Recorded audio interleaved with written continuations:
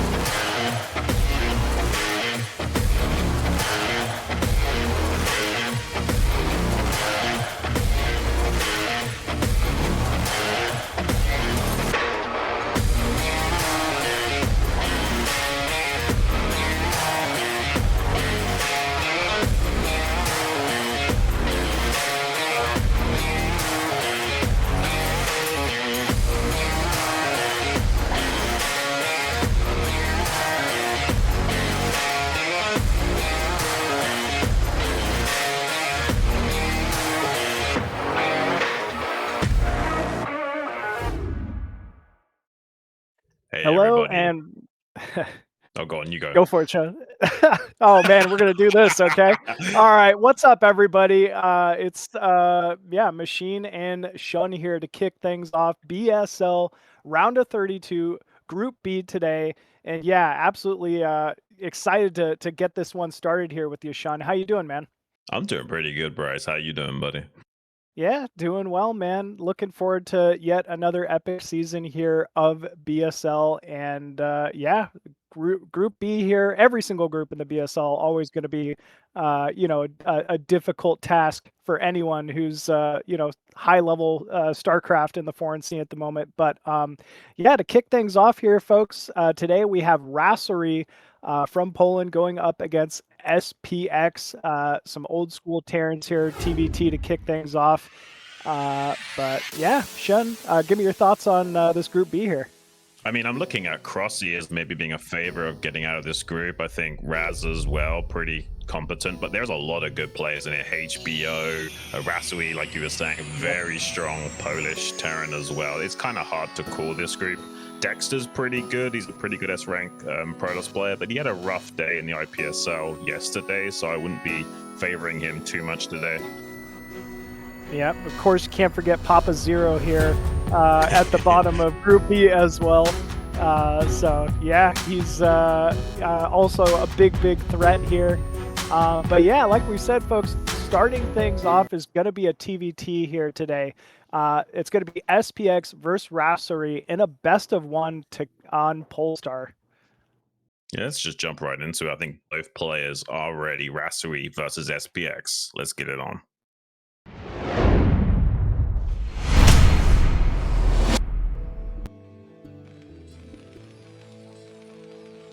Alrighty, spawning top right side as the red Terran here from Poland is IRK's Raserie.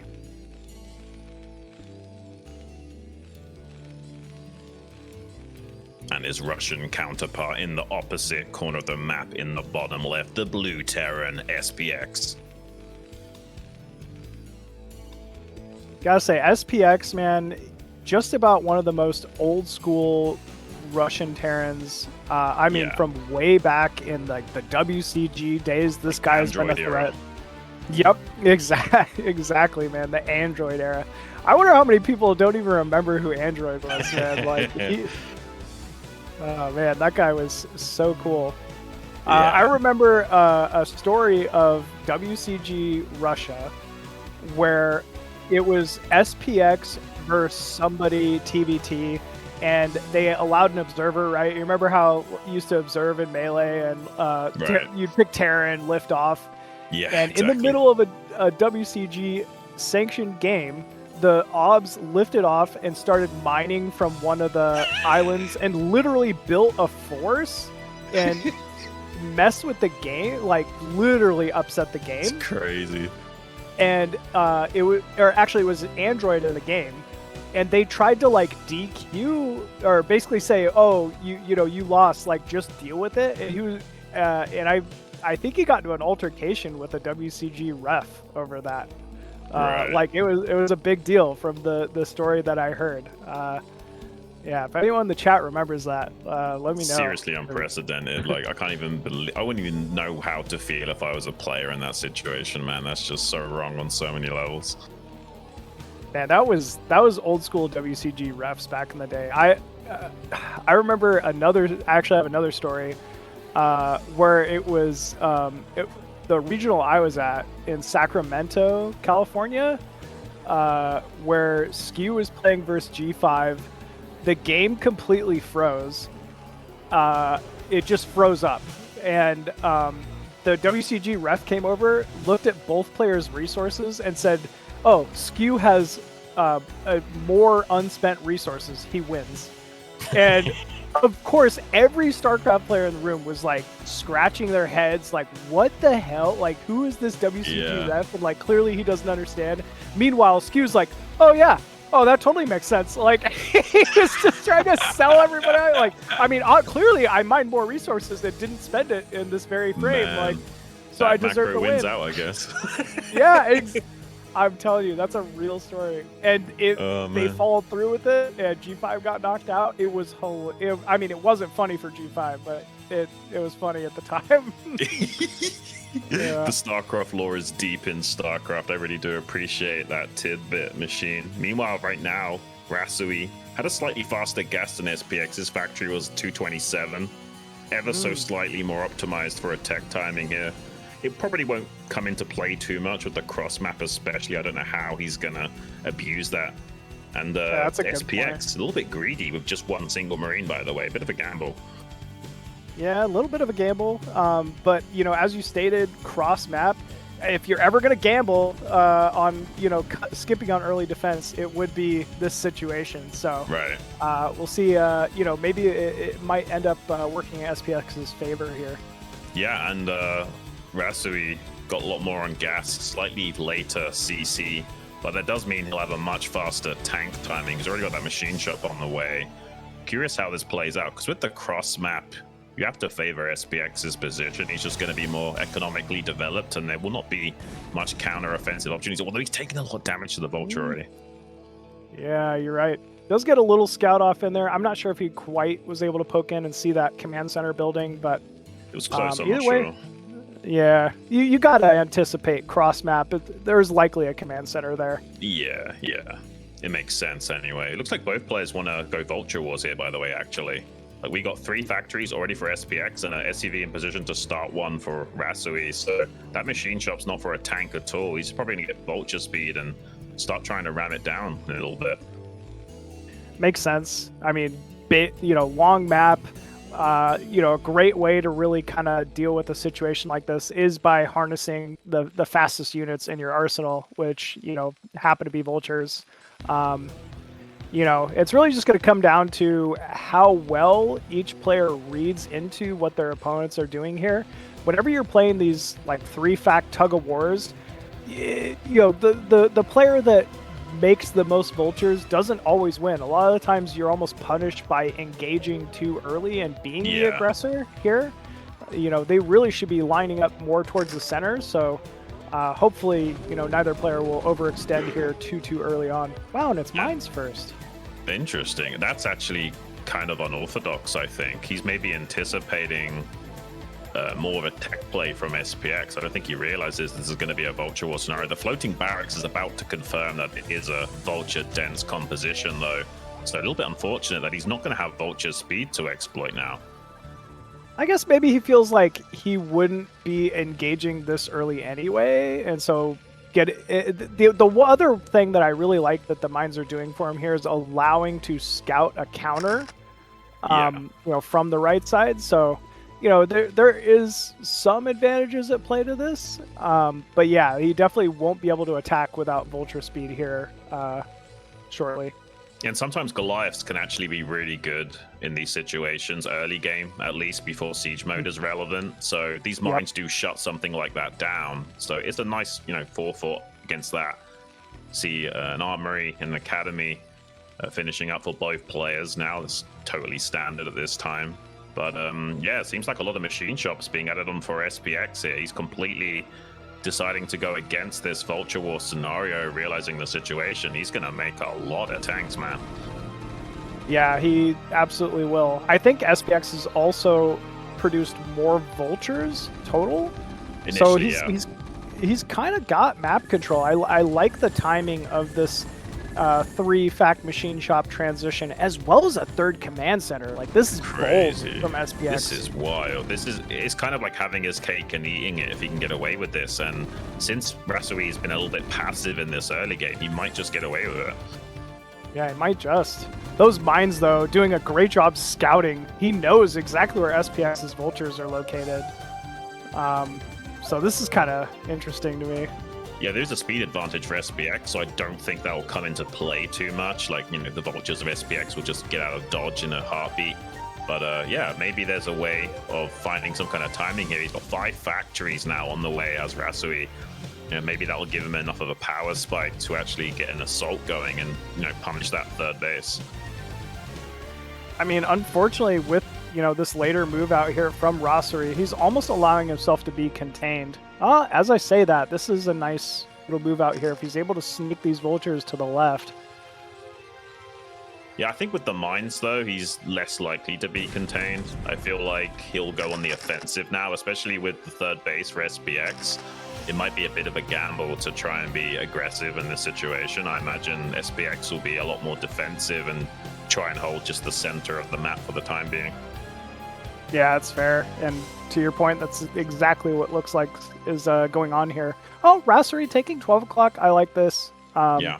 You know, he's got that mine scouting, so he knows that, you know, there's no group of Vultures slipping to the left of that, or, you know, out there that could harass this potential 3rd. But still, to SPX's point, good scouting with the barracks there. He saw this go down immediately. Yeah, that's a big scout, and he knows just how far ahead he is. He's going to start adding on additional factories. There will be a small window where there's an increased production value for Rasowy. He's had those 5 factories churning a lot sooner, so maybe he can find a window to punish, but I feel like it might still be challenging, especially with the cross map. I mean, TVT is just about the most difficult mirror matchup to really punch through. Yeah. Once your tank lines are set up, you know, it really is a matchup that greed can pay dividends in. Right. But that being said, that's 6 siege tanks here out on the map for Raserie, so he's kind of, yeah, this is just defensive. I was wondering if he would maybe try to push on SPX's 3rd, but no, it doesn't look like it. Yeah, I don't think he's that aggressive of a player, generally speaking, so he definitely seems to be taking a more standard orthodox approach to this game, but that has allowed SPX to get ahead of the economic curve as a result. He's just now transferring SCVs, whereas SPX has been mining for a couple of minutes already, and the tank count is not that different. There's only like 1 or 2 tanks in addition for Rasowy. Yeah, very true. That additional mining definitely, you know, going to be coming into play here for SPX. Had the faster 3rd gas. I mean, that being said, all in all, supplies are very even. This is a bit of a risky play from SPX, by the way. If he gets caught while making a move like this, his tanks, he technically has the similar amount of tanks, but 3 of them on the other side of the map right now. So if he finds himself pinned back and I can't believe he snuck all his way to the bunker here. He's going to get absolutely pounced on now. Has got some Vultures in support of that, but he's going to get gobbled up soon, I feel. This is a big misplay from SPX. The Vultures were just lagging behind. I feel like if SPX just paired that a little better, it would have got the value he was looking for. Yeah, even for getting 3 tanks at the 3rd base. I felt like this was supposed to go a lot better than it actually did. Well, they were rallied across the map, so it took them a long time to get there. I feel like he should have waited for them. This is definitely a massive misplay. But all things considered, he's actually still ahead in supply. The problem is how does he stop the counterattack? He does not have a lot of forces right now. The reason why he's so far ahead in supply is just because he's got more SCVs than Rasowy does right now. Yeah, he's got to be planning mines. These siege tanks already need to be sieged. I mean, Raserie is showing his hand here. This is a full-on push to the natural here of SPX, trying to shut off any and all production. But here we go. good siege timing, honestly, from both players. Raserie's vultures have completely dissipated at this point. Ooh, what a I mean, how do you even plan that? Like, that's crazy. No, this is really big value town for SPX. For a second, I thought he was in a little bit of trouble. It seems like he's stabilized and has got a pretty sizable tank count, and his northern flank is covered as well. So he's going to expand to the 9 o'clock with a quick 4th to boot. Yeah, it's good. About the only advantage here for Raserie is at least he's got those tanks on that semi-high ground, blocking off 6. That should delay SPX expansion in that direction. You know, it is somewhat of a contain. But yeah, no, I mean, definitely this is advantage SPX at the moment. Yeah, I think SPX is going to start building a massive dropship fleet. Another good mine connection here to the northern hemisphere of the map. Just trying to isolate as much of this map terrain that he can and take it away and make it harder and harder to expand for Rasowy the longer this game progresses. He's trading pretty well. He's getting value with these vultures laying mines as well. I mean, yeah, Rasowy could be in big trouble soon. I was just going to say that. Like, SPX has been so diligent. Like, those vultures are just diving in and planting mines immediately. There's no, like, useless attack click. He's trying to nuke down these tanks with those vultures. It's just a really good control from him. Yeah, the longer this game turns out in TVT, the vultures have less and less value. So doing a lot with them while you still can is really important, and he's certainly doing that. And he's now trying to force the issue, cutting off potentially the path of reinforcement to this 3rd base as well as the newly established 4th. SPX looking to put the pressure on in a big way now. He needs to dislodge this position right now, or he could just be tapping out. I mean, the fact that he was even able to get like 7-8 tanks into this position to begin with, like, he's really macroing on all cylinders here. Yeah. This is big advantage now for SPX. I don't know, Sean, how do you think Raserie can really recover? I mean, I'm not sure he can. They both have the same production facilities, 8 factories apiece. But while this is all going on, SPX is also building dropships. So even if somehow Rasowy starts to fight back against this potential contain, he's going to have dropships all over his face as well. There's another engagement in the center. There's actually more tanks here for Rasowy, but not for long. Another massive mine connection actually goes Rasowy's way for a change, but I'm not sure this is going to matter too much. This is a bit of a central skirmish that doesn't really affect the game in a big way. Now we see on screen some of those dropships start to be pulled, and he can really start to harass Rasowy now. It'll be tough to get all your defenders in the right location in his position. Yeah, I mean, Raserie at least was able to break out of that contain towards 12 o'clock. He's, you know, allowed himself another 2 mining bases with that, but he's got to be expecting counter pressure here from SPX. Here we go, 2 dropships in the main. Yeah, Rasowy's like slowly building a raid fleet, it seems, but with only 1 starport, it's going to take a long time for that to become relevant, and this is going to get more and more problematic. He's going to have to, you know, divert attention to cleaning up his main base, and he can't even expand to his natural 3rd right now. It's starting to spread horizontally with that natural 3rd in the top left quadrant, but I mean, already SPX has been mining at that 9 o'clock for a while now, so pretty much an advantage across the board for SPX. One thing that will come into play is who got their +2 weapons first, because then you can start 2-shotting siege tanks, and that becomes a nightmare if you don't have your upgrade. Very true. Man, I gotta say, I really thought Raserie was dead about 3 minutes ago, and he has somehow recovered to have 5 bases. I don't know what magic fuckery this was, but holy shit. It's pretty good. He's resilient, and I think Terran players in general are the most resilient out of all 3 races. 4 dropships, though, making their way downtown. Probably going to swing around to the natural location, then maybe the main base as well. Is forcing a hot retreat from the bulk of Rasowy's army. It looks like he is considering dropping that in the natural, and then quickly bounces back to the 12 o'clock. That's a nice little tactic that will cause a lot of lost mining time and some SCV deaths, and this is super annoying to deal with if you don't have your own dropships. This was masterfully done here from SPX. He really pulled Raserie's force, you know, to the main, to 12 o'clock. And at the same time, this is now freeing up the center here for SPX. He's caused another loss mining base. Man, SPX is just playing very well. Very, very well. Yeah, more so than any other matchup, TVT can be like a death by 1,000 cuts, and we might be seeing a little bit of that here today as SPX gets more and more ahead, now swinging around back to the natural. There are a couple of siege tanks and Goliaths here to fight this back, but this is still super annoying to deal with, especially when he doesn't have a high enough Wraith count to chase down those drop ships. They'll get more and more value as the game goes on. It does seem like he'll eventually have enough Wraiths to fight that back, but it doesn't really matter. Look at the macro engine of SPX right now. He's just got so much army. The one thing going for Rasowy is he's got a lot of tanks set up in the center. SPX currently trying to challenge that. There is +2 attack upgrades already, so they are getting pretty good value out of these units, but they still get gobbled up. Yeah, it was good value. Good targeting there from Rasowy as well. He was focusing down tanks, mostly from XPX. So, yeah, I mean, just good value. But still, there's just so much here for SPX remaining. Yeah, it's like a 50 to 55 supply difference, and there's not much that Rasowy has available to stop this attack from shutting down this mining base on the top left quadrant either.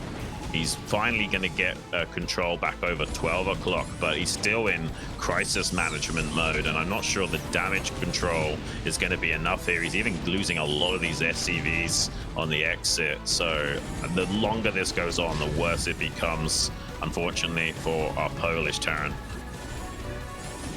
Yeah, I'm just kind of slowly starting to fall apart here. Raserie still staying resilient, mining from that third base, trying to get into a position to hold 12 o'clock, but there's just such a massive force here left for SPX.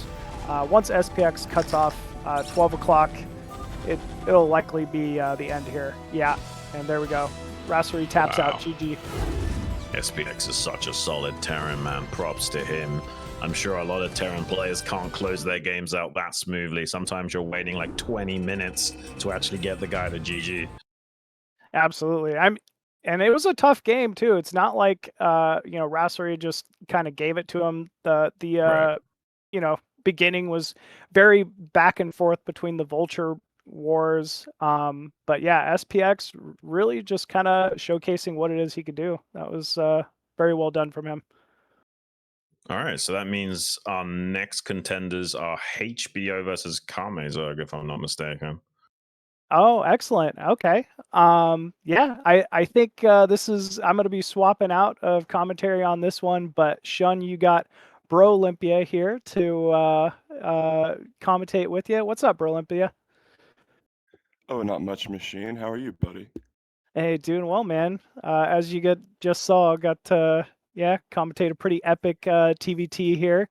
Now I'm gonna leave you and XUN to the other side of the mirror matchup spectrum with a ZVZ. So, all right, have fun, you guys. I'll catch you after the next one. See you in a bit, See you Machine. soon, Bryce. So, Brolympia, I haven't actually met you before. Are you looking forward to casting some great StarCraft? Yeah, I've been commentating StarCraft for going on a decade now. It's my favorite game ever. Nice. I've been pumping out YouTube videos about it.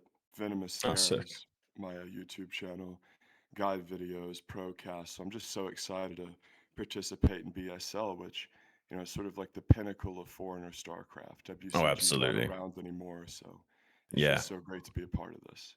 And we got a lot of great players, particularly the Polish players. I sometimes think of Poland as like the Korea of Europe. They're just so talented and seem to take the scene by storm. And even Zero, the guy hosting this, is from Poland. Hopefully he can have a good showing in this group. I'm looking forward to this next matchup. It's a Zerg versus Zerg. I don't know how you feel about Zerg versus Zerg. Personally, I love it. How would you think about it? Well, it's an interesting question because I race pick in Broodwar and try to avoid the mirror matchups. Oh, okay. But in Star 2, ZVZ is my highest win rate matchup by far, even though like I never really liked it.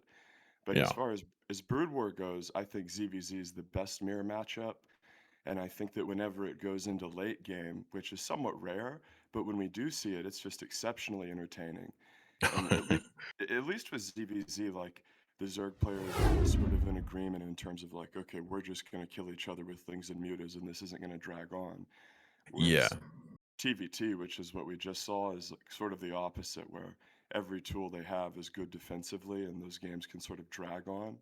ZVZ is very aggressive in terms of mirror matchups, low worker count. So I'm excited to see this one. Yeah, I mean, the first like portion of the game is basically a knife fight in a phone booth. So it takes like two very equally skilled guys to be able to get out of that phone booth and start to use the rest of the tech tree. Otherwise, you're probably just going to get outplayed or out-microed by the Zerglings and Mutalisks and what have you. But when you do see those super late games, it is really fun. You even sometimes see Ultralisks. It's really crazy. Even just seeing Plague and Devourers can be really fun as well. I doubt we'll be seeing anything like that here today. It's like a 1 in 1,000 game type deal, but it would be really special to get to cast one of those games sometime. Yeah, you're right. It is a 1 in 1,000 thing. Really, this matchup is dedicated and predicated around the Mutalisk.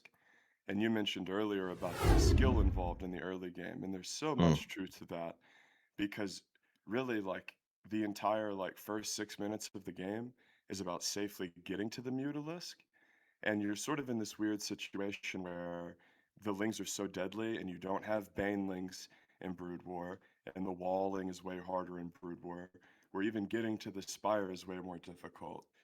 You see extremely low drone counts, and the classic Razor's Edge mirror matchup thing of both players are trying to squeeze the tiniest little edges out, and ultimately getting to Muta is sort of the first big step of the matchup. And Yeah. then once let's assume they both get to Muta, it's likely to end at that stage, right? Rarely do we see like, oh, now they're going to transition into Hive. Like you said, that's a 1 in 1,000 thing, despite it being really cool.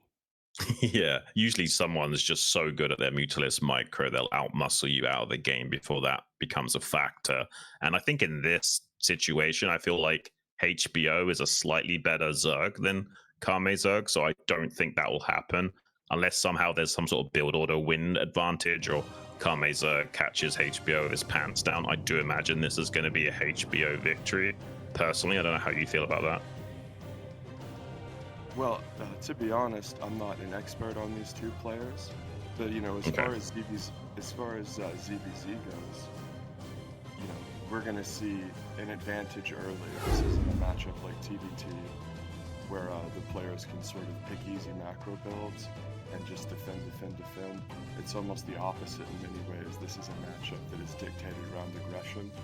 You were talking about Mutalisk micro earlier.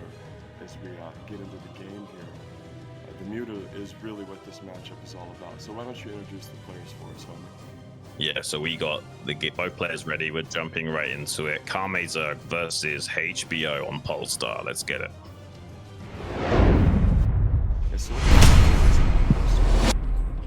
It's a pretty good map, but a lot doesn't really matter as far as ZVZ is concerned. It won't play too big a factor here.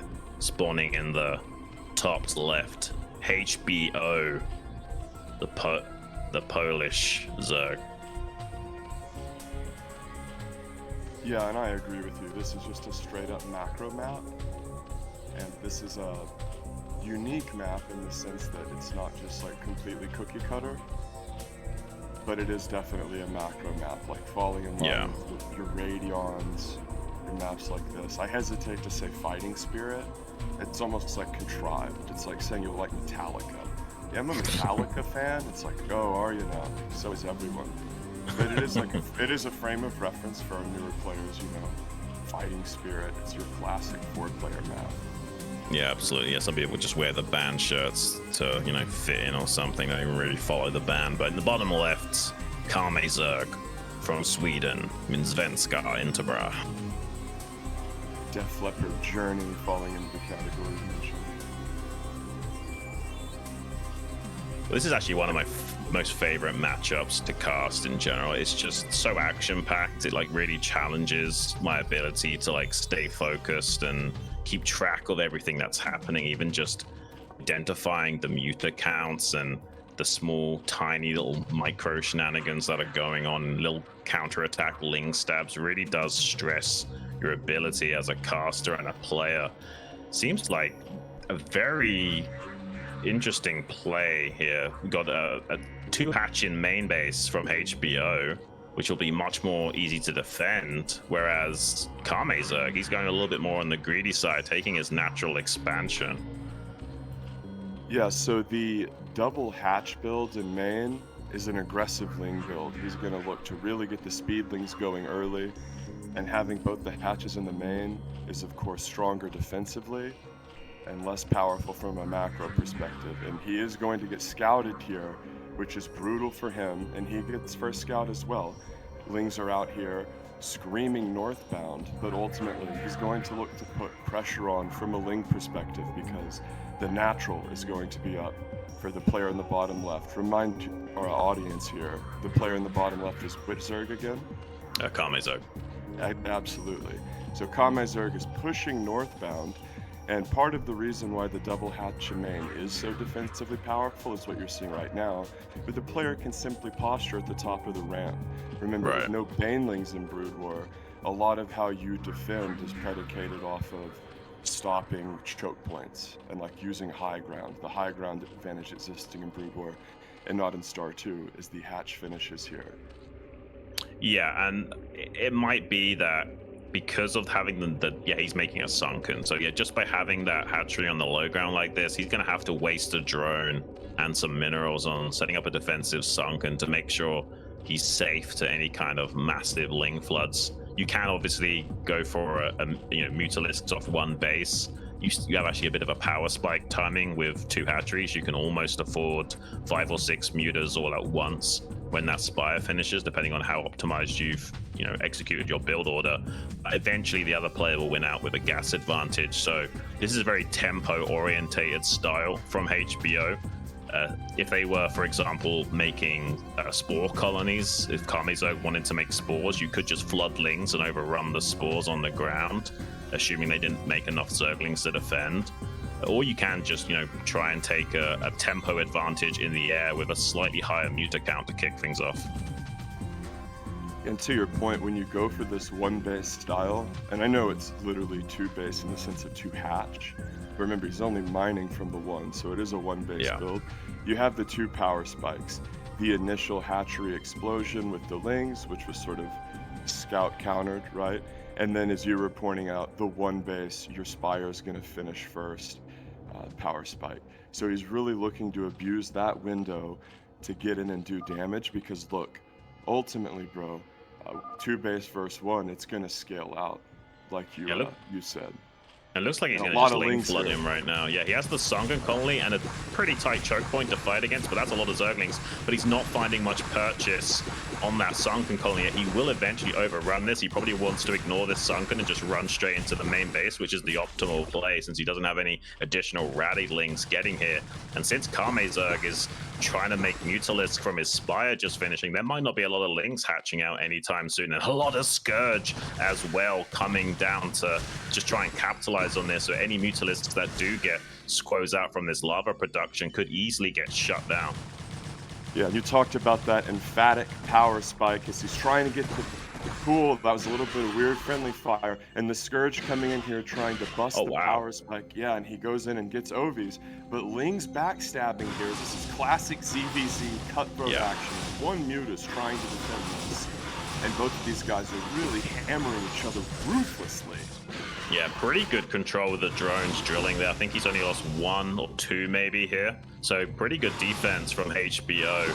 Definitely technically in an advantage position. There is KameZerg can turn this around slowly, but for a time being, he's going to have to find some kind of stabilization because there will be a superior muta count. If the micro is good against the Scourge, it'll be so tough for him as well. But he does lose one of the Mutalisks and another gets hit as well. So that's kind of like a medium result for KameZerg, but he's just trying to defend by attacking, like keeping these Mutalisks on the other side of the map while he squeezes out more and more Scourge.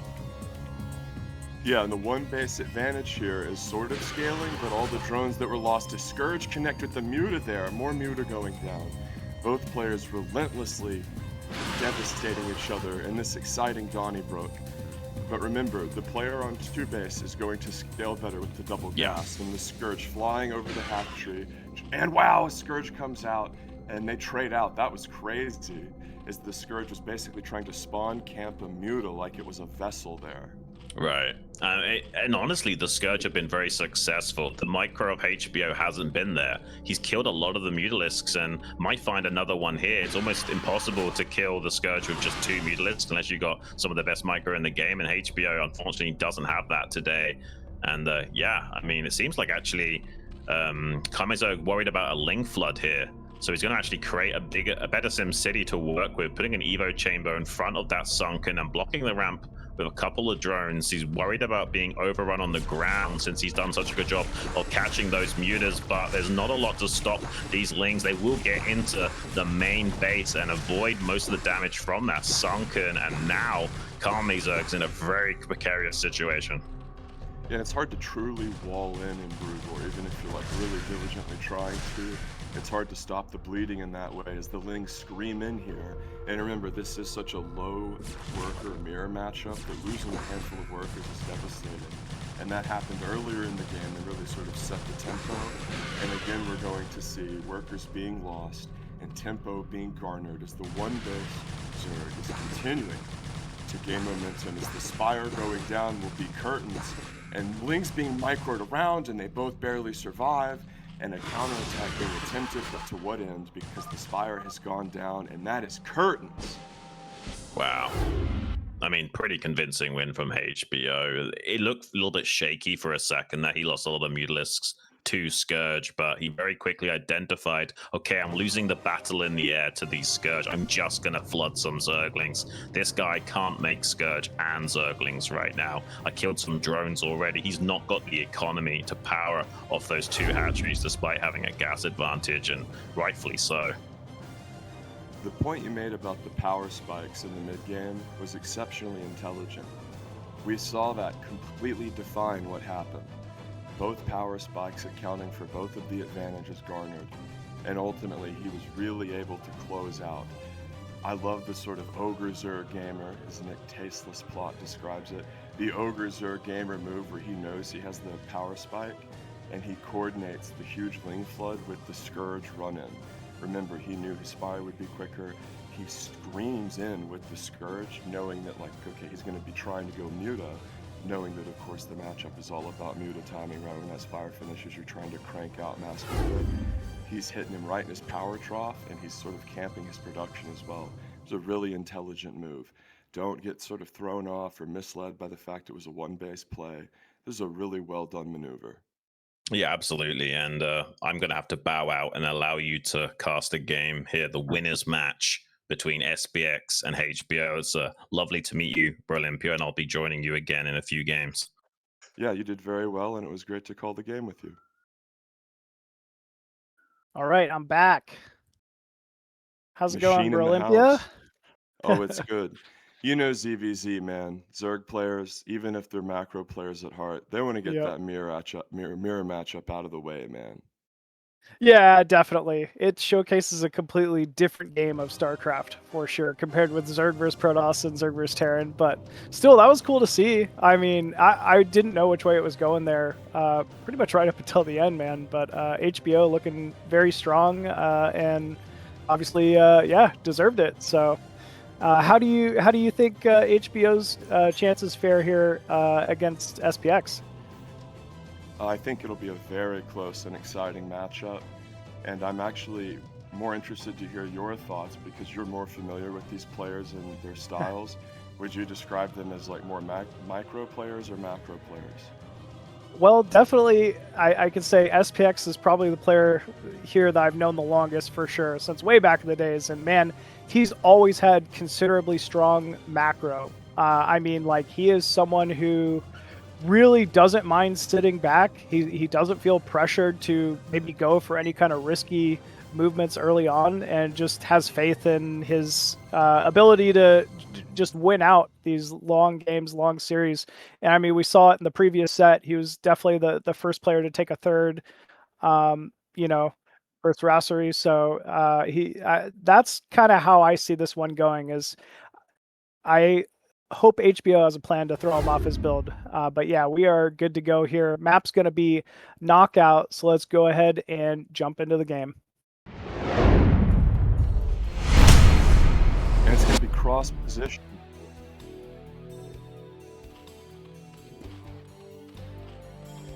Machine, why don't you go ahead and do the intros here, Pimp?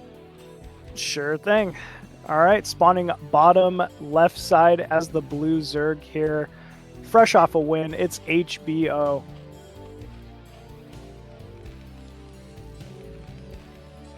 And spawning at the top right side as the red Terran from Russia, it is SPX. And just to call out CRVT, gave us a $2,000 donation, by the way. I just want to say big thanks to CRVT, always a huge donator of the BSL, and allowing us to be able to sit here and commentate all this great StarCraft. So appreciate it. Yeah, big ups to him. That's a huge dono. And Foreigner StarCraft is one of those things where it doesn't have like the massive normie mainstream appeal of some other games, but that is because it's so difficult and like the purest and most skillful game out there. So when we get support like that, we understand as a tight-knit community what that means. So we really want to thank him for the donation. Yeah, very well said there, Brolympia. Alrighty. Well, it looks like SPX so far choosing to wall off here at the natural. I think that's honestly a pretty strong play here on knockout. I see it pretty often. Yeah.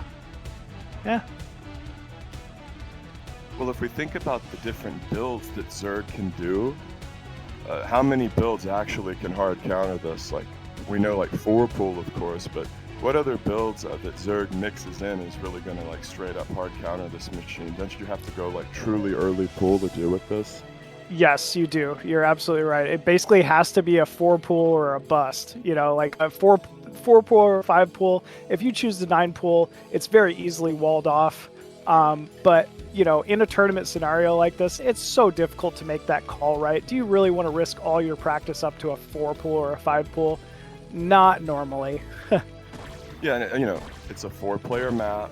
And, you know, you're ultimately, as we see a drone harass occurring on the building command center, it is one of those things, too, where it's not just flipping the coin of what build is he going to do. It's also like, 4-player map, spawn position. And even then, I don't know about you, but, like, it's the worst feeling in the world as the pool finishes here and he's already got his gas going.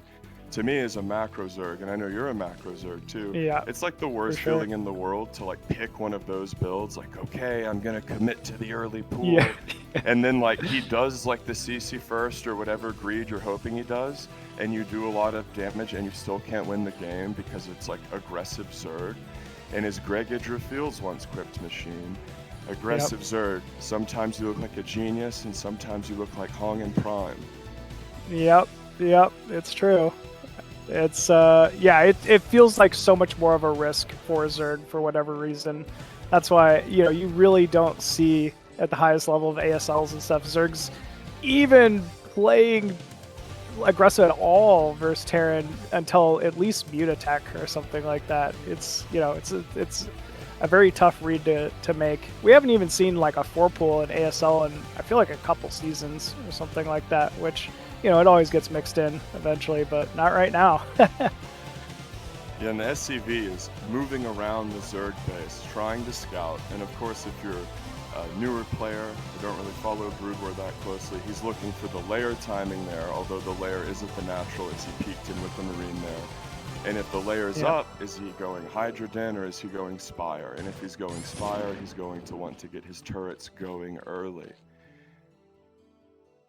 I mean, at least he somehow actually kept that SCV from really seeing the Spire positioning, and you know, he obviously forced the layer to be built at the natural there, so those are kind of nice here for HBO. He's just being a little tricky with what he can do.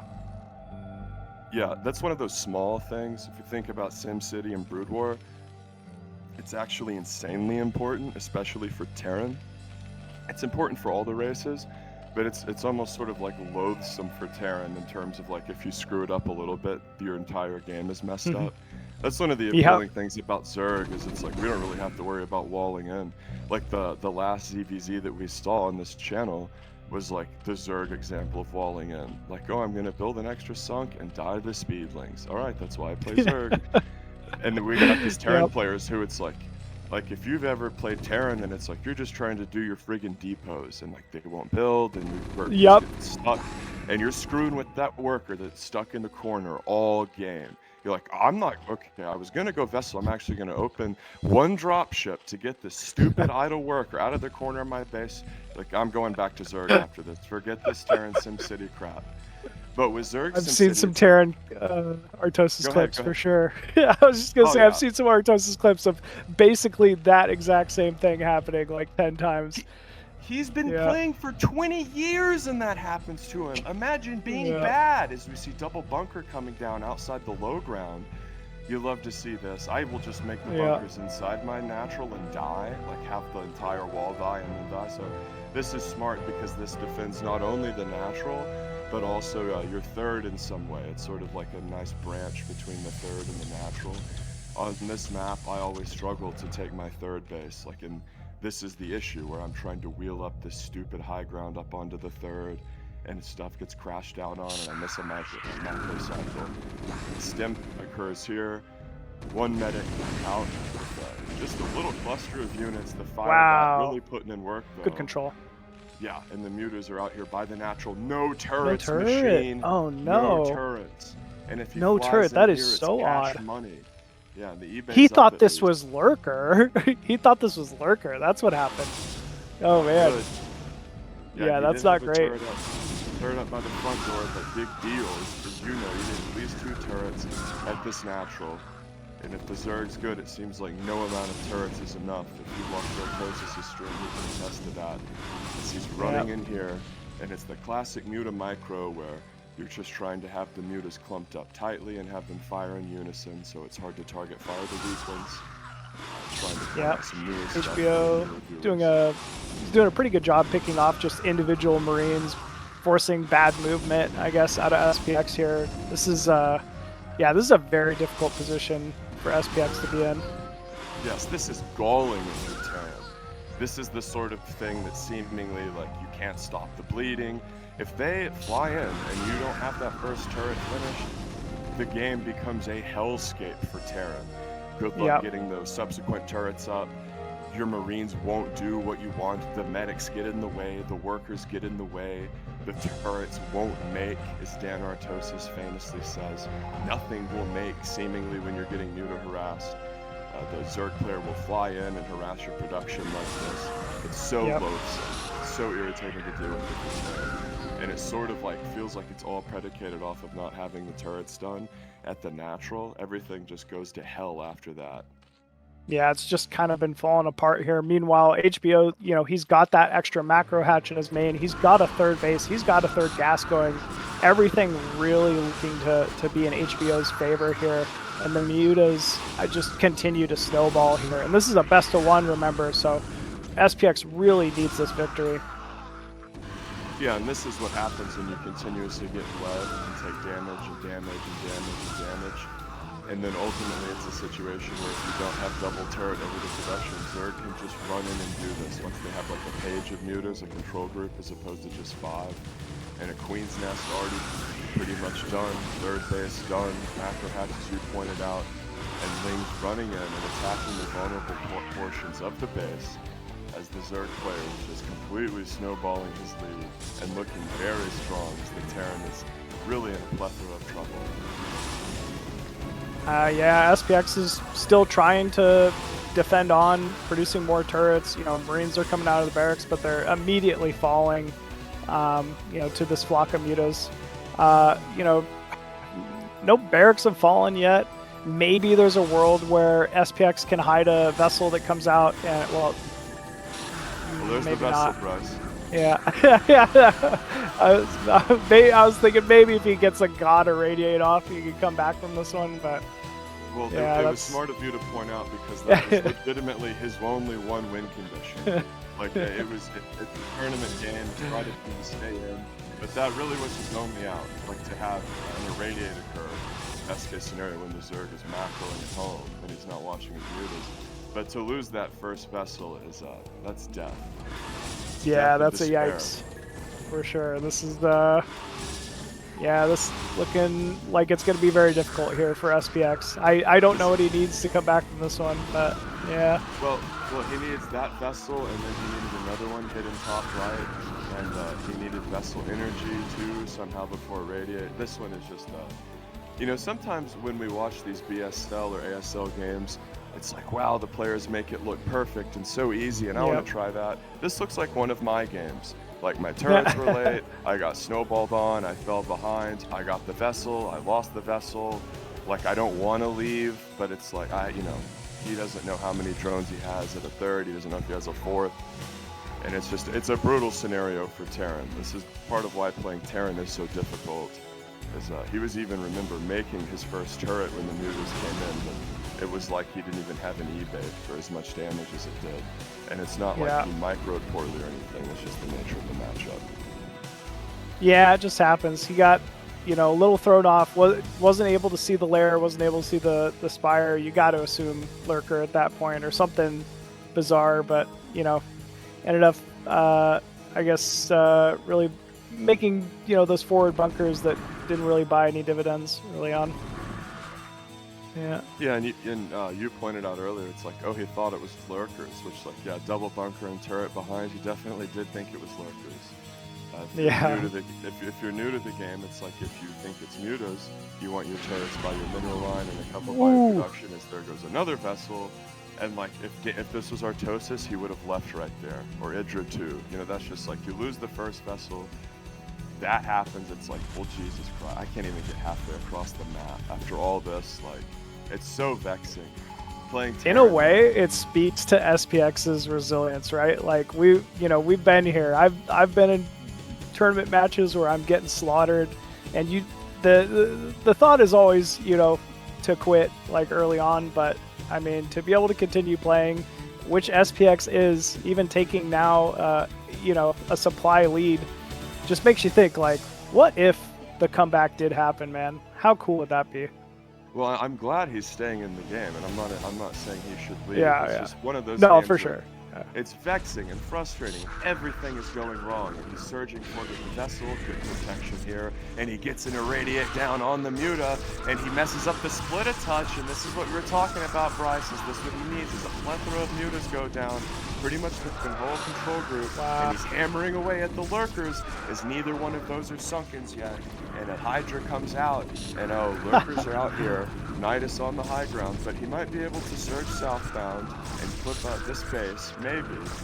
Maybe. There is a chance. But remember, the fact that there's even an opening now. Yeah, the Terran's been on the back foot the whole game. We really are. I mean, even if he, you know, he's not going to be able to get the third base here of HBO, but even if he just takes out this fourth, that would be quite a big boon for him. Oh, and he's droned it. That's, wow, that's crazy. Raisin. Yeah, very, very much so. I mean, he had a huge lead, right? So, and remember, he made a lot of his tech in the top left to be cute and hide his tech. So this is actually a huge deal if he loses this base. For sure. Nidus can go down, continually keeping these vessels alive. Very well done here from SPX. Oh no, the Defilers are in the main and not at the third. Yeah, and the Nidus going down there, and he's going to get the Queen's Nest, and some of the ManuMM idle there. This Broodwar is the most mechanically taxing game known to man. Couple lurkers out there. You can't just A-move your stuff in. You want to lose everything in this matchup, A-move your stuff in and go back to macroing against the lurker, Defiler, Ultra. He's going to start to hammer away at the Ultra Den, and it goes down. If he can get the Queen's Nest in this hatch and get high ground control, it can be game defining. As the Zerg is setting up a counterattack. He's doing the Dan Artosis hated move of walking into your natural with a couple of Dark Swarm as Scourge go after the vessel there, but one of them remains. That's big that he gets to retain a little detection. I mean, there are mines, and he's still got those bunkers at play, as funny as that is. He might be able to just hold his natural here. I think the mines is a really nice touch, actually. Yeah, I totally agree, and more Scourge came out and cleaned up the vessel. His top left goes down, and he never actually got the natural. His double drop coming in. A couple ultras were made. I wonder if that was just before the Cavern died, and Fire Bats mixed Whoa. into the drop. We love to see it. Lurkers coming down southbound to try No to armor. defend.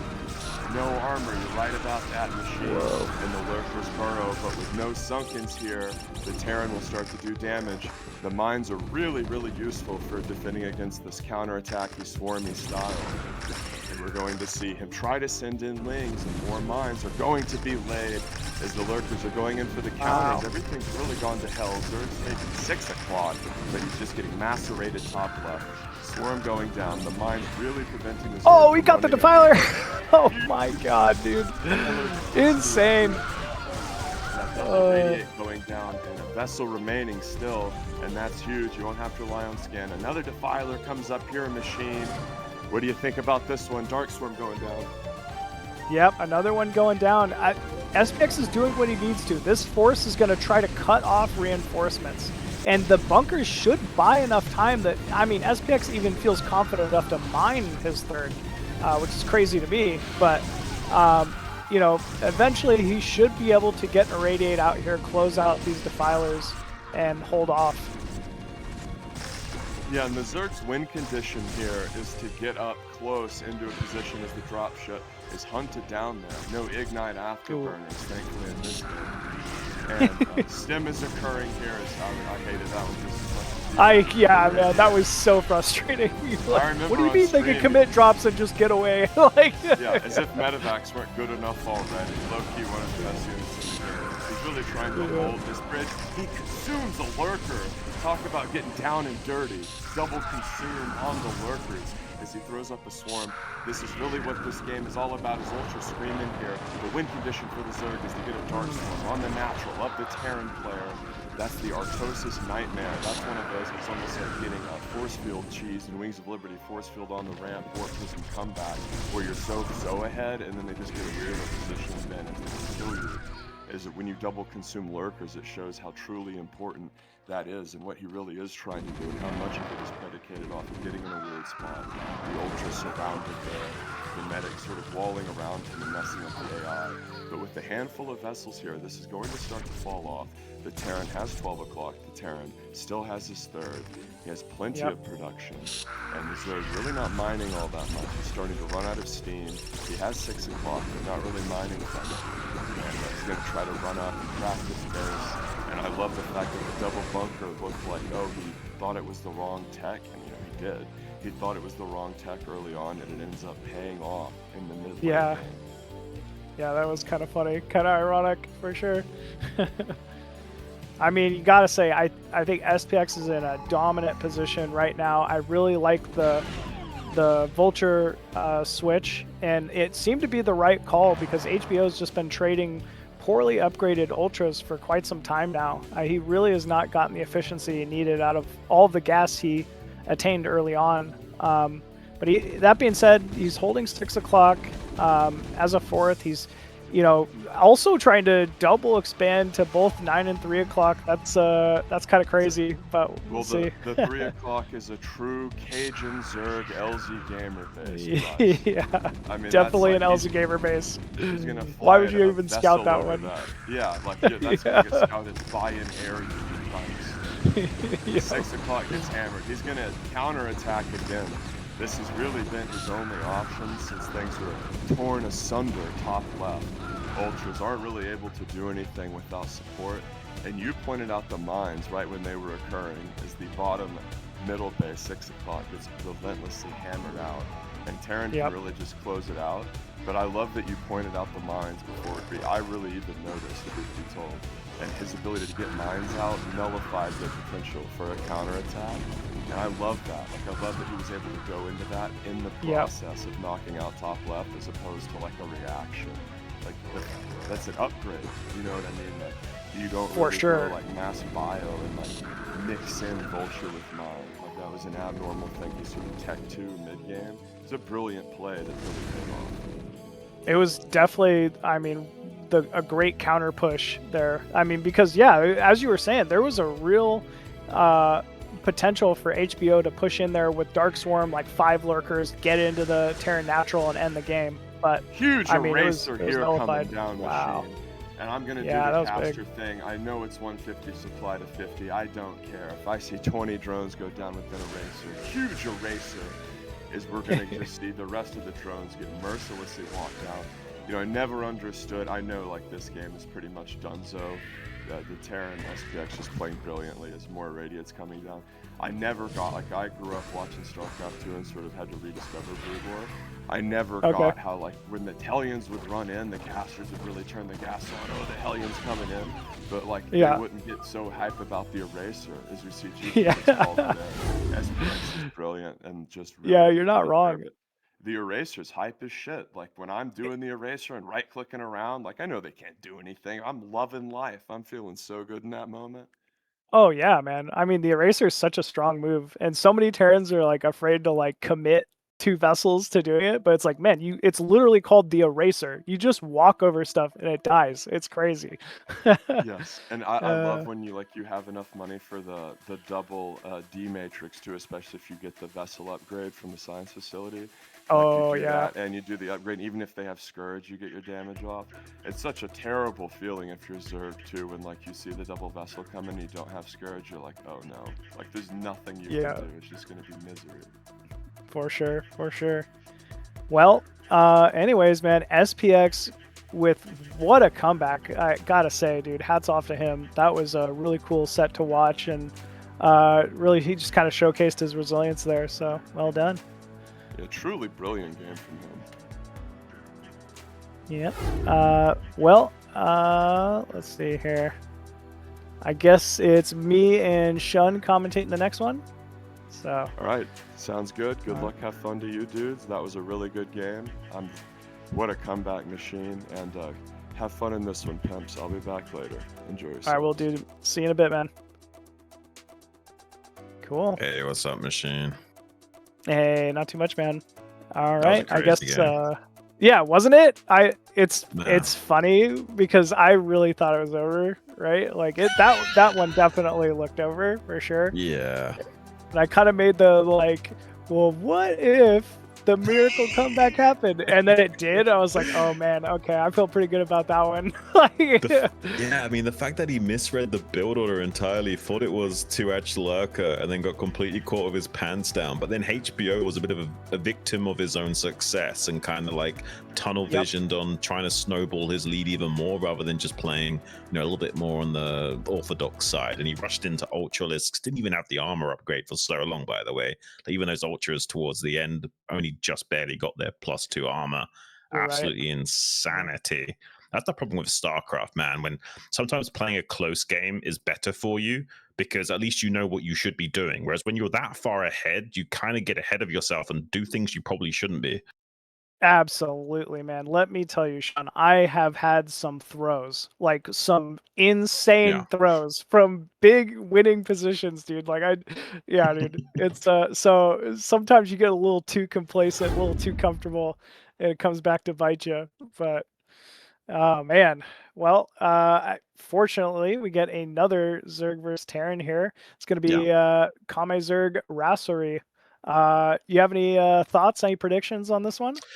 Oh, I'm not so sure. I haven't seen a lot from these guys, but looking at the statistics, seems like KameZerg's best matchup is against Terran. So no matter what happens, this could be a pretty good game. Rasowy is one of those Terrans that's like not super aggressive, so I feel like this could go like pretty late game no matter what happens. By the way, just so you guys know, SPX is through to the round of 16 now. We got a pretty interesting group format, but even just winning those 2 games, he's through to the round of 16, and now we're doing the losers match. And since you didn't get out first, it means you've got to play a lot of games. We'll have the best of 3s coming soon as well. Yeah, I believe, this next match even is going to be the start of the best of 3s here. So Rasory, KameZerg are going to have a little leeway to maybe change up their builds, show us some stuff that they haven't shown us previously. So yeah, kind of interested to see how this one goes. Yeah, absolutely. And yeah, it's kind of an interesting format that we're doing here, especially with the 8-man squads. Kind of nuts. I mean, hats off to Zero for organizing this and getting everything lined up and players ready whenever their games tick by. It's kind of insane. Like, it's really impressive that he's been able to organize this, to be honest. Yeah, it really is. I mean, it takes so much work, so much effort to do it, and yeah, Zero does it for everyone's benefit, man. It's pretty awesome. Oh yeah, I mean, I really am curious how the rest of the group is gonna pan out.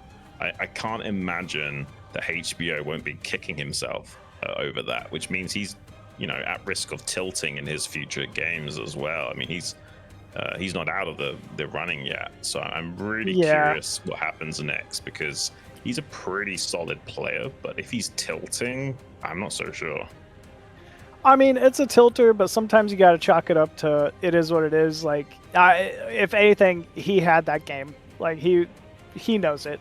He knows he was so far ahead against the player that literally won the group. So, I mean, you gotta take that with a grain of salt too.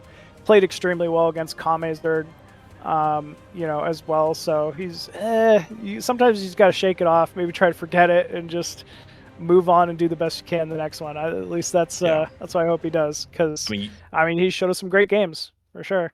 That's certainly what you need to be a good tournament player, right? You just need to take one game at a time and just, you know, shake it off and get back into the flow state as quickly as possible, or you will very quickly be eliminated.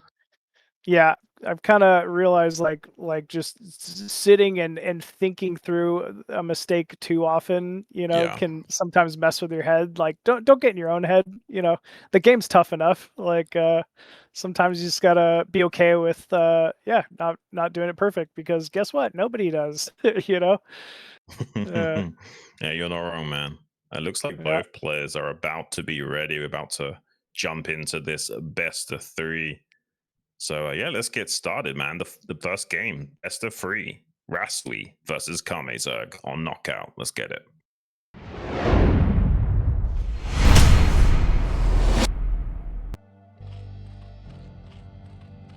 Spawning in the top left as the red Zerg. It's Rasowy. Sorry, KameZerg from Sweden. Hey. And spawning at the bottom left side as the blue Terran, we have IRK's Raserie. This will be good. I think this is a good map for this matchup in particular. Like you said, when I think Raserie, I think someone who, you know, is not afraid to go late game, which I sure hope we get to see something like that between these two. KameZerg also mechanically very strong. I can't speak to his Zerg versus Terran as much as I can, you know, the games I played Zerg versus him, but hyper aggressive. Like and is not afraid to do unorthodox stuff. Like ZVZ, he will play some like Spore +1 melee Ling, like mass Scourge Ling counter builds, and he executes it so well, man. Like you can know it's coming, and it is a headache, to say the least, to deal with. So yeah, he's kind of just speaks to his aggressive playstyle, I guess. I mean, the BSL statistics seem to indicate this is his best matchup as well, which is, you know, slightly on the unusual side. It's typically speaking, Zergs are better against Protoss than Terrans, but you always get the exception to those rules. It's the same with like Terrans; they tend to be better against Zergs than Protoss players. You got players like Mong, which are terrible against Zerg, but amazing in TVP. It's funny how that works. How often it's like you can have a great player that's got 2 of the 3 matchups figured out, but you know, the third one. It's like, it's really funny how often that happens. That's why Flash was so good, right? Like he was just across the board a deadly weapon. I mean, even Sulky kind of struggling in ZVZ during his, you know, 4-time championship. And just avoided a lot of Zergs in his championship runs, but I mean, still incredible. There's a funny thing about Sulky that I remember Rhett telling me back in the day. This was like Sulky in like 2013, 2014. He goes, if you're gonna implement, or if you're gonna literally try to copy any Zerg style on the pro level, copy Sulky, because you look at him and he is so much slower than all the other Zergs, but every single action negates like 2 actions from like a lot of the other Zergs. He's just so much more efficient with what he does. It makes him easier to try to mimic, I guess. He's like the poster boy of effective APM, right? He's just so good at what Yeah. he does, and he can do the same build orders as you, but he'll have an extra drone by that point, kind of thing. Yeah, he's insane. Obviously, yeah, looking forward to seeing him play again next ASL for sure. Well, Yeah. I mean, we had a really interesting situation here because Rasowy stole the gas of KameZerg and kind of forced him into like an early 3-hatch build, and that might not play into his strengths as an aggressive Zerg, right? Like usually you want to go 2-hatch tech and control the pace of the game right off the bat, but going 3-hatch, you're kind of giving the reins to the Terran to do what they want. Yeah, it's very true. You know, now he's really going to have to worry about early bio pressure. Absolutely. If you're KameZerg, your mutas aren't going to be on time. A lot of the times you try to negate that play by taking your gas at your natural a little faster. Like normally your scouting drone can be at the natural quick enough to, you know, try to mitigate some of the time. But yeah, that was not the choice here from KameZerg. Yeah, and Rasowy doesn't have to put on pressure. He could just be greedy, right? Like he's got later turret timing. He's even like cutting marine production right now. So yeah, I think he realizes he can be super greedy. Does manage to shut down the SCV scout, which is nice from Kame because I mean, oh, very quick evolution chamber. I was just talking about this guy, man. It's armor. He plays some weird stuff that you've never seen, and This is it's good. This is like super old school Zerg. Like, do you remember how we used to play Zerg versus Protoss back in the day, where it was like Ling Ultra was the meta, and you just flood Lings for the first portions of the game? I love that meta, man. That was my meta. Like, I love just making ultras in every matchup. It's so good. Oh man, Protoss would wall off, and you're just slamming ultralists into cannons, and you're like, "Why doesn't this work?" Like, I'm making so many ultralisks. Like, oh man. Oh dear. Well, if KameZerg's going for this +1 Zergling, the one thing I'd like to see is just a really fast third base out of it. He should have map control if you're going to commit, you know, to armor early on to a lot of Zerglings. So maybe getting a third base right now would be a good option.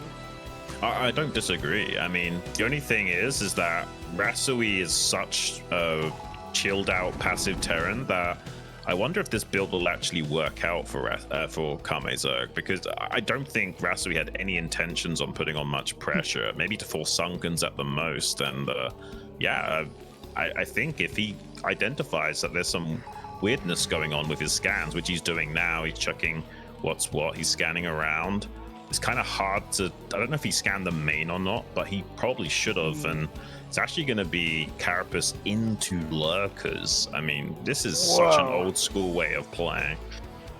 Yeah, this is a super old school way of playing. This is just cool to see, man. I've freaking all but forgot about this build, but this is, I mean, an old classic for sure. Old but gold for sure, man. I mean, I'm curious how this plays out, and since Rasowy's a bit more chilled, this could go super late game as well. Like, I don't think he's gonna be able to necessarily even punish the third base. I don't think he'll even be too threatened by the third base, since it's only a mineral only. It won't help out with that gas income nearly enough, and who knows, maybe this could even be a bit of like an in control style Hydra lurker. That's also possible, right? I mean, it very well could be. I was just gonna say I don't agree with the mineral only above taking a third gas base here, but we'll see what he can get done with it. It at least needs to be a very fast fourth base. You really need the Vespian in this matchup, especially given how much his Vespian was delayed initially as well. Well, just thinking about the Hydra lurker, because I mean, it's like in ZVP, if you're taking a mineral only as your third, you're kind of committing to Hydras a lot, right? Because of that lack of gas. And I wonder if that's the thought process here as well. Yeah, maybe. It really forces Zerg to be very committed to basically an all-in Ling, Lurker, Hydra mid-game timing. But, I mean, that's maybe not a bad idea. It just means it's a risk. Yeah. Oh, he's going to double expand, maybe. That actually makes a lot of sense. If he does also take this 12 o'clock, he'll have extra minerals to keep flooding Lurker Ling, and actually doesn't technically have to make Hydras as long as he gets that gas pretty quickly at the 12 o'clock. He went tank here, so I feel like Raserie has the answer to the counter. He's just going to have to realize, hey, I can't attack right now. I need to survive right now. He's fine on this side of the bridges, but if he tries to step across those bridges, he's going to get absolutely annihilated, probably. Let's see if he can figure that out, because he is usually a more laid-back Terran, so I wouldn't be super surprised if he at least waits until like 3 tanks, right? I mean, that would be a good call. That would be the play for sure. So let's hope he just kind of sits back and doesn't get surrounded here. I mean, I really like Raserie's build, given everything we've seen. He's going tanks. He's getting the vessel count up as well. I mean, this is really how you deal with, Lurker Ling mid game. So this is nice. Yeah, I got second Evo chamber as well to consolidate the upgrade advantage. Having that fast of Carapace really changes things on the ground, and Zerglings are actually a lot more deadly than they should be. And I mean, this could be interesting. He's got the Spire on the way to eventually deal with those vessels and dropships, but he's at the moment he's getting picked away at a little bit by these siege tanks, just chewing through those lurkers gradually. I really admire how Raserie is just being very patient with this. He's very tentative. He's not trying to engage with the Marines at all. There's no reason to. Let's just slowly poke in with the tanks, whittle down the lurker count. And KameZerg is not close to having defilers yet, so this is very risky here for the Zerg.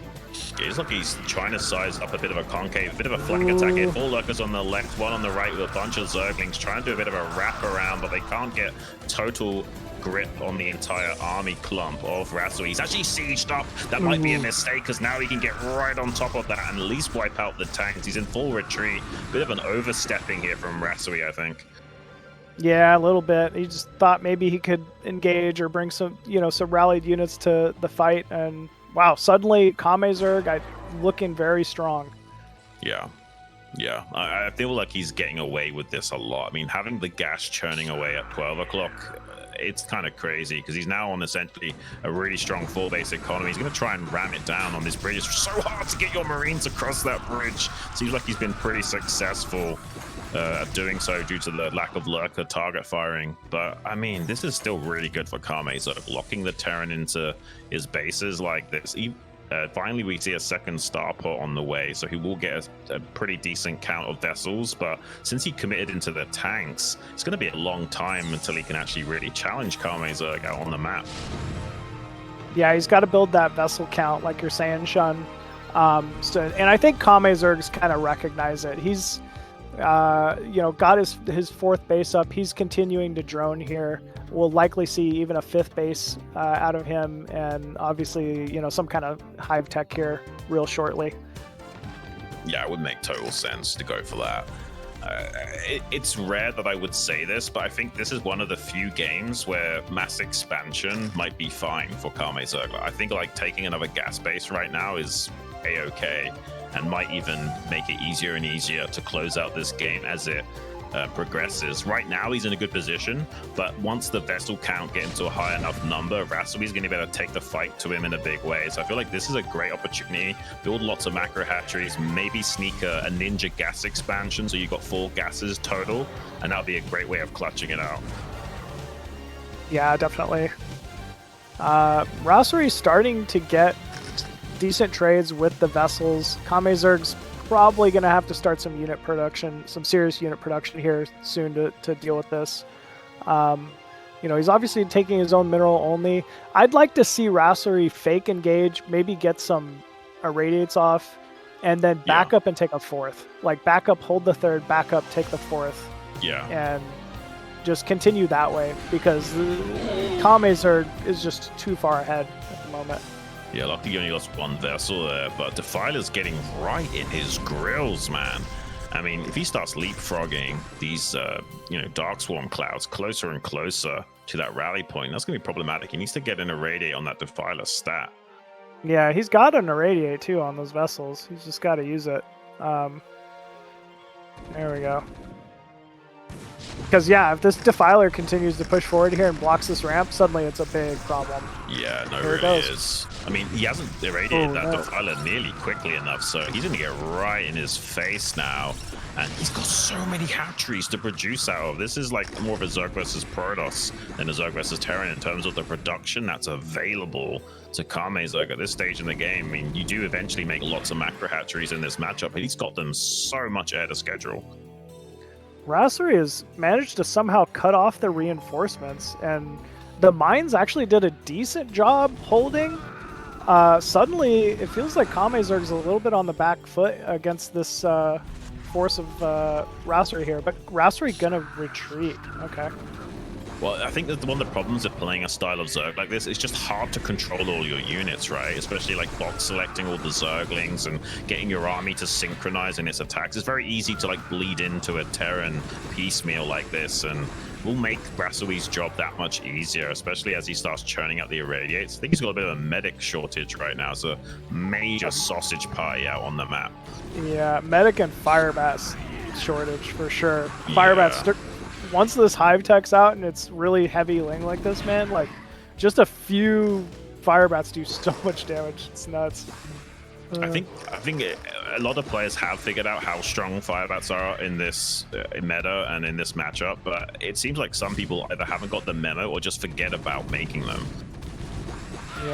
Yeah, I know. It's just such a different habit. You're used to doing something, building only one thing in a barracks. You gotta change it. So I get it. But yeah, I honestly, KameZerg needs Plague, and that's it. Like if he just had Plague, I think this whole army goes away. Yeah, there is a way that KameZerg can really shut down Rasowy, especially because he's not trying to leapfrog to a full base right now, and his third is a mineral only, so it's going to be harder and harder to churn out a massive vessel count. Like, it'd be so sick if he had like 3 ports worth of production or something, and he can occasionally throw in a dropship here or there, while also producing tons of vessels. Oh wow, great engagement here. KameZerg getting a good amount of vessels for the trade. I think that was decent for KameZerg there. Yeah, I think the problem that Rasowy's going to be having... Oh, there's the dropships. I was just about to say, the problem is that he's never making dropships, but he's finally done it. This is exactly what he needs to have some counter-attacking opportunities.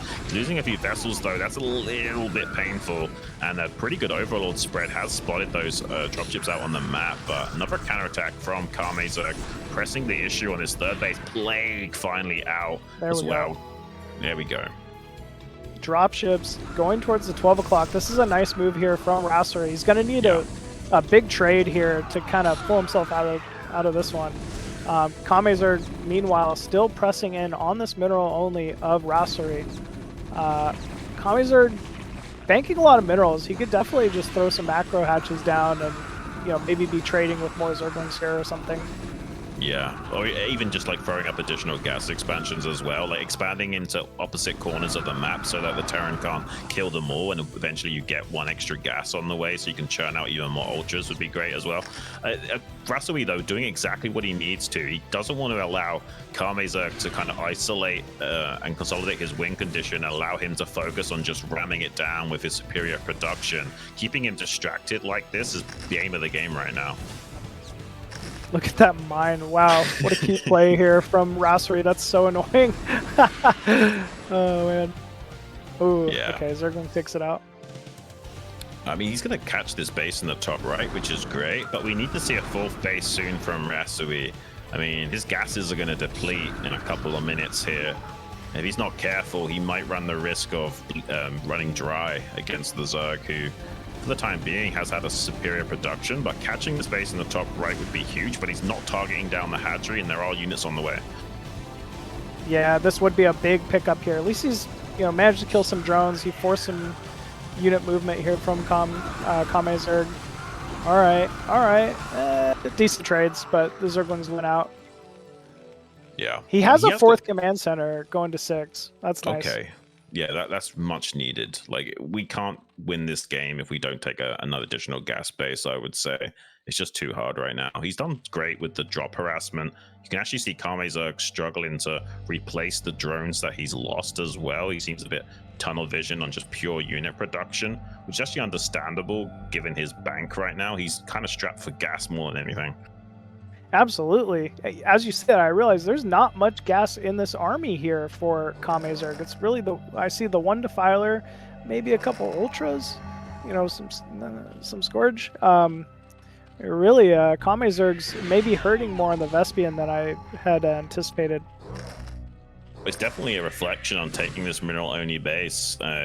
He did eventually get that base set up in the top right, but it took a long time to do so. He's now finally got that additional 300 gas a minute. Whoa, another Razor trick. I don't think he has anything nearby to defend that. He could kill a lot of drones unless they can get to that Nidus. Ooh, oh man, he better run. Oh no, we were just talking about the eraser of Brolympia, man. Brolympia's got to be so happy about seeing that one. Oh, absolutely. Luckily, he's got a defiler over here to shut down that attack. That's a lot of bio up here in the top right quadrant. He's going to shut down the middle only base, but some ultras under a Dark Swarm should halt their advance for the time being. Yeah, and we're seeing a massive counter move out here from KameZerg as well. There are mines placed, but not that many. This is looking a little questionable here. Yeah, I don't know if this is the right play. I mean, I kind of understand the idea, but you need a few more ultras peppered in with your army when you've got that many Zerglings, so they're just going to get mowed down. And he does have 3 carapace and all that good stuff, but Rasowy, he's got 3-2 upgrades himself. He'll be chewing through those units easily, and 1 Ultralisk is not going to be enough to do the tanking.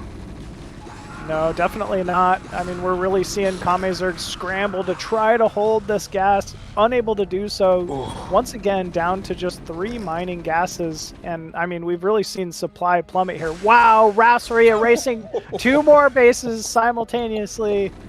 Oh, man. Talk about just such a frustrating thing. It doesn't even indicate it to you as Zerg.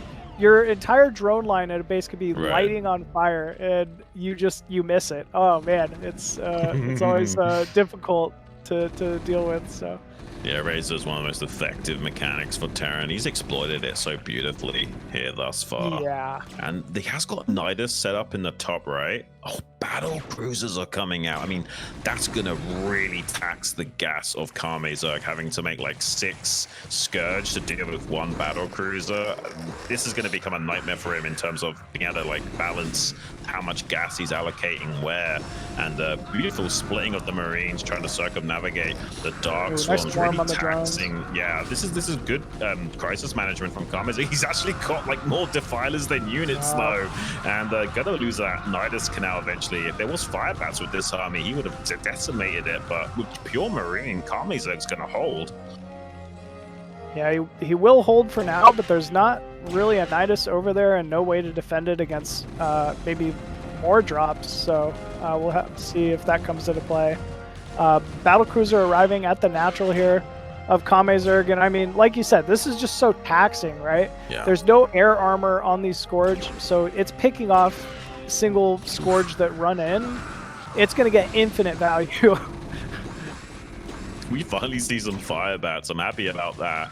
And maybe he can stress KameZerg enough to where he can close this out. This battlecruiser being super annoying, and like you were saying about that +1 carapace, one-shotting the Scourge, unless you fly in coordinated all 6 Scourge in one go, they're going to be so annoying to deal with. And the Sim City kind of working against KameZerg here and helping him, helping Rasowy target these down. Is he actually going to break through here? It looks like it. I think he might. I mean, there is a defiler here. Oh no, the Lings didn't quite make it under Swarm yet. It's so close, but I think Raserie is finally pushing through here. Yeah, that's really unfortunate, man. Like literally like a 1 or 2 second difference, and he would have been pretty much okay, or at least buying a lot of time. And now he's just in full-on scramble mode. His economy has taken a big hit. The only thing going for him is this base in the top right, and that's not going to be enough to help keep up with Rasowy, who's been mining away at that 6 o'clock for a while now. He's going to have more than enough. That is a beautiful play, though, trying to make tasty kebabs out of those Marines and medics and firebats with that chili sauce, but I'm not sure it's going to be enough to gobble up all this army. No, I'm not sure, even with such a massive plague, that it's going to be enough. I mean, Raserie just has, such a massive force here moving towards top right. It is the last mining base here of KameZerg, so he's holding it with everything he's got. But yeah, actually, that battle cruiser, second battle cruiser joins up with the natural here, and Raserie continuing to pressure. I mean, honestly, this is great StarCraft 101. Like, he's been growing constantly while applying pressure to his opponent and kind of just leaning on him and forcing him to keep answering questions. And KameZerg has not had the perfect answer every time and is slowly but surely getting dried up in this game now. I like how patient Rasowy is. I know that, yeah, I mean, he's clearly won this game, but it just kind of shows like the discipline he has. Like, he's still continually spreading units to the fourth, like scouting for counters on the right side of the map. Like, I mean, the guy does not lose his focus, so that was super cool. Yeah, that was really well done. Yeah, yeah, very well done there from Rasowy, and yeah, very good. KameZerg So gave a that's bit of a shake of his head there as well at the end. For sure, for sure. That's game one, right? So there is still a chance here for KameZerg to redeem himself. I like the unorthodox build, especially given that his gas was taken early on. But the whole story of that game was just lack of Vespian resources, right? From the delay to taking the mineral only as your third and, you know, delaying the fourth. Like, it's very difficult for Zerg to play Zerg versus Terran, you know, without somewhat high like Vespian gas. Mining. Yeah. I almost feel like Hydra Lurker might have worked better with that setup that he had, but I think he could have still made that work. It's just so hard to control that many Zerg units, and they are like such a glass cannon of a race. So is Terran, SK Terran, but I mean, you can just see like how much KameZerg was struggling once the game wasn't going his way with that unit composition. Yeah, definitely. I mean, there's just so many units, right? You could have 5-6 controlled groups sometimes, and it's just not enough. And then also the arc you have to get, you really have to surround and, you know, be spreading the damage evenly. So, you know, tough to do, but that's StarCraft, man. yeah. I mean, as you know, like with Zerg, because you've got so many hatcheries on hotkey, usually at most you've got like 4 control groups of units, and the rest is just pure box selecting and trying to align your army to do what you want it to do. It's so awkward unless you've already preempted the attack and you've got your flanks set up, and all you're doing is just coordinating the two forces. It's really tricky, man. It's so difficult. I literally only use 1 through 4 unit hotkeys, and the rest are hatcheries. So yeah, I play just like that. And sometimes you're just like, I need that 5th, I need that 6th, but it throws you so off, like not being able to select your, you know, main hatchery or something like that. Yeah. Well, we're jumping into game number 2. We're already KameZerg versus Rasowy on Radion. Let's get it.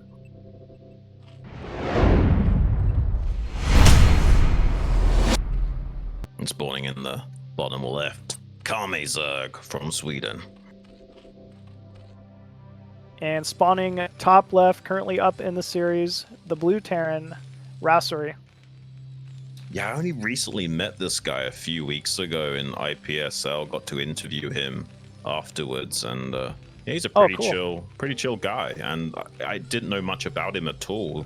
Seems like he's been around in the scene. That's what's so crazy about Poland, man. They've got like so many players in the woodwork that can come out and take the scene by storm in a moment's notice.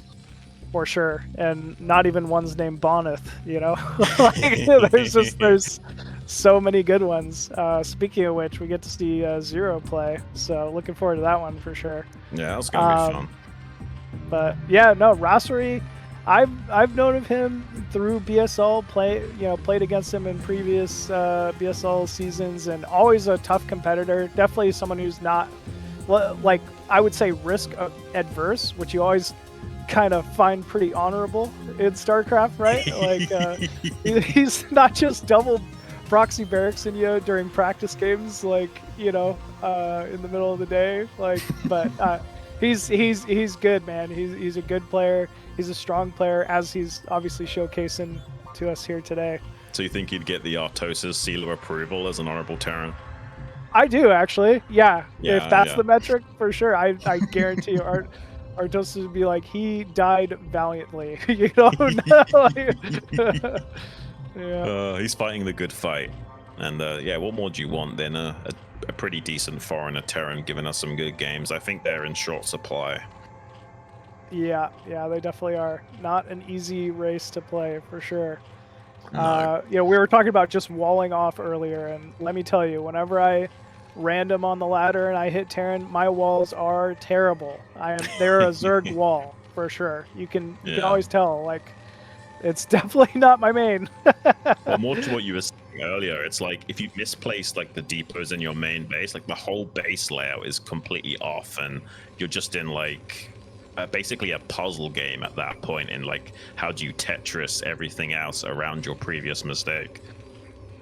Yeah, and they couldn't make it easy, right? It's not like you could just stack all of your factories one right on top of the other and make add-ons on all of them. No, that blocks stuff. Like, it's crazy. It's like, you really have to know, like you said, it's almost like a Jenga puzzle that you have to have solved perfectly in your head for every different base and every different map we play. Like, it's so much, dude. It's crazy.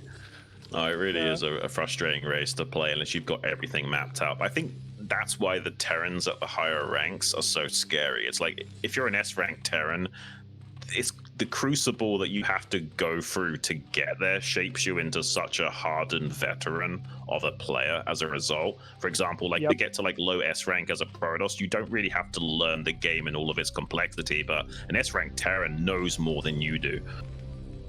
Yeah, absolutely, because you have to just be so much more diligent with even building placement. You know, I will say, it's not even like it's just Terran either. I remember how neurotic is the right word Noni used to be about building placement. Like, that guy, man, I don't think any foreigner had better Protoss building placement during that time than Noni for anything. And obviously ended up being such a successful player. Wow. That's crazy. I mean, he's actually getting a lot done here, but Rasowy kind of cutting a few corners, no bunker, a little bit lax on the marine production, and allowing KameZerg to come in here and get a bit of a tactical advantage in the main base. He's pulled a lot of SCVs to act as linebackers to deal with that. But yeah, to kind of go back to what you were saying about Noni, in fact, Idra was able to identify Noni even while he was on the Smurf, just based on his unit building placement alone. Yep, yeah, because it was never a pixel off. Like, it was like literally a copy paste of every other game that he did on the map. Like, he's crazy good about it. When he would warm up for tournament matches, he would just go in and do building placement. Like, he was really the first Protoss I can think of that like I met that did that, and I was like, oh, that's kind of smart. He was doing it years and years before, you know, players started doing that. I was quite devastated when Noni came like second in courage, man. He came so close. I don't think he would have stayed in Korea that long either way, but oh my gosh, man, I felt heartbroken when he lost. Absolutely. You know, he could have done it too. That's the crazy thing, is like, to realize how close he was. Like, you know, those Koreans are over there sweating, dude. Like, they were, it was not a set guarantee thing. And I mean, the series ended up, from what I remember, being super close and everything. So he's crazy good. I think Rhett was the other one. I was devastated. I really wanted him to make it through courage, and he came pretty dang close a few times. That was at the same time they did the Hyungjun becomes a pro gamer, right? Like, he actually played against Hyungjun, I think, in the first round and beat him. Yeah, he did. Oh man, they couldn't believe the foreigner came in and took him out. Like, oh man. I remember like Hyunjin like thought he was scary when he came in with his big coat. yeah, that's too funny. Man, reliving some of the classics, man. Yeah, pure nostalgia vibes here. And Kame's are kind of having a field day with just running around, being annoying, tactically sniping a building SCV here and there, and just stressing the defensive timing of Rasowy ever so slightly to add more potency to these Mutalisks when they start to arrive. Yeah, he's just been so aggressive, man. Like it's really KameZerg style. It's like he's learned to play a completely different way. and he Kamikaze just sees Zerg. red. Yeah, seriously, kamikaze Zerg. I mean, I never put 2 and 2 together, but that's a great descriptor of Kame, man. Yeah. Shoot. I mean, the one thing going for Rasowy is he's got a good scout of that drone that wants to expand at the 3rd, so that's something going for him. But he can just run around the turrets, come into this little pocket in the top left, and force the Marines into awkward positions, rotate around to the natural. We actually killed 2 of the mutas. That's actually really good targeting by Rasowy. And 2 more took some serious damage from 2 turrets there, so maybe KameZerg getting a little too hyper-aggressive with those units. Either way, supplies still pretty even, but Raserie's got to be feeling very confident. Like he can take a breath here for sure. Yeah, he was frustrated a little bit dealing with that early Ling pressure, but he's dealt with the follow-up phase really handily, has to be said. And he also slowed down the expansion in that bottom right, forced it to go down at the 6 o'clock, which is suboptimal to say the least. Yeah, you're absolutely right. That is something I'm neurotic about. I do not like as a Zerg player taking a base that wouldn't lead to a potential 4th, but that's not even being said it's the right thing to do or something. It makes the game easier to play, and I think I'm just a little lazy. But like, you know, there's a big difference between being able to secure like a corner main or just like a 6 or 3 o'clock. Yeah, absolutely. Yeah, I mean, if it was me playing, I'd like be wanting to go like Hydra Guardian or something if I had to take an expansion at a weird location like that. It just doesn't feel good. Yeah, and Hydra Guardian's good at just kind of dealing with that mid range. That's honestly a good way to play it for sure. Yeah. But as it stands, we're probably going to see a pretty interesting game because, I mean, the muta pressure hasn't been that successful, and he's kind of set up tightly now. He's going to get everything mapped out accordingly, have his vessel production churning away in just a few moments here. And, I mean, the hive timing will not be that crisp, so I kind of think that this might be a super late game. Yeah, I think you're onto it here. I mean, this is pretty good harass so far. KameZerg kind of trying to keep it up, but for now, I will say I think the hive is slightly late. It is. So far, he does have the Queen's Nest. Maybe just didn't get it started quite right away, but it's decently timed. By 11 minutes, he should hopefully have defilers and everything. And there's still no vessel in play, so I mean, he might be all right. If he was like a really strong Terran, he might be able to find that timing window right before Consume has finished. But, you know, we know Rasowy, he's not that kind of hyper-aggressive guy, so I don't necessarily think he'll find that small timing window. That being said, he is getting a little spicy here, starting to move out with that Bioforce. Again, not many medics. Just the... Okay. They just showed up, so 3 medics, 4, not bad. 4. That's pretty chill. Yeah, that's good. Yeah, I mean 3 is like minimum. 4 is like you don't have to worry about overstimming and stuff, right? Right. But again, Raserie not moving out. You've kind of been calling it. It's really just his style. I think most Terrans would at least push to the center of the map at this point, and then like feint some pressure. But Raserie's just content. I don't mind it though, you know. Like I kind of like that we've got different styles of Terran. It really does add a lot of flavor and spice to StarCraft. It's kind of not as fun when every player plays the same, and does create for some interesting situations. So yeah, I feel like even though Raserie's in a great spot, he is going to allow a pretty late game to develop. Absolutely. I mean, it just works out for our benefit here. Mm-hmm. We do see that Defiler Mound, a Nidus Canal coming down as well to join the natural and the third bases. Drones counts looking pretty healthy here for KameZerg. He's really just doing a great job of taking off all the boxes he needs to at this part of the game. Yeah, wiping their eyes, stirring their tea as they make it into the later phase of this mid game. And this is shaping up to be a pretty solid TVZ. The only thing is that having the base at the 6 o'clock might make it so awkward to secure a 4th gas for KameZerg later on. Very true. A lot of the times when you see Zergs do this, they're usually opening Lurker, Hydra, Defiler, Plague, and they'll try to expand out from there, and it's really just hang on. Like, just hang on, defend versus drops, defend versus vessels, try not to take too many losses, and then eventually when you get plague, you can start whittling your way out. But it's tough, for sure. I mean, this kind of base layout is kind of standard when you're doing that Hydra Defiler style, but it seems that KameZerg's a little bit averse to that composition, right? Based on the games we've seen him play.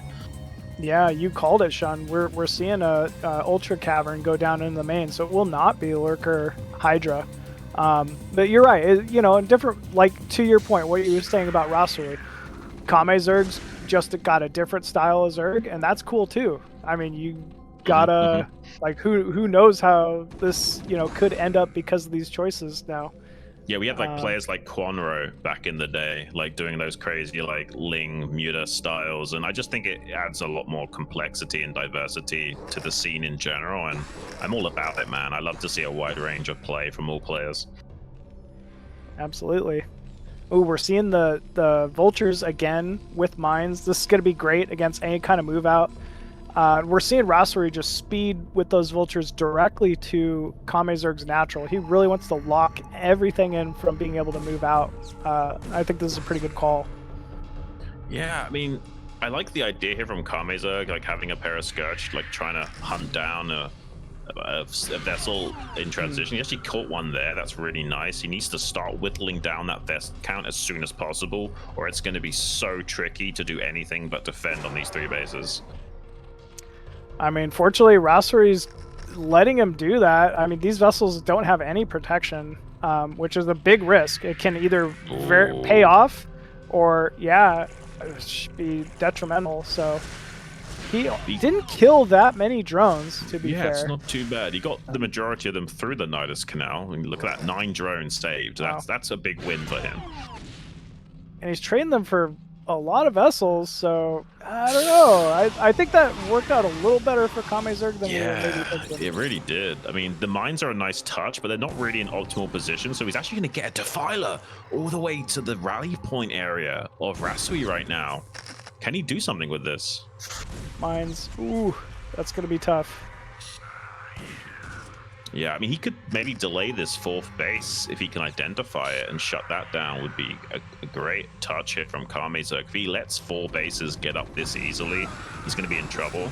But he's whittled down the vessel count. He's defended pretty solidly, and now he's pressuring that 4th base. So, I mean, this will go well for him as if he gets something through this Nidus Canal. He needs something through that Nidus Canal right now. He's just going to lose this base. Yeah, that's going to be a dead base here, Sean. That Nidus Canal not able to support. That's so difficult here for KameZerg. As Zerg, you really need to have some kind of 3rd gas income by the 14-minute mark. Right? I mean, I'm surprised he didn't have units on standby at the other Nidus Canal to just dive through with a Dark Swarm immediately or something. It's very common you'll have like a couple of Lurkers and a Defiler ready to jump through at a moment's notice when your natural's not being pressured, and he just wasn't set up for that, and now he's paying the price. He's establishing his natural 3rd, but is it going to keep up with the macro engine of Rasowy? He's already starting to mine that gas at 12 o'clock. Yeah, I mean, really is. And in typical Rasowy fashion, he's not getting too aggressive from here. He's secured himself a very big advantage, and he's spreading units. He's spreading to his 3rd, spreading to his 4th, keeping the vessels alive, anticipating some kind of a counter here from KameZerg, as he should. I mean, KameZerg, the ball's in his court. He's got to get something done here. Raserie could just sit across the map all day. Oh, absolutely. He's camping that 6 o'clock location, just killing any drone that goes over there to expand, just locking him on these 3 base. And this is the determined trudge of an honorable Terran that might pay off in a big way. He's even going to start setting up some bunkers at these mining bases, which is super important. You can't just leave these bases undefended. You need at least 1, ideally even 2 bunkers at those bases to kind of shut down counter-attacking options. Yeah, you absolutely do. With Firebats, you got to start mixing those Firebats in, especially once you recognize, it's Ling Ultra. Like, there's just no reason not to. So, hopefully, Raserie will start making the adjustment. Big plague, huge plague. Wow. Man, that's monstrous. And he has 4 ultras right now, so he can chew through that. Oh, look at this. Radiated Ultras actually get eliminated pretty quick at 12 o'clock. It's nice that he's cleaning up this army, but he's not finding any counter-attacking damage just yet. He's now starting to streamline more and more units across the map to put on pressure to that mining base. I don't think Rasowy is quick enough to respond to that. He might be able to get up there. Rasowy really banking a lot of resources. I mean, he just needs to build more production somehow, and I feel like he'd hold this no problem.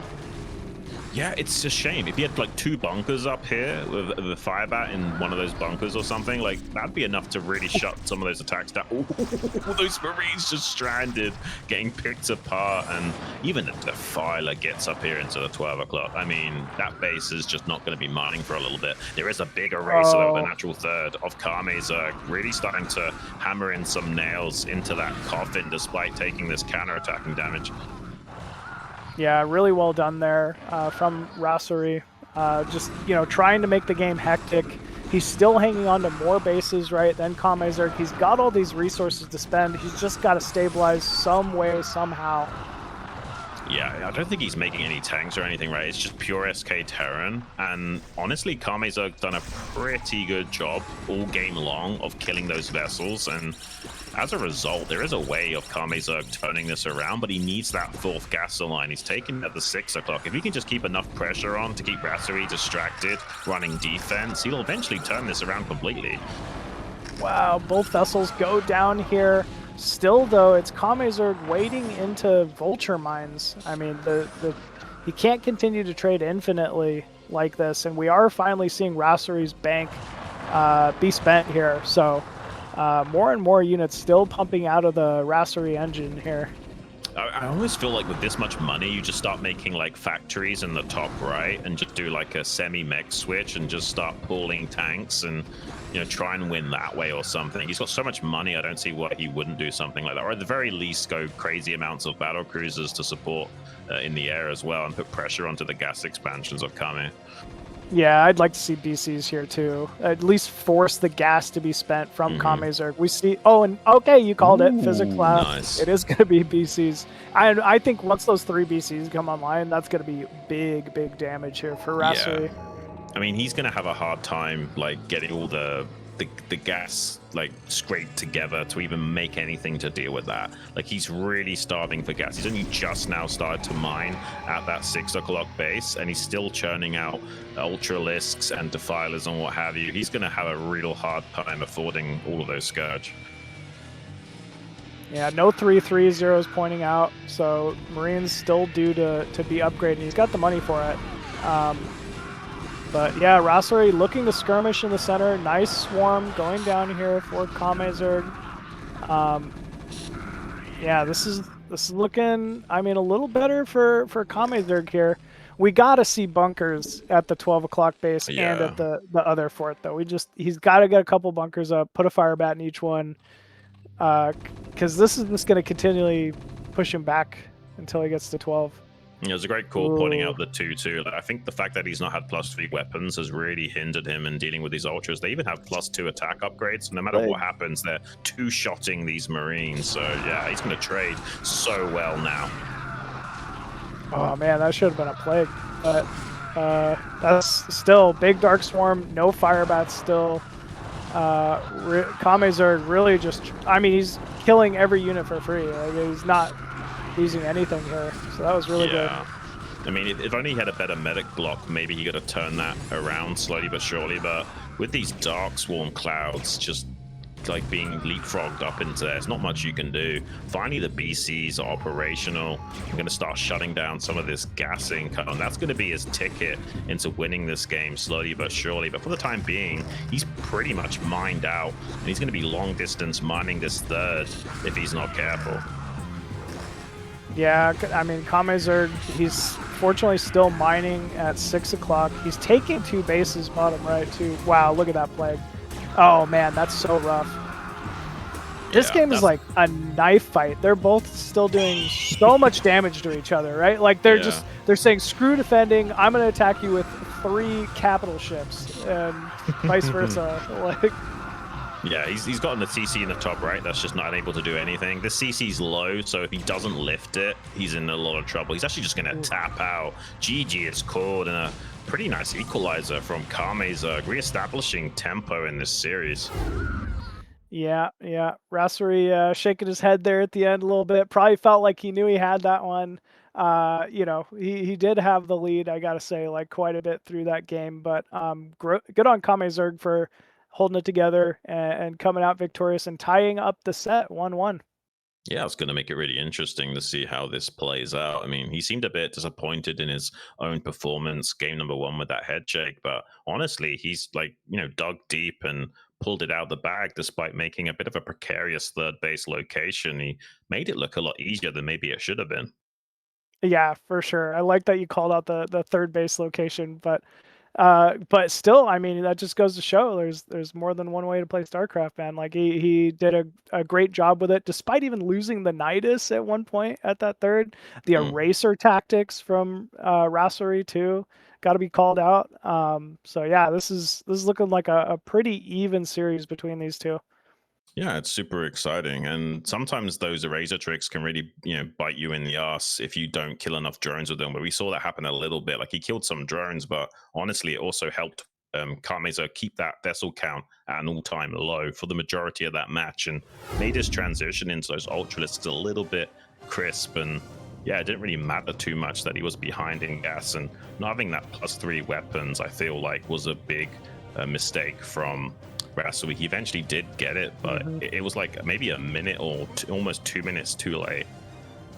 Yeah, you're absolutely right. It would have helped so much against those upgraded Ultralisk armor, right? Like it really, every damage counts at that part at that point. So yeah, unfortunate, but you know, we'll see how he chooses to kind of rally going into this game 3 here. It looks like map going to be Polestar. Yep, it's Polestar. Both players are ready. Let's get into it. Game number 3, KameZerg versus Rasowy on Polestar.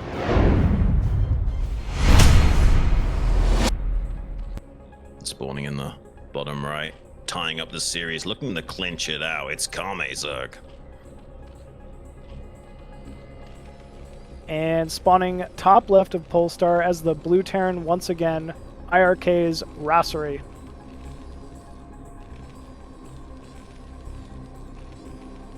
All right, cross map. I know you and I are big fans of you know, later games, so this is looking pretty ideal from the start here, gotta say. Yeah. I mean, sometimes that like the eggs in the natural do kind of force the Terran to not be, you know, fully walled in, and there's times where you stab with lings, they've not quite got an SCV to block, you can get in there and do something, but it's not that common still. Yeah, true. You know, not a lot of Zergs really want to kind of risk you know, a gimmicky play like that, but some do, you know. At least with, you know, I gotta say, KameZerg, we've seen 2 different styles out of him in the first 2 games, so wonder if maybe he might choose to change things up again. And yeah, we are seeing an early pool. Unfortunately, it's nice. It's an 11 pool, which is basically just the ultimate anti-cheese. If your opponent goes for something like 8 racks proxy, BBS, it really messes them up. Yep, BBS as well. So you see all the pros mix it in occasionally in sets. So I kind of like that he knows the build and is showcasing it, but it's less than ideal situation here. I mean, that's one of the things I like about Sulky is he does these like safety builds, let's say, but it's so good that he can play from behind like it's not a big deal. And it's so tough to do that. So I'm always blown away how players are able to do that, where they just play super safe and actually devastate their own economy, but still manage to claw their way back into the game despite that. It's so tough. Never been a strong suit of mine, I can say that. Like, you know, I'll mix it in. I'll mix it in. But man, yeah, when it's the 5-minute mark and I have 3 drones at my natural, I am not doing well normally. Like, it feels like you're all in with mutas even though you're not. Yep. Yeah, even though, like you're saying, sulky just can make it work every time and not look gimmicky. Yeah. Yeah, I feel like he's gonna drop off a little bit. I feel like he's lost the motivation, so we probably won't see that super sick gamer quite as much anymore, which will open the door to players like Soma and what have you really like taking the reins. But yeah, it's been a good run with Sulky. It just seems that he hasn't got that same level of motivation to keep going. Everybody takes breaks, you know, from StarCraft every once in a while. Hopefully he'll be back. I think he's actually just such a good competitor. We can count on him and being back. Yeah. But you know, everybody needs a break every now and then. Right. Look at Flash. I mean, speaking of breaks, man, like Soma coming out of the military and taking down ASL, like what? That's such an underrated achievement, in my opinion. Yeah. Super cool. When I last spoke to Rhett, he basically said something to the effect of he has like 2 weeks of super motivation and then like 2 weeks of I don't want to play the game. Yeah, I think we can we can all relate to that a little bit. Yeah, there's a little bit of that inside all of us, I think. I wake up in the morning, I make some coffee in my BSL mug, and I'm chipper, and I sit down to play my first ladder game, and I get cannon rushed at my natural, and it's all downhill from there, you know? Like, sometimes... That's the typical ladder experience. Yeah. If you're not Soma or Sulky, that's the typical ladder experience for everybody. Oh man, this game is so crazy how hard it is, but that's why we love it. Oh, absolutely, man. Yeah, I wouldn't trade it for anything. It's when you win in this game, you earn it. Yeah, man.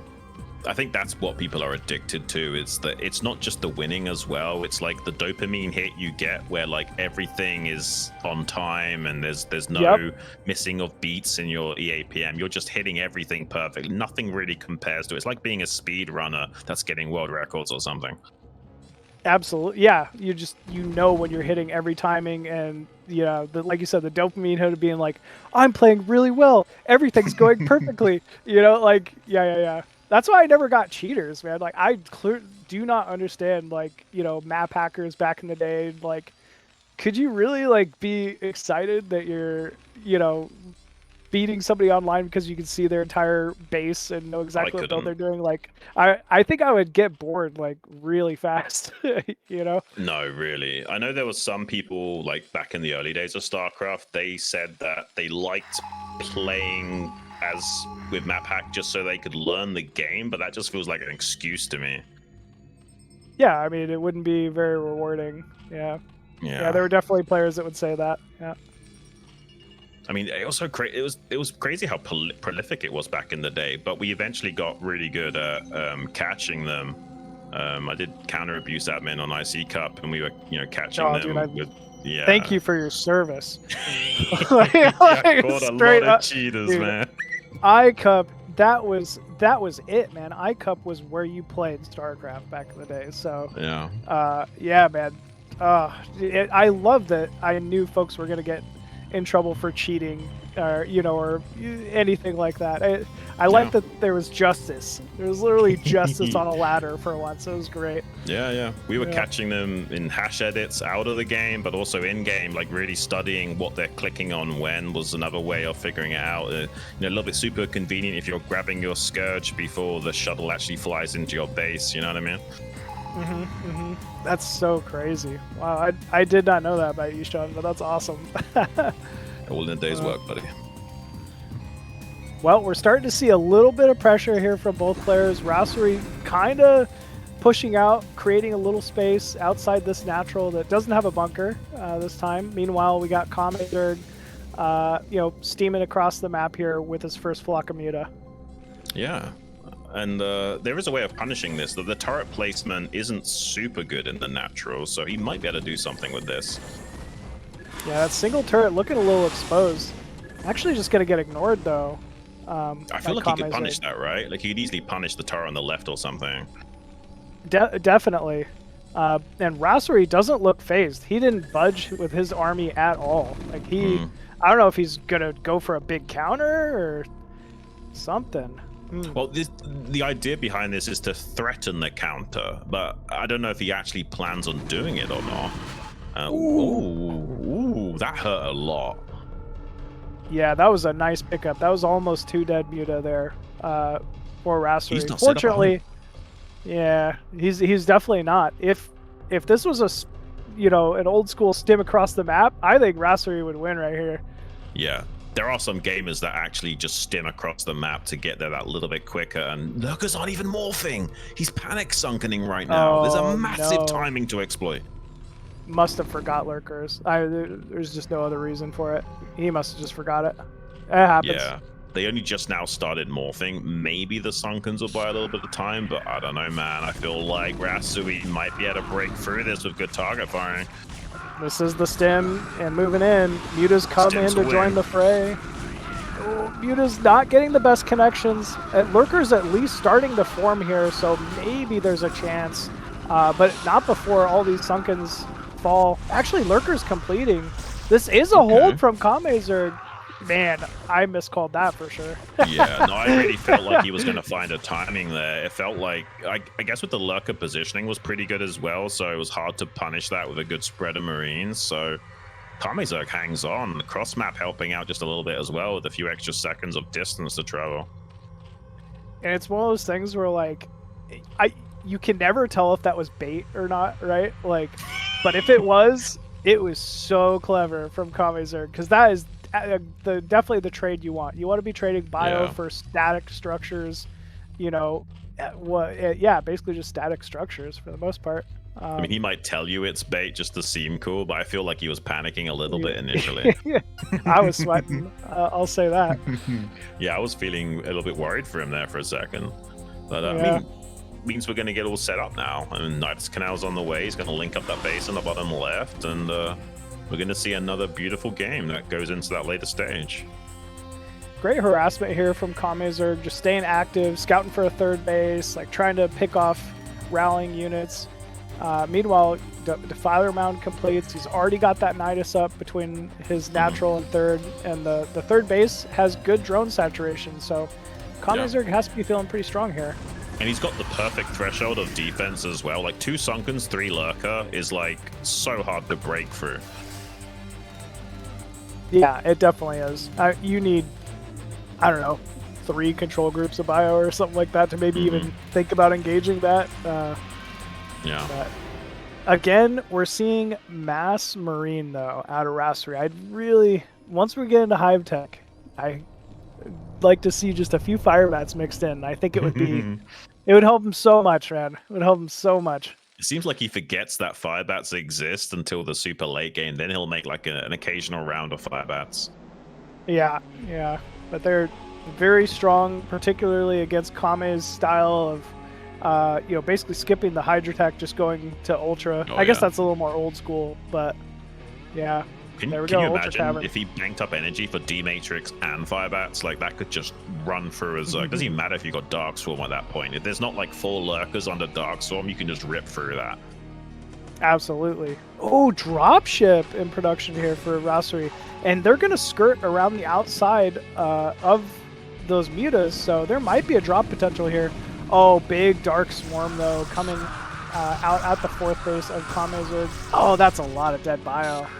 Yeah, it is. It's pretty painful. And there's a Sunken in this base. Look how prepared KameZerg is. This is like enough to slow down any drones dying. He's going to try and get a tactical snipe on the gas, which is actually a great continuation play from Rasowy to just ignore the fact that a Sunken exists and still find value. So I really love that from him. Yeah, that was the right call for sure. I mean, even just delaying this Zerg's 3rd gas momentarily is going to prevent, Ultra upgrades or prevent Defilers from coming out. Oh, he listened with the D-Matrix, that's for sure. Oh no, dude, oh no. He should have kept that Marine running, though. He just stopped in front of the Lurkers, unfortunately. If only he ran that to the side of the Lurkers, might have gone a lot better for him. Oh man, yeah, that was almost a Pippin's play, for sure. So close, was so far, man. I like the thought, man. But yeah, directed by Michael Bay. Okay, that was good, dude. We got the memes here at BSL, guys. Absolutely. Oh man, I can't believe that. That's too funny. I mean, and also KameZerg was very active in securing this 4th base as well while that was going on. So he's going to leapfrog ahead of his production despite being delayed with that gas temporarily. He's going to have 1,200 gas a minute soon. Yeah, that's going to be, I mean, so much for Raserie to deal with. Really, again, the ball now is in Raserie's court. There's no reason for KameZerg not to just sit back, hold this 4th that he's already taking, drone to infinity, and start pumping ultras. And beyond. Yeah, he needs to double expand. Like, he's taking his sweet time about it, but he needs a 4th base already going up at this stage. He hasn't got enough forces to contain the threat of the Zerg. KameZerg actually feeling bold enough to challenge the center. You won't necessarily get all the way to the bases of Rasowy, but still manages to get a plague out of it. I mean, that's not terrible. Yeah, it's not the worst. It wasn't on the vessels, so the vessels are still going to be fairly healthy. But at least there's Scourge this time to deal with KameZerg. We know Rasowy really likes that eraser move, so maybe he'll... Oh man, well, throwing away 2 vessels isn't the play for sure. No, I feel like he's tunnel visioning a little bit on doing something with this Bioforce, and he's going to pay the price. He has made that CC, he just needs to establish that base. And yeah, unfortunately, he's just been plagued into oblivion now, which means the medics won't even have any energy. Sometimes, like, if you can, you want to keep this army moving once you get plagued and just not allow the medics to heal so they don't just become completely depleted. Yeah, very, very true here. We do see the 3rd base of Raserie under attack. Oh, he's losing quite a few SCVs. That's going to be difficult, actually. Yeah, I feel like there's enough of a wrench thrown into Rasowy now where he's going to have a hard time finding his stride. He got a 4 gas Zerg, and he's struggling to get those 3rd and 4th bases mining. If there was just a fire bat or 2 mixed into all these forces, they would tear through all these Zerglings. So the Zerglings much. wouldn't... Yeah. Someone needs to whisper Rasowy after these games and be like, just make fire bats, man. Yeah, I'm sure he'll figure it out. We do see a fire bat at the natural, actually, so he's listening a little bit. But I don't shoot, know, this though. is this is rough. not looking good here. He's even getting some tactical dark swarms to zone out anyway of establishing control over those bases as well. Like, this is really thoughtful play from KameZerg, and I don't know how Rasowy is going to navigate a win out of this. We have seen crazy comebacks previously today, so maybe it's possible. If he does, it's got to be with the vessels and maybe like, yeah, these couple of dropships. He's got to really go for some big erasers, pick off, I don't know, all the defilers. Yeah, letting this force get isolated out here is not the play. No, he lost some vessels off screen there just a moment ago to Scourge, so he's only got these like 2 fresh vessels that popped out.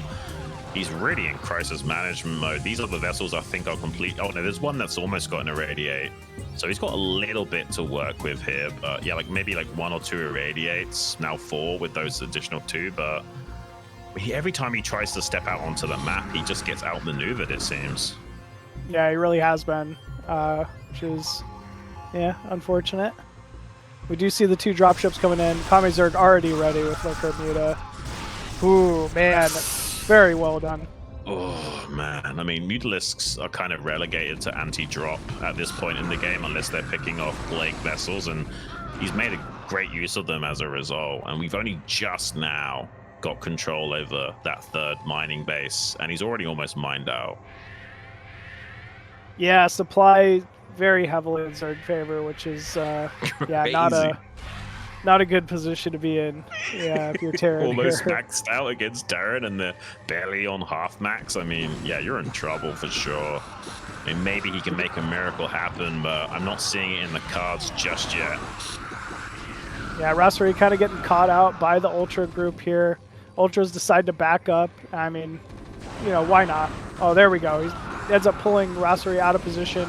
Now the Zerglings are going to come in for a big flank here. Nice surround from KameZerg. Man, this was so clean from KameZerg, honestly. Like, he should be quite happy with himself. He pulled it together after that bit of a issue in game number 1.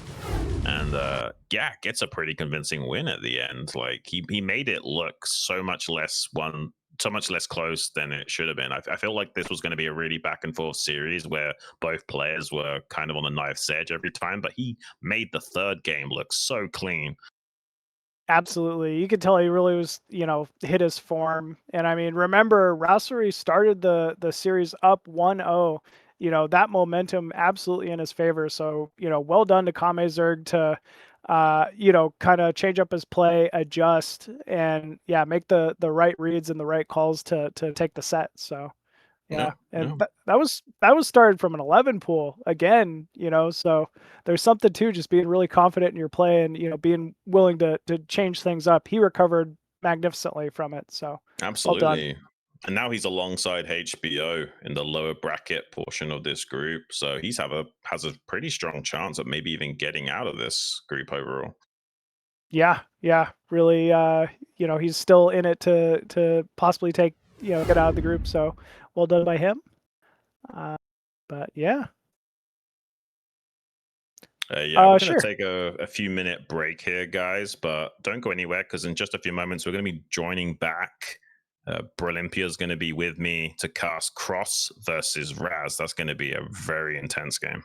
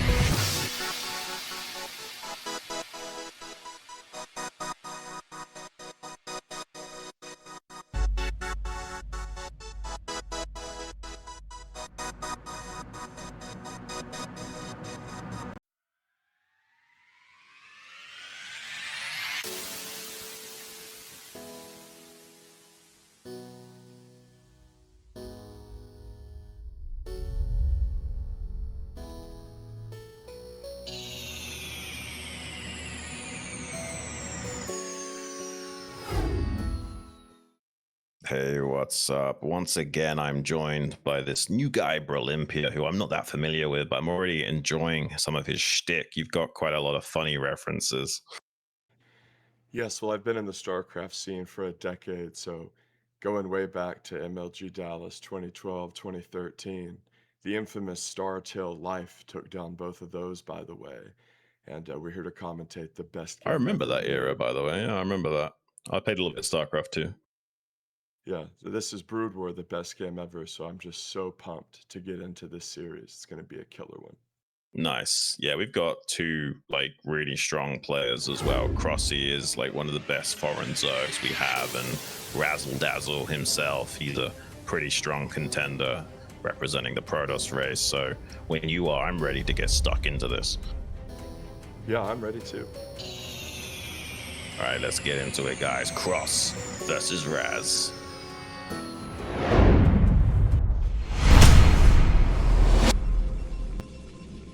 spawning in the top right. The blue Protoss, Razzle Dazzle from America.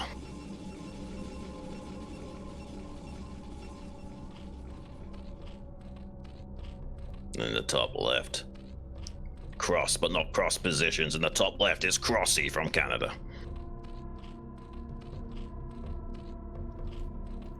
Yeah, and Polestar, as we spoke about before, a pretty standard macro map.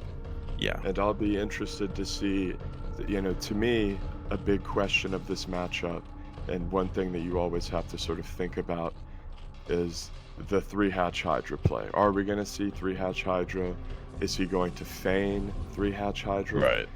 You've seen more cross games than me. I think I've only seen maybe a half dozen. How much does he favor 3-hatch Hydra bust? Oh, he's a bit of an architect. He can kind of do everything, so like you can never really know for sure if it's going to be like a fake Hydra bust or just a straight up Hydra bust. You really don't know, which is actually what makes you such a strong Zerg player, when you can kind of do everything and understand the game as much as he does.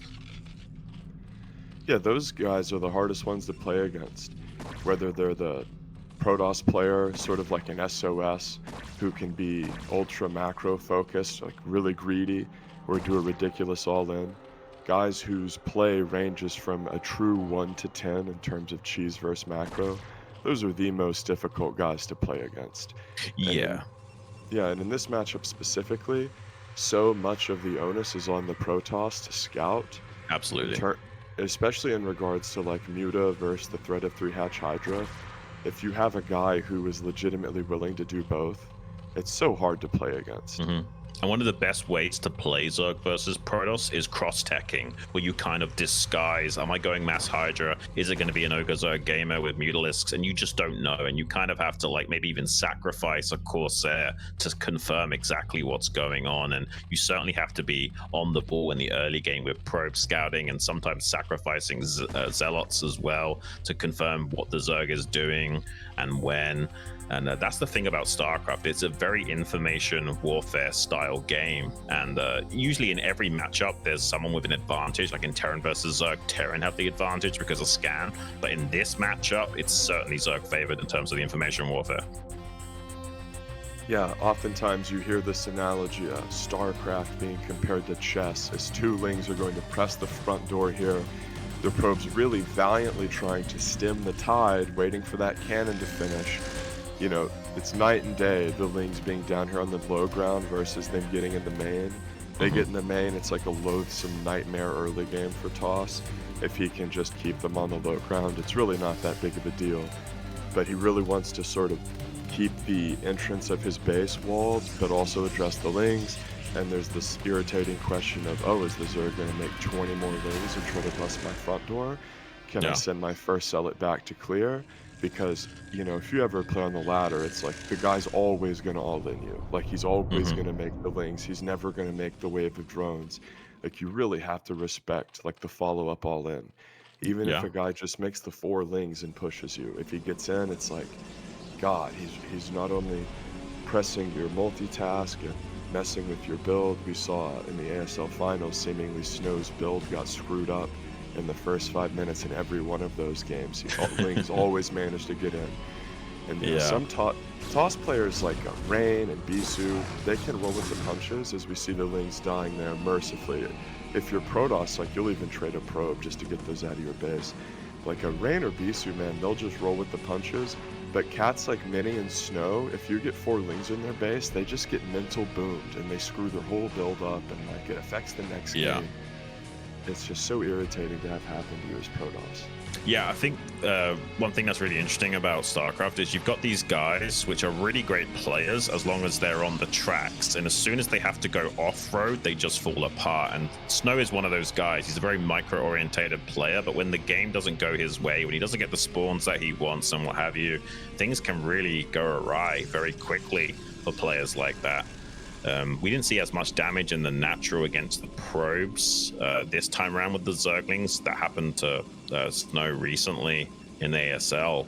So Razz actually kind of took a gamble as well. Like, there was a chance that cRoSs could have flood Lings with just one single cannon and no scout. It's a little bit risky, but he's going to get away with it. Absolutely, and it was that decision I was sort of referring to where it's like, okay, I'm going to try to get rid of the 2 lings now and just assume there's not 20 speedlings waiting Right. outside my door. And on ladder, there's always the speedlings there, but in a tournament game against a talented player, he's going to make like a wave of drones and not do that. And a bit of a ling force being showed at the front door to sort of get some scouting done, look for a move out, and limit the options of Protoss, as Aspire is about 80% of the way done. Right. Now we'll see if he wants to just, be very orthodox, make a couple of pairs of Scourge, and then go into like a 5-6 hatchery Hydra style of play, or if he actually wants to do something creative here.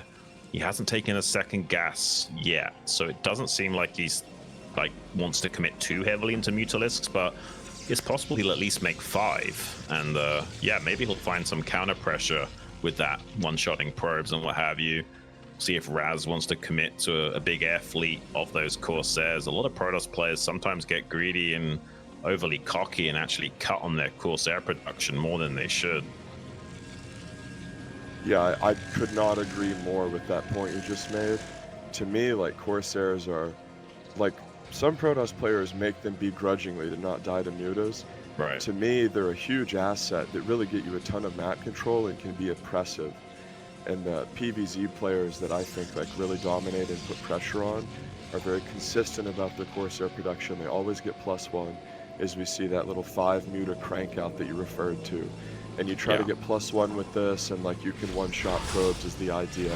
And the cRoSs will try to defend, and if you can dive on the cRoSs, you can snowball your lead. cRoSs do a ton of splash, and he's trying to reel back as the Scourge are out. He wants to try to dive the Scourge onto the cRoSs, and the toss player wants to keep the Seres over the cannon, of course. He's stacking up the probes and trying to make another cannon. Once that second cannon gets up, it's way easier to defend, and the Zerg will be pushed back.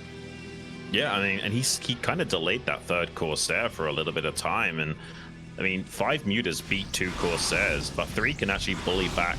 Oh, did he just catch a cRoSs? I think he did. He just caught a cRoSs there, and he has a cannon in a natural that isn't really providing that much value. So he could have just camped his cannon and been fine, but he actually kind of neglected keeping an eye on that, and now he's in trouble because cRoSsy's going to keep coming in here and sniping a probe or 2, and he's even got 2 Scourge still in this pack, so if he makes one small misstep, he might lose another cRoSs. Luckily this time around he was a bit more on top of his control and shuts that down, but cRoSsy already in a pretty advantageous position, killing that many probes already. Yeah, and the cRoSs shoots so fast as a Zealot is dueling with Lings here. He wants to run a couple more Zealots out to try to save this one. And of course the Forge is whirling away, +1 already done. And a big part of this matchup, if you show the mutas early, is like, oh, I want to get him to overmate cRoSs and then do a big flood of Hydras. Right. But it only really applies if they make enough Seres and commit enough where then they like are truly delaying Storm. And a Protoss player will tell you, well, if I cut cRoSs, then I can get a ton of Storm. But we saw a great example in that early mid-game about why getting a lot of cRoSs is important as a big swell of Hydras is being pushed out here. Because like he really tried to cut cRoSs and be sort of frugal, and it was like if he had just flooded them out early, gotten +1 insta, he would have shut down all the muta harass instead of dealing with it constantly. And the Hydras are brutally attacking the front door here. Huge Zealot flank, and the cRoSs run in here as they're sort of being A-moved in to sponge damage. I love the idea of sending them out to the corners to hunt for Ovies when this is occurring. Yeah, and he actually sniped a High Templar as it popped out of the gateway while that was all going on. So Razz in a little bit of trouble now. The wall's being pressured, and cRoSsy's not really committing to this. This is just a standard pressure play while he's macroing into 6 hatcheries back at home, and will likely take a 4th base as well. I'm a little bit fearful for our Protoss player. He seems to be outclassed presently. Yeah, this is not an all-in, as you pointed out, and Size Storm is only 80% done. A lot of times when we see these little skirmishes at this point in the game, it's like Size Storm is done and it's more of like an energy issue, but at this point the upgrade is rapidly careening towards being finished, but the Forge is already dead. The Zerg has a plethora of drones. He's taken a 4th base as you predicted, and the Seres are going to sort of poke out.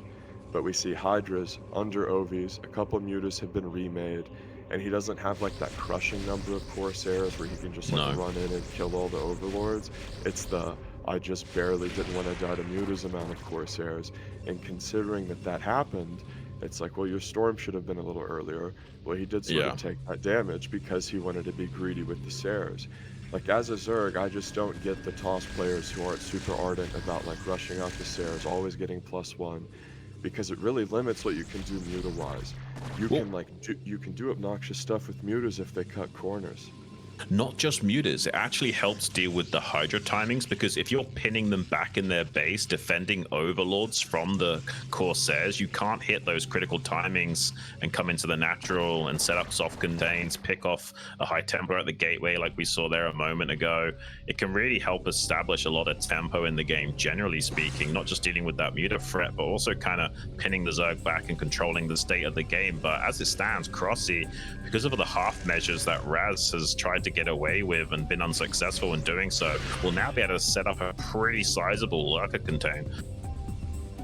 I absolutely love the point that you made there, and it applies to Dark Templar. We think about High Templars holding off these Hydra busts, but if you're killing the Overlords with the detection, you can really use Dark Templar to screw up Hydra attacks. Absolutely. And wait for the High Templar energy to pool.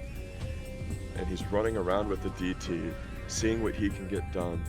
He doesn't even really want to kill reinforcements with that DT because he's behind. He wants to go snipe a base with that. He's being soft contained here, and he has a shuttle out with no speed and a DT. He's going to try to sneak that in the main, but Hydra's all over the map, sitting 12 o'clock. He's really well contained, and Overlord is beneath his base. An intelligent Zerg is really trying to cut off all the options here. cRoSs looking very good, but here's the DT. Is he going to go for drones and avoid the Definitely sound drones. cube? Yeah, agreed. That's the play, because you might not even get the base. He sees it, though. Detection. Great. That's micro great from there. cRoSs. Yeah, the fact Great that he saw awareness. that so early, that's crazy. Like, you don't get any sound cues or anything. So the fact that he was looking at the minimap or just checking all of his bases by flicking through his F keys or something, that's a big win for him, definitely. He could have lost every single drone at that base. Only lost like 5. And let's not forget, he just sent a huge flood of transfer workers over there, so that could have been catastrophic. It was like, could have been 30 workers in a different context. Wow, and a shuttle goes down. He manages to get the DT out, but a big deal, to be honest, is that the shuttle mobility was really needed here, as Toss is on the back foot badly, and sort of desperately needing a rally. He really needed sort of an out, like an option, and the DT drop is a great option for Protoss to come back. So the shuttle going down is a big deal. And if you DT harass an exterior base, an intelligent macro player is going to expect that maneuver again. And we see units being left over there, both Overlord for detection and Hydras for defense. And Razz is running out of options. He's going to try to run out and maybe break the soft contain, but the Hydras approaching, and they're going to support the Lurker. Storm going down. Note the Lurkers are purposely spread way out to avoid Storm. Yeah. And he's doing the same with the Hydras, going for a huge arc. And the Corsairs attacking the Overlords. He wants to knock out all the Overlords so DTs can be used to touch. A few goons being juiced, and some High Templar storms are raining down, but ultimately, the Zerg having more workers than the Toss and being 40 food ahead, it's a big advantage here for Zerg, because even if Toss breaks out, Zerg is really going from a macro perspective. No, yeah, you're absolutely right about that. I mean, this is an absolute masterclass from cRoSs. He's been reading Razz's soul this entire game, and even the storm dodging has been really on point. He's getting so much value, every drop of juice out of the fruit here. And look at the supplies. I mean, he's got more drones, and he's 20 supply ahead of Razz. That's so hard to achieve against these levels of players, and he's making it look easy, diving forward and sniping a few High Templars as well. The Dragoons are like the siege tanks and the main backbone of the Protoss infantry right now, and he's whittling the count of those down in beautiful fashion. It's a brutal slog here for Protoss, and the micro of cRoSs being purposeful with this placement of his units. You know, as Zerg players, it's like a lot of, if you sort of exclude the Muta, micro for us a lot of times is like throwing stuff in and while it dies and then cranking more units out, as he might just run in here for the killing blow.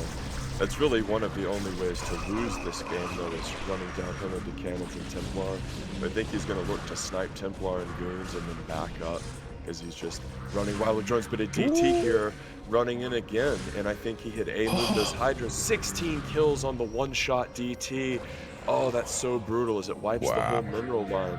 So Razz is showing signs of life, but one of the most intelligent things here that cRoSs has done was his map control in the mid game. He had units at 12 o'clock to prevent shuttle action, and then he also like has Overlord spread. So any backdoor nonsense that the Toss can try, Razz is going to cut off. Thus he's committed to really having to fight uphill into this contain, which nobody wants to do. Any experienced StarCraft player knows that if you're being hard contained, well, don't fight uphill into the contain, try to drop your opponent because they have all of their units outside of your base. Well man, if part of their contain is cutting off your drop path, your drop attack path, that's brutal, as we see a move out attempt occur here. And the Zerg is just beautifully arcing out here, making the Toss's life a living hell, trading very well. Lurkers, Scourge, Overlord. It's very hard to deal with because your observer seemingly always wants to die and get hit. And a GG is called there, a masterclass from cRoSs. He's going to take that one down. What'd you think about that one?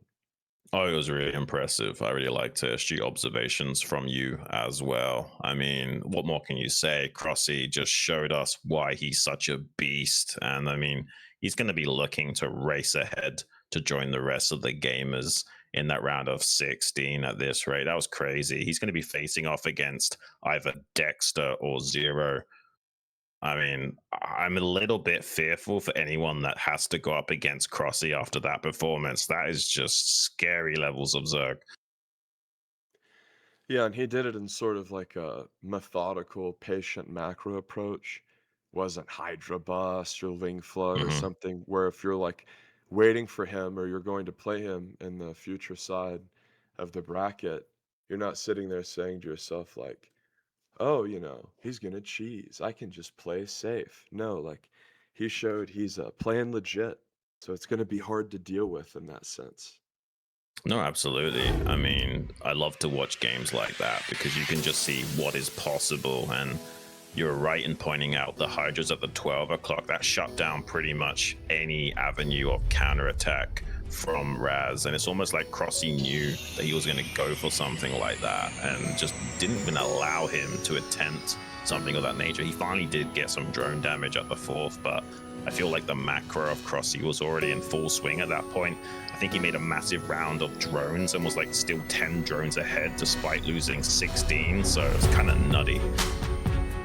Yeah, it was too little too late at that point. If the Toss player was going to win that one, if Razz was going to take it, that first DT swing in needed to clear the mineral line, like that entire like 22 worker escapade, needed to clear all of those, and then the subsequent DT thing that we saw actually happen also needed to occur, because whenever the initial DT salvo did nothing, it was like the Zerg was really just going to keep the pressure on.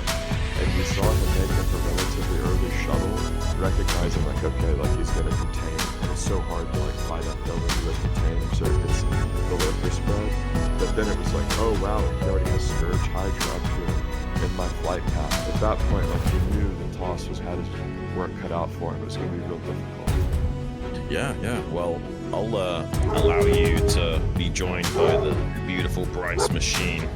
And yeah, have a good cast because you've got Dexter versus Zero coming up next. Whoever wins out of those two will be going up against cRoSs next. I don't envy either of those players. I'd be shaking in my boots if I knew I had to play against cRoSs next.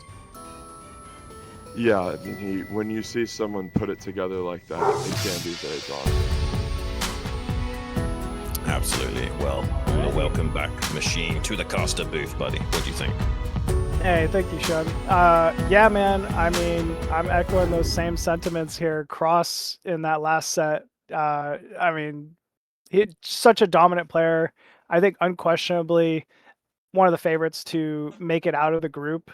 You know, no matter who he ended up facing there. So it was just another day, you know, for cRoSs there. I think everything went about you know, as well as it could have given the situation. Razz put up a good fight, looked pretty resilient, especially matching the Corsair control versus Mutascourge early on. But overall, cRoSs, you know, he's just such a good Zerg, man. He's a tough one to take down for sure. Speaking of tough Zergs to take down, though, we have Zero facing off against DXTR next. Brolympia, what are your thoughts on this upcoming match here? Well, I think it's cool that the host is participating in his own tournament. Yep. You know, it's like a testament to the passion of the StarCraft scene. And like as someone who back in the day like hosted my own LANs with like a prize pool with my little friend group, my clan, like I definitely Mhm. like can sympathize. And like I'm sure you and the media guys, like you know the feeling of like it's a small, like tight-knit scene and Oh, it's one of for those sure. yeah, and like it's the kinship, like the size of it and the passion of it and the difficulty of the game like makes it hit really hard. It really does, man. I mean, it is literally 2025, and this guy is single-handedly propping up foreign StarCraft himself and competing to boot. Like, how cool is that, man? And doing a pretty good job of it, I gotta say, man. Zero's really been stepping up his play recently. I'm not, just saying that. He's, become another Polish threat, I'd say, in the scene over there. So DXTR definitely got work cut out for him, but DXTR also a very strong Protoss as well. This will, not be an easy set here for Zero, and looks like map 1 going to be Polestar. All right, we're good to go. Let's jump into it.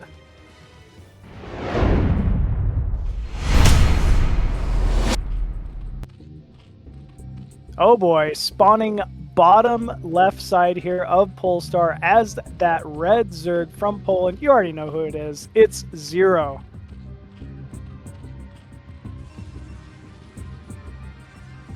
And spawning at the top left side as the blue Protoss, we have dxtr13. All right, Brolympia, have you ever played against DXTR by chance? No, I have not. How does he play? Tell me he's like some Hong and Prime, ridiculously cheesy type player. Not at all. I would say basically the Raserie of Protoss. Like, very, very comfortable, very passive, almost guaranteed gonna Forge expand every single game in the set, I would say. But, nonetheless, just like a very confident, like strong PvZ artist, I'd say. I would not expect anything non-standard out of DXTR for this set. Well, that's interesting to think about because to me, like this matchup, we think, like the meme, especially if you're casual, as we see Zero really fighting hard here. Like the meme, if you're a casual for his nat, is sort of like, Protoss is the cheesy race and the one that dictates the action. But for PvZ, like really Zerg is the one who a lot of times is dictating the action, especially in the early mid game. Last game, cRoSs was like really in the driver's seat in terms of, okay, I'm gonna show Muta and then make a ton of Hydra. There's that dynamic of, okay, how many Saras can I make? How many Mutas is he gonna make? Is he gonna bust me with Mutas? Trying to rush out High Templar. And once TOS can establish their third base, they can dictate the action somewhat more. But in the early game and the early mid game, we really see Zerg as the race that has control in this matchup. Absolutely. I mean, Zerglings are just so quick, so efficient early game versus Protoss. Like, yes, you do have, Protoss is able to pressure, right? If you really, open that 9 gate and are willing to kind of trade blows with the Zerg. But for the most part, Zerg definitely has control. And actually, we're even seeing a second cannon here. Zero went for a very fast extractor in the main. It's one of his staple plays he goes for quite often. So this, will absolutely be some type of early Ling pressure with speed from Zero. We're not sure how committed this will be, but either way, DXTR creating that second cannon here early on shows like he just doesn't want to mess around with this at all. He's not going to play any games. I love the second cannon there. To me, it's like, some Protoss players act like, you know, making the one cannon will set you behind 30 minutes. It's like Yeah. the Terran players in Star 2 Wings of Liberty who were insistent that the one scan, can't scan once, the mule's too good. It's like hilariously they were sort of right about how good the mule was, but like you can do the one scan. Like that's how I view the second cannon in this matchup. Like you scout the gas, make the extra cannon, bro. The amount of sort of safety it provides is so worth it. Like this is a big tournament game. Losing games where your wall's a little screwed up and you have one cannon and they just walk in, those are the most insufferable, loathsome, irritating games in all of StarCraft to lose. Of all time, man. Hate losing those. It's like, I'm making the second cannon. Like, I don't care if my cyber core is a little bit delayed. Especially if I know, okay, Zero likes to open speed. I'm scouting the gas. Like, here comes the second cannon, bro. I'm not going to be penurial in this way. I'm going to, like, really just get it out there early and make sure I don't die at any nonsense, as a layer is about 30% of the way done. And note, he was able to keep that probe alive and see not only, like, the layer timing, but the gas timing. Yep, very great information here from dxtr. Knows he can pretty much play safe. You know, the second cannon not quite paying off yet, but still has the potential to do so. Still, not a bad call. I think it was 100% worth it, given the information he was able to scout. We also see dxtr researching that +1 weapons here on the Forge as well. So moving in to eventually be able to push away those Zerglings with Zealots. Yeah, and one thing that is true in both Broodwar and Star 2 is this dichotomy between the Zealot with +1 and the Ling. The Zealot takes an entire one less attack to kill a Ling if it has +1. Yep. So if you have +1 Zealots, you decimate Lings. And this is, of course, like a core tenet of early game PvZ is Zerglings versus Lings and how they trade. And if you're being aggressed upon as Zerg, massing the Lings up, trying to surround the Zealots. If you're Toss, you try to get them into little chokes, get them behind the mineral line. But if you have played Zerg, you have experienced this feeling of like, okay, I see the Zealot move out, and you make a ton of Lings, and you like move everything in, you get this around, and everything dies. And you're like, what the hell? Yeah. It's like, oh, he has +1. You're like, that's crazy. And upgrades matter as the Sarah comes out and scouts this Hydra attack coming. They see the Hydras right there. And like, this is common in a lot of matchups, but it's like especially brutal in this way. Like, upgrades matter, you know, in every matchup. Oh, he has +1, but this +1 Zealot thing is a huge, huge thing. It's one of the most important upgrade disparities in StarCraft.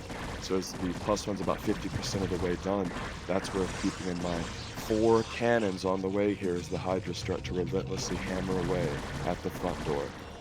Yeah, this is a big investment here from dxtr. Honestly, all Zero really wants is to be able to end that +1 attack like you've been calling out. But that Forge is nestled pretty far back, you know, in between the cannons. This is not going to be easy for Zero to take out. And in fact, he might even just start droning and kind of give up on it at this point. Yeah, one of the hardest things as Protoss to deal with whenever you're being Hydra pressured is knowing if they're going to keep making Hydras or if they're going to drone. And, you know, just like the Ling all-in in the early game, on the ladder, it's like, oh, he's always going to do the follow-up all-in. Like, he's always going to do the follow-up, the aggressive option, and play in that manner. But in these tournament games against these legit macro players, the huge wave of drones is a legit option. Moving around with the sand, seeing what comes out of the eggs, this is a huge part of the matchup, because if you make 15 cannons and over-defend and he makes 2 huge waves of drones, you're way too far behind in that regard. Absolutely. It's really a nice yin and yang. And the only way dxtr can know which option it is with this Corsair Scout. And we've seen such a diligent Corsair Scout from dxtr between the natural and third, counting drones, seeing what's popping out of larva, basically. He's really doing an excellent job. We didn't really see, other than a second Corsair, like any other additional Corsairs, so likely we'll be starting to see that Templar tech ramp up here from the Protoss player. Yeah, and so much of playing against this is not just seeing, okay, are they making drones or units? But also, like, what are the units? Because God forbid they're making Muta. Yeah. You know, like, that's the nightmare for Protoss is like, oh, like anyone who has played even a little bit of Protoss in Broodwar or Star 2 knows that feeling of like, and there's 12 mutas in my base, and I have nothing that can deal with it. Suddenly, and I'm dead. yep. It's like, and you a lot of times, you know, you're on 3 base, you're going back and forth, you're doing all the things. You might even have killed some of his stuff and won a big fight, punched out of, and there's mutas in my main. And it's one of those things where it's not like, oh, a big Terran drop killed my base. It's like he has all these things, and I do not have the tools to even deal with it. What are you gonna do? Run an Archon around? There is no Blink Stalkers. So much of it is about the cRoSs, the Corsairs, and the Corsair count. Thus, if you were completely surprised by mutas and they get 12 off and not 5, and an upgrade, it's like, oh, and I don't have anywhere near enough Corsairs. I lost my Corsairs, whatever, and you can just get punched out by that. So I'm always a fan of like keeping the Corsair count up. Like some Protoss players really want to cut corners.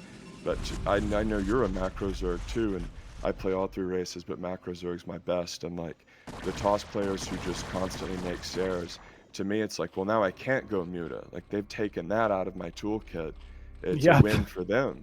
Like to them, it's like, oh no, I want more Templars. Like why? Like you're worried about mutas? You don't want to die to mutas? Like make more cRoSs. Always get +1. And Zealots are trying to poke around here. So many Hydras out to defend as a couple lurkers are in front of the base, but the shuttle made it out. Was notably spotted by one Ling. I wonder if he saw it. I wonder if Zero saw it. Only the one Ovi, not a bunch spread out, and a product of the cRoSs as a DT drop. Ooh, 2 High Templars coming. The rush hour style shuttle drop. The high temps. Is he going to drop the high temps on the high ground and storm the incoming Hydras? And he goes for that, but nice little micro though to dodge it, and he gets the shuttle. Nice play from Zero, but wow, the DT is just running rampant in the main base, clearing the mineral line, and he kills one, and vexingly one of them makes it to top left. And if you don't have Overlord speed, that is just disgustingly irritating to deal with. And some Scourge hitting some Protoss units there, and a Zealot is thinking about running up into the 3rd.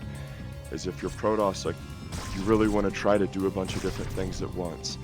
Part of like how that drop was trying to work was like, okay, I'm going to distract him with the flashiness, but really all that he cared about was the DT, like getting the kills.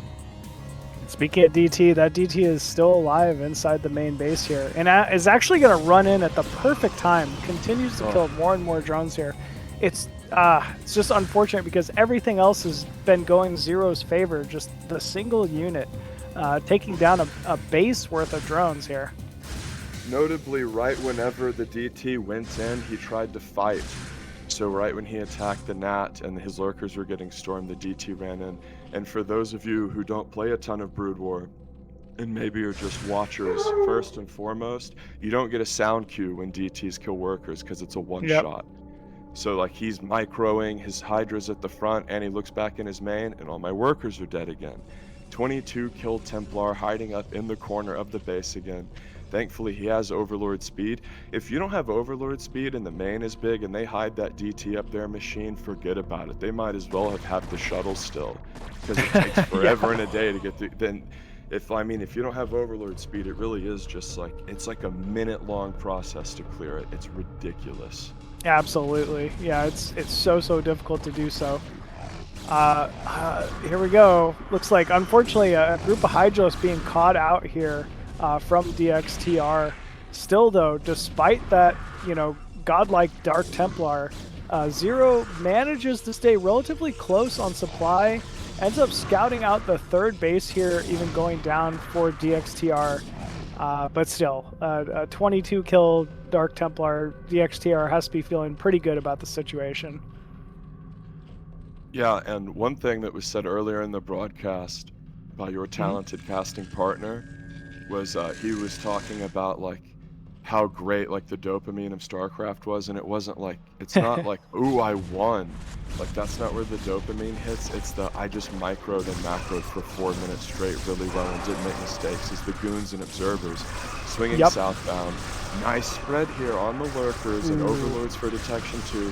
but a litany of goons, and the Hydra is still southbound, pushed away by the storm, and the storm is continuing to rain down upon the Zerg Zero.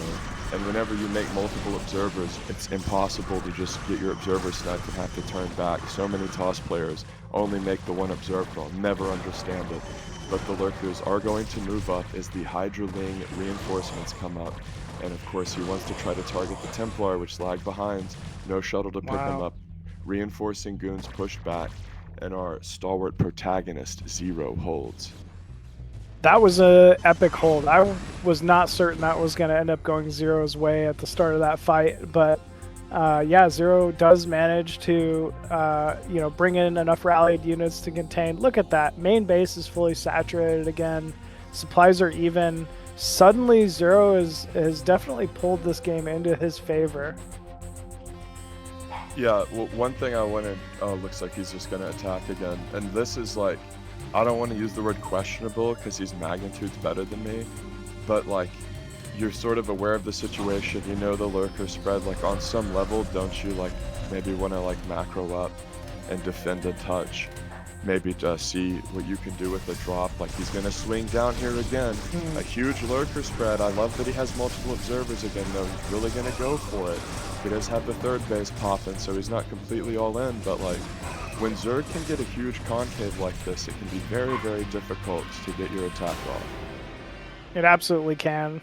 I like that dxtr just kind of poked in, killed 3 lurkers, and backed up. He needs to do more of that. He's got to force Zero to continually move around, wait until he gets to a position where maybe Zero is less defended, and look for opportunities that way, because Zero clearly has the bigger force at the moment.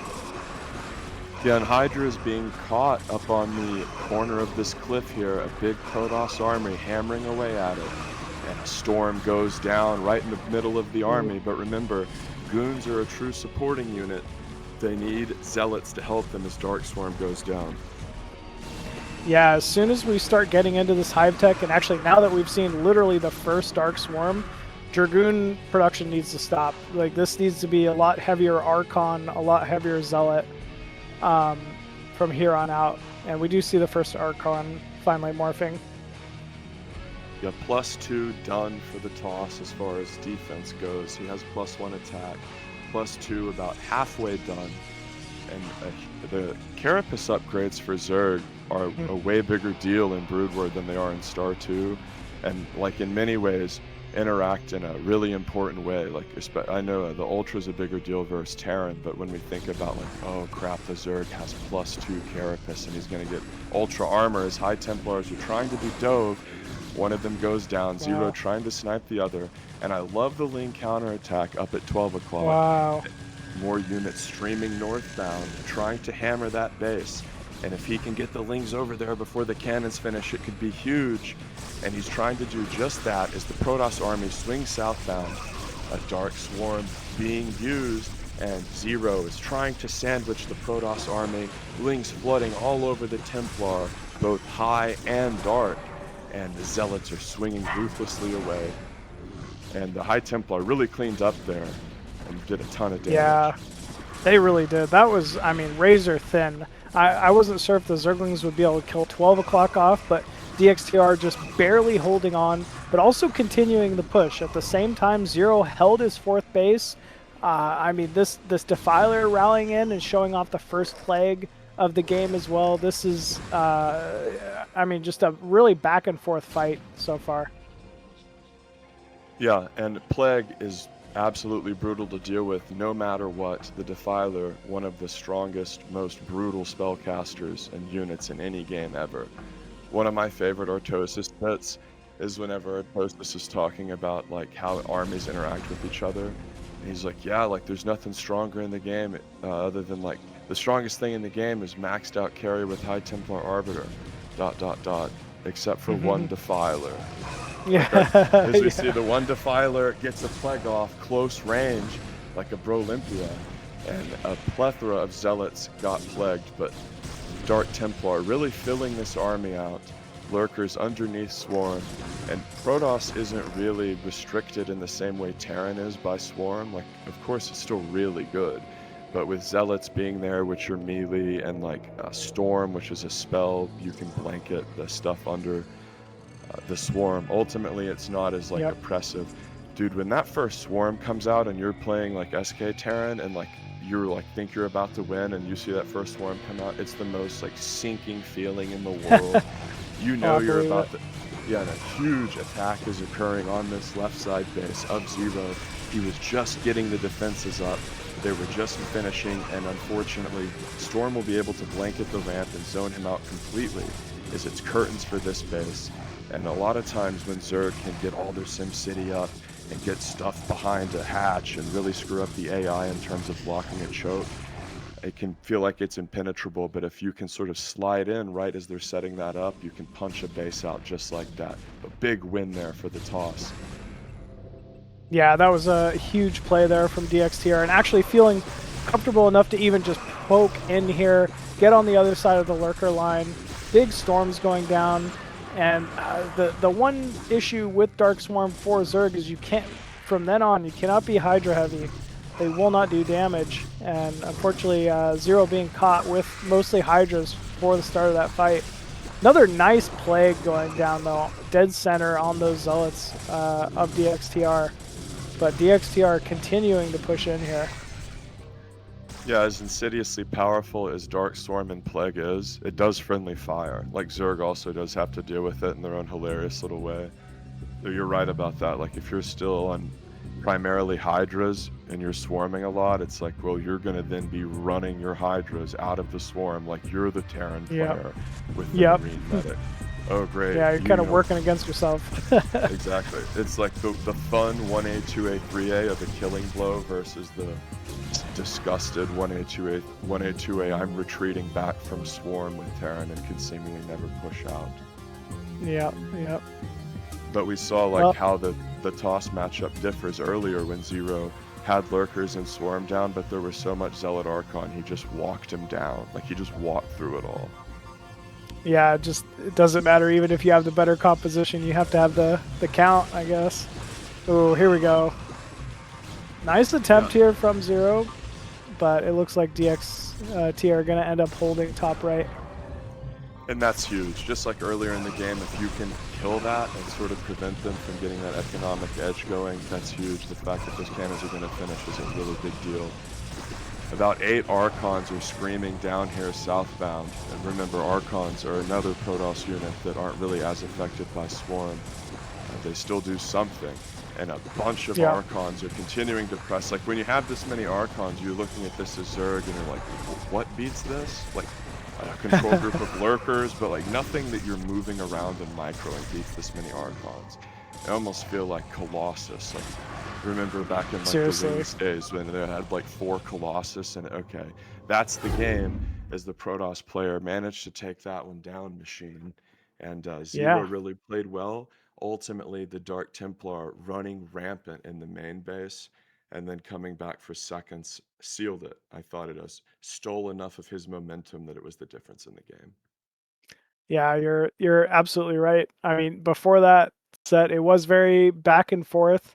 I mean, anytime you get a Dark Templar with that many kills, it's always an uphill battle afterwards, for sure. But you know, Zero made a pretty good attempt, but it's actually going to be dxtr moving on to face off against cRoSs in the next best of 1 series. Should be a banger, not a mirror matchup. All good things, machine. Yeah. You know, Zerg versus Protoss here. I think, you know, we get to see another one in a row. That's going to be nice. cRoSs kind of showcasing pretty strong style the game prior versus Razz. So interested to see, you know, how dxtr might adjust to someone who, you know, plays a little differently. So yeah, it's going to be an exciting one. And I believe it's going to be yourself and XUN commentating the next set. So I guess I'll invite XUN back in here. Sounds good. I'll see you later this evening, Bryce, as we will get the subsequent games together. Just so you guys know, actually on the schedule, I think it's me and Machine and then me and Brolympia. Oh, okay. My bad. Yeah, I had it mixed up. All right. All right, well, you guys do your thing. I'm excited and happy for y'all. All right, sounds good, man. We'll see you in a bit. Easy. By the way, I think his name is it just Dexter? I think it's Dexter. Oh, Despite okay, it it's just being Dexter. yeah, Okay. I think so. I think so. I mean, that's what All I've right, been Dex- calling him out Uh, outside of BSL Dexter as well. sounds better for sure. I'm gonna call him Dexter from now on. Yeah, you're right in the observation about him being similar to Rasowy, though. Like, he's a strong Bulgarian player, but he does tend to be a little bit more on the passive side with how he approaches the game. Yeah, yep, just a little more passive, I'd say, than most folks, which is pretty cool to see. Ended up working out in his favor there on the last set versus Zero. So maybe even though he's Protoss, he can also get the Artosis deal of approval, like the rare, coveted, honorable Protoss badge. yeah, does Artosis have one of those for Protoss? I don't think so. I don't know. If he does, he doesn't give them out. Yeah, he definitely does not, man. That's too funny. Anyways, well, we got DXTR and cRoSs here. Sounds like both players are ready to go, so let's go ahead and jump into this best of one.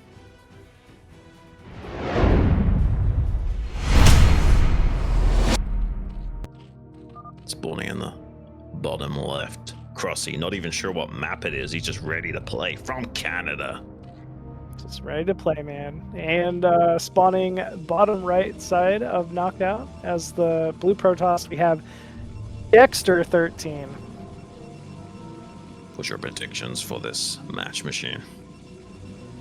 Well, I gotta say, man, being in North America and having the unfortunate situation of having to bump into cRoSs on ladder, I gotta say he's gotta be my favorite in this set here. He's a big problem for most of the foreign scene out there. One of the few folks who I think has even the potential to take sets off of players like Boneth and DeWalt. So absolutely. Yeah, my money's definitely on cRoSs for this set for sure. Yeah, I think I'd have to join you, but anything can happen in the best of one, so let's not count this Bulgarian player out just yet. I have every faith that Dexter will bring the fight to him a little bit and maybe open up some opportunities. But he's not currently scouting in the correct direction, which is a little bit of a shame. It's nice to get that probe in early and annoy the drones. Sure, delay a hatchery or something like that. Dexter tends to favor forge openers. I think that's what we're seeing here. Really strong, like Protoss, very confident in his own play. So I know we're gonna see a longer game here, just based on how DXTR opens in places. I like the placement of the forge. It's always very protected, so I shouldn't expect. We shouldn't expect Hydra to, do much damage here early on. Just based on where we're seeing this forge and the fact that it's a forge opener, I can already say cRoSs is going Spire this game. It's gonna be typical 3-base like Zerg. It's like we're in for a good game for sure. I think so. I mean, close spawns as well. You'd have to think he'd want to abuse that just a little bit. But we'll see. But yeah, you're right about the forge placement. It's like we've copied the pro gamers very quickly, realizing just how important it is to protect that forge and even just let your gateway be somewhat of a sacrificial lamb in some cases, depending on the map and natural opening. Yeah, definitely.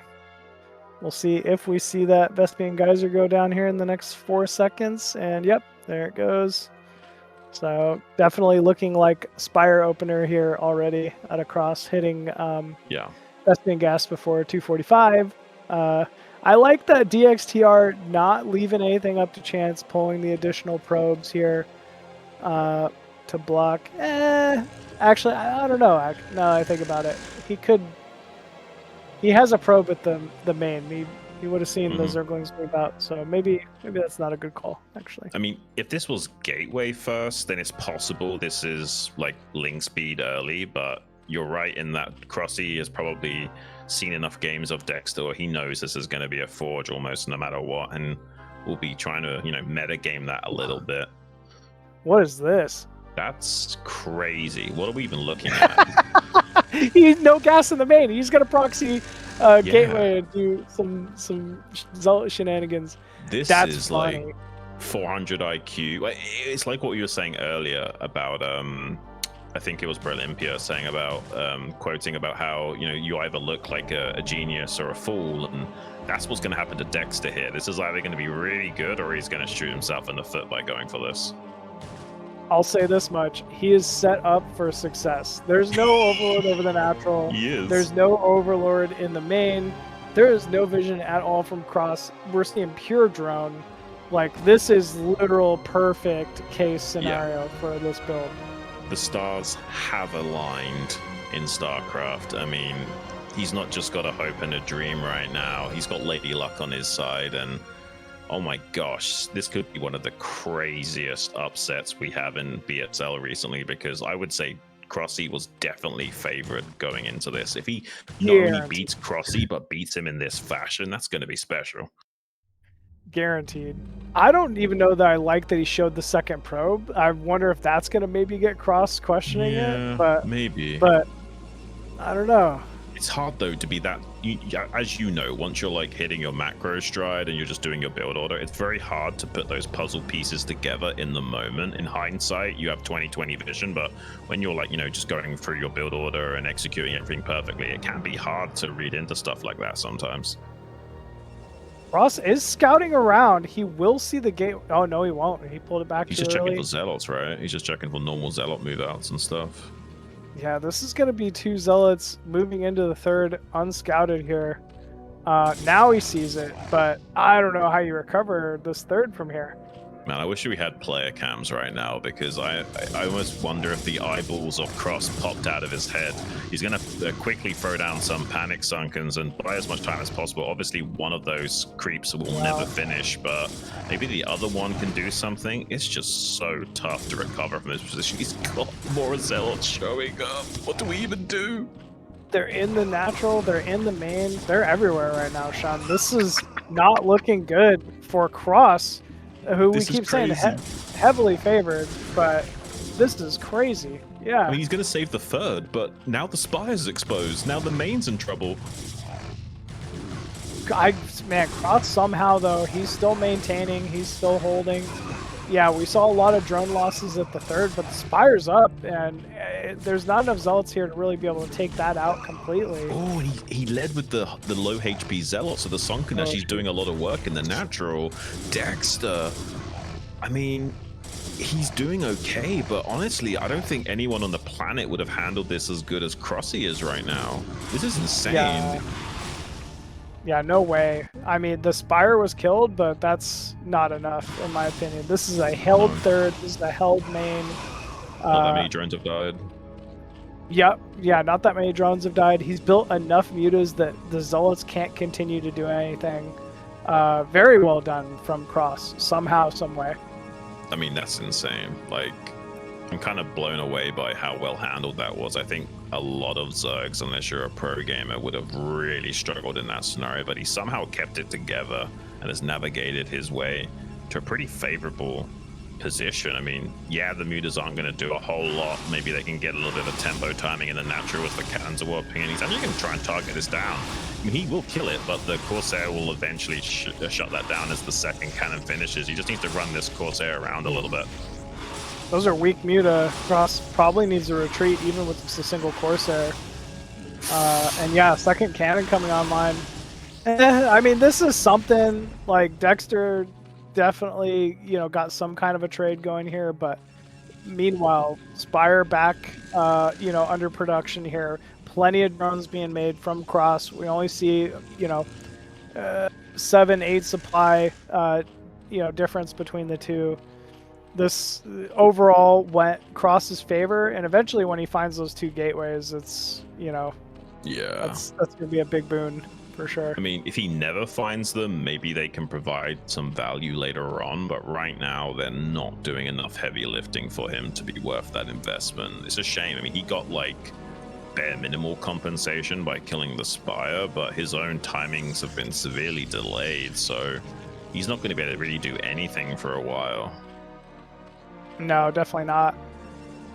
Spire still under production. There is a third gas now for cRoSs, so that's great. Making another. Wow, he's really worried about some kind of I don't know if that's Yeah. concern for Corsair, if that's concern for Zealots. Like if he wants to build Spores or if he wants to build Sunkens there, I'm not I sure. think it's oh, wow. He's really worried about some kind of follow-up timing. I almost feel like the Spores would have been better here, but I can understand why he just wants to make sure nothing can happen. Yeah, you got to respect that. Like he's recovered pretty well. He's okay. Finally scouted those 2 gateways. Like why risk it if you have the extra resources? Put down another Sunken and just live. It's interesting because like a lot of people in StarCraft are of the thought that like if you're ahead, just get more ahead. But there's a lot of times where that can just throw the game. Sometimes it's actually better just to consolidate your position and kind of guarantee a favorable future engagement with your opponent. And he's done that here. And yeah, maybe it's a little bit unnecessary, but I think it's understandable with his lead. Yeah, absolutely understandable. The gateways did get scouted out there from cRoSs. The pylon ends up falling. So yeah, these Zealots should be cleaned up here pretty quickly, and then I'm sure cRoSs will end up taking a 4th base towards the top left side. We're not seeing many Hydra out yet. There is a Hydra den. Maybe there's now a big transition into Hydralisk, but yeah, cRoSs. I was just going to say, I think the thought process here was like, I'm going to make these Sunkens to guarantee defense, which means I'm going to be pretty light on units besides some Lings and eventually a little bit of Mutalisks. I think he's delaying his production to just get a crazy amount of drones, and that way he doesn't have to worry too much about these counterattacks. I mean, the Sim City's pretty good as well, and he's catching all of these Corsairs like this. This is pretty impressive, and like there's like a natural barrier where the lava become eggs, where it's so hard for the Zealots to come into that third. Absolutely, and you know, I was even questioning the Sunken position, but they're hidden well on the other side of those eggs and those hatcheries, so Dexter couldn't even engage them. That was cool, actually. Yeah. I haven't seen that. No, I like that a lot. Yeah, I mean, it's almost like he anticipated, like, oh, my lava's going to be popping out here, so if I build my buildings like this, when he comes in, I just make a round of units, and he's not even getting in here. It was really Zergling heavy too. That's honestly what surprised me most. Is I was expecting a big group of Hydralisks, but he seemed fine to just trade with you know, static defense and Zerglings instead of trying to lose gas on Hydras. So that's kind of cool.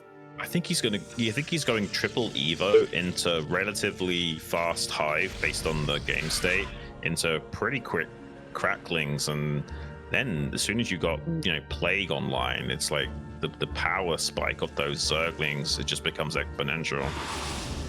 It's the Eon Zerg special, man. I think he does it better than just about anybody else in the foreign scene, man. He's so good at just like, he hits ZVP, he gets the hive, and he's like, I'm just going to make 1 billion upgraded Zerglings and trade them in each and every single way. And he does it so well. I love seeing it. Well, shout out to Eon Zerg because he's come a long way as a gamer. Like, he's just ground out StarCraft for so many years, and once upon a time he was really struggling, even just basic things on like keeping an eye on the mini-map and stopping storm drops. But nowadays he's a pretty strong powerhouse, and through hard work alone. Yeah, really hard worker. You see him streaming like so often too. Yeah, dude, I don't know. I've always loved watching Eon Zerg play, and yeah, he's definitely a big Zerg menace in the scene for sure. Yeah. Meanwhile, we got cRoSs killing a lot of High Templars with Mutalisks, and finally Dexter getting the nerve to step out of his defensive line, trying to take that third base, but cRoSs is already ready to drive a wedge between that natural and third, and maybe even just dive into this natural. There's not much defenses here, but maybe Dexter can punish this. No obs. It's only 1 cannon and no obs. Somehow cRoSs knew. That's I never would have made that call ever. That's crazy. How would you even make that decision in that moment? Like, because if he has an observer there, he just crushes you.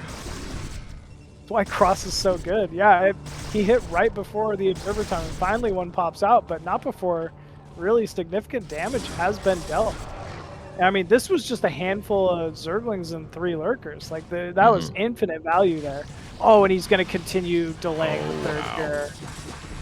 I mean, this is pretty high level play, to say the least. This is really impressive, and even though he might not actually kill this Nexus, he's forcing like slightly awkward trades, he's teching into Hive while this is all going on. The only thing going for Dexter is that cRoSs hasn't been able to establish a 4th base yet, but I don't know, maybe he can still make this work with 3. This 3rd base is pretty late for Dexter, but there is an opportunity for Dexter to come back in this game just because of how late the 4th is for cRoSs. Definitely. I mean, you called it out. That is the only thing not going great for cRoSs here. I mean, we're at the 14-minute mark. A 4th base needs to get started here. You know, he's got good unit production, supplies great, but he if this doesn't work, he doesn't really have a fallback plan. So yeah, I mean, he is gobbling up these Protoss forces. I mean, he probably has like rightfully determined that he's trading so well. The tech pattern of the Protoss is so wonky, and there's not that many gateways online that it's a real struggle for Dexter to field a large enough infantry to challenge this. And looks like he is going to get a tactical snipe on that 3rd base belatedly, and it's actually even better that this happened because all the probes are dead in the water.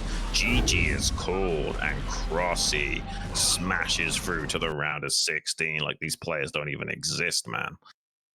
yeah, very well done. Gotta say, you know, Dexter put up a good fight. Like, you know, he was in the running for getting that 3rd base up, but cRoSs's just gonna do cRoSsy things, man. He is such a strong player, you know, in the scene at the moment. He's been playing super well. Yeah, no surprise that he ends up making it out of this group here. So very well done from cRoSs. Yeah. Back to him, man. Like, he's one of the most feared Zergs in the foreigner scene. There's not that many, like maybe like Zeke and a couple of other guys, right? Like, there's not that many really top level foreigner Zergs, but he's one of them. Absolutely. Yeah, you can't name too many other Zergs in the foreign scene that are quite on that level. I'd say it's literally like Eon Zerg, Zeke, you know, actually Conan's very good too. He's improved a lot. Put them on the same level there. But man, what a nice play there, calling you know, the obs timing and being able to do all that damage to the Zealot Dragoon, the natural. Like, it was such a good read from him. And proves why he deserves to be right where he's at in this tournament. Yeah, I think Striker as well is pretty up there. He's pretty good as a Zerg player, but it's crazy. StarCraft, it's like you can all be at roughly the same MMR, but still the canyons of difference in understanding and execution can still be so vast. And you see that at every echelon of play, even the highest level at ASL. It's just wild, the infinite complexity and depth that is Broodwar, where even though you're on a roughly even footing with your opponent on paper, it actually isn't the case at all. Yeah, definitely not.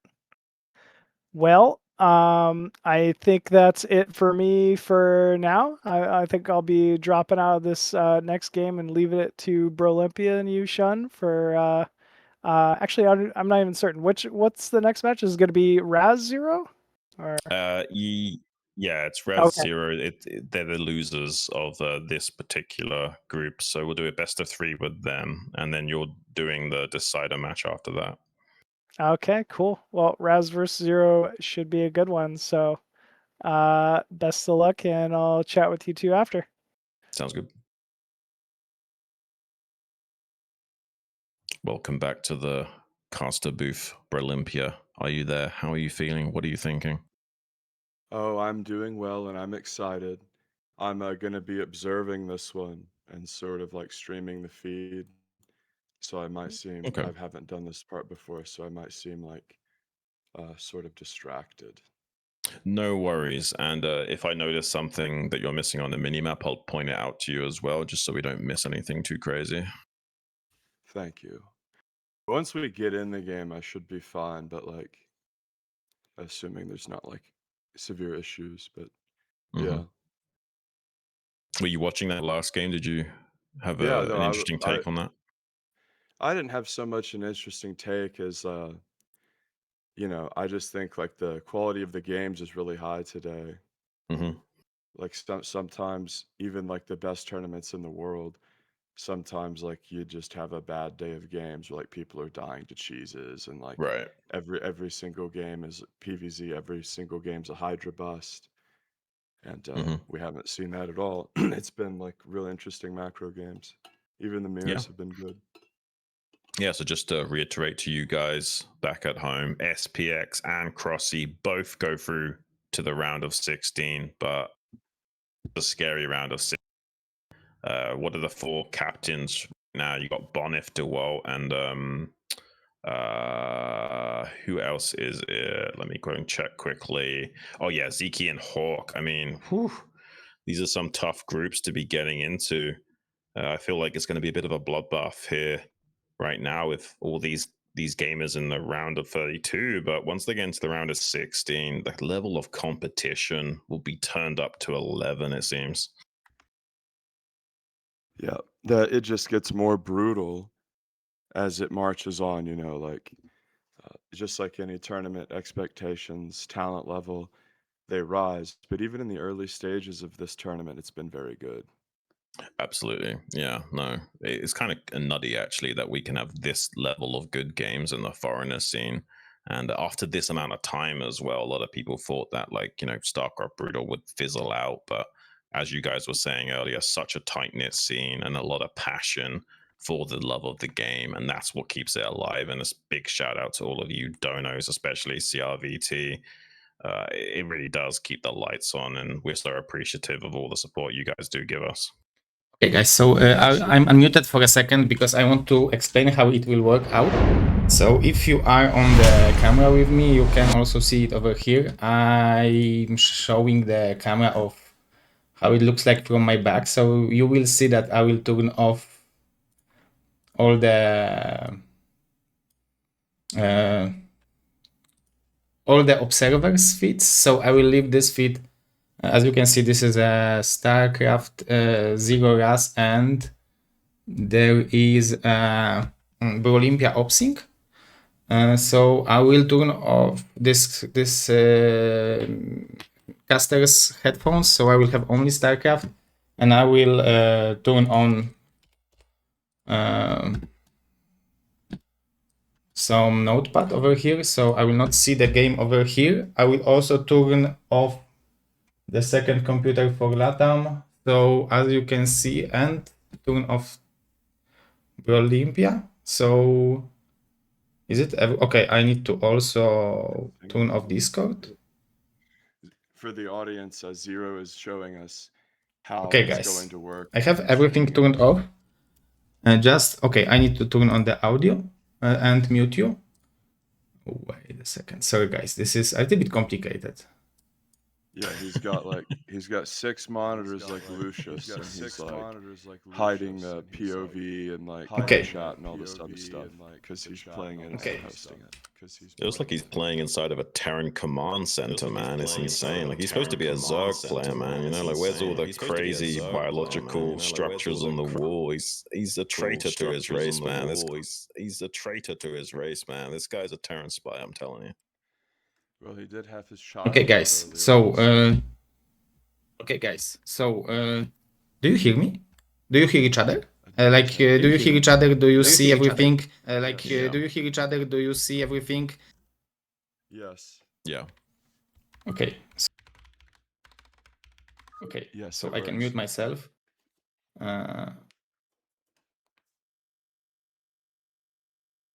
It's so funny. I will mute myself also in the Discord. So good luck, guys.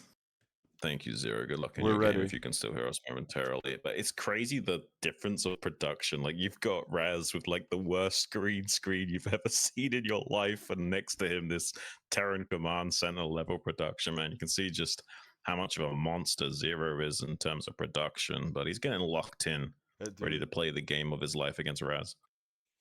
Dude, like, it is it's like really, really hard to do what he's doing. And also like, it's like he's doing all this stuff, doing it well, seamlessly, and it's like, okay, are you ready to play the hardest game in the world, the best and hardest game ever made? It's like, man, you know, like I was focused and sort of stressing about production, you know what I'm saying? Like, oh yeah, Yeah, you're yeah, doing for great sure. on that production. Defend the 2-gate now. Good luck. Yeah, and you got to do all that while there's like hundreds By the of way, people Mr. watching Brolympia, potentially as well. Yeah. Mr. I think he's Brolympia, got could the- you turn on the StarCraft from the audio from StarCraft? Yeah, hold on. It's Control M. Control M for music. Okay, I got it blasting. We don't hear it. I just turned it on. Okay, so I'm muting myself here. I'm turning off everything, and good luck, guys. Good luck.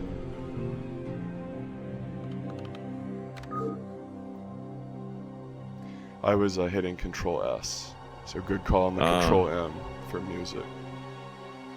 Yeah.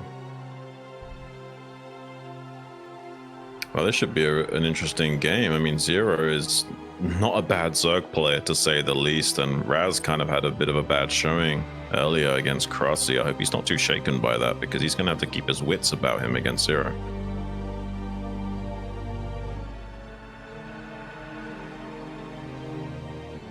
Hearing nothing. I'm assuming he means that in a good way? Yeah, I think he just wants to confirm that he's not stream cheating, because he's such an honorable guy. He's going to do everything in his power to make sure nothing goes wrong. Zero says, wait, 1 sec audio check, which is smart. Yeah, he's going above and beyond to show his honorability, you know. Like Dan Artosis. He's not, you know, dying with macro Terran. Like, that's not the level of honor he's exhibiting, but like, it is literally the highest form. I mean, like, I can't even imagine doing production and then like, no, I'm gonna hide all the screens. No, I'm gonna play macro Zerg. Like, I'm over here like, I try not to screw the observing up, for God's sake. Yeah, okay, both players ready.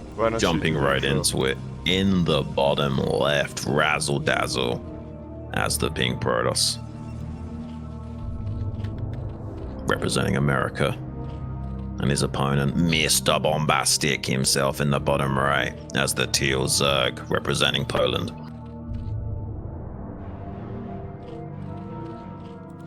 So what do you expect to see in this matchup? Well, I mean, Zero loves to be a bit aggressive with Hydras pretty much every game. So it's either going to be like a fake Hydra bust or a committed Hydra bust, one of those two. We'll have to see what he elects to do so here today. He's definitely capable of both, so that'll keep Razz in a bit of a guessing game, needing to scout perfectly. Yeah, and for those unaware, the 3-hatch Hydra bust is pretty much one of the most powerful and standard regular cheeses that we see in this matchup. The highest win rate for Zerg. Yeah, and like, it's not easy. Nothing in this game is like truly easy, except playing Protoss. No, I'm just kidding. And he just slipped that shade in. Yeah, no, it's this is so it really is the true skill game, because toss is legitimately very difficult. But anyway, the point is Hydra Bust is really powerful and it's really strong, and you see it at all levels. Even in ASL, it's regularly used. And Zerg will get 3 hatches and then they'll do this, and it's really sort of playing to this idea that if you're toss, you have to open up with Corsair to scout and respect the muta, and that delays how quick you can get High Templar. So you're really sort of like taking advantage of that element of the matchup. Kind of, yeah, but I mean, originally the Corsair style was like, you know, Bisu developing a way of punishing players like Savior, who were getting away with being a bit greedy and going spireless and just getting straight into lurker tech and kind of staying immobile as well. So it kind of also enables you to be hyper aggressive. As Storm's blanket down, and I love that he brought his Saras to sort of like forward off overlords. I love it when like the Saras aren't idle during these big pushes. Yeah. And Zero is being pressured horrendously here, and he's at threat of being pushed over and dying. Oh yeah, no, he's in trouble. Like, once the Protoss is in your face like this, and they've got this many Dragoons as well, it's almost impossible to stop unless you've got a massive flank. And he has got a little bit to flank with.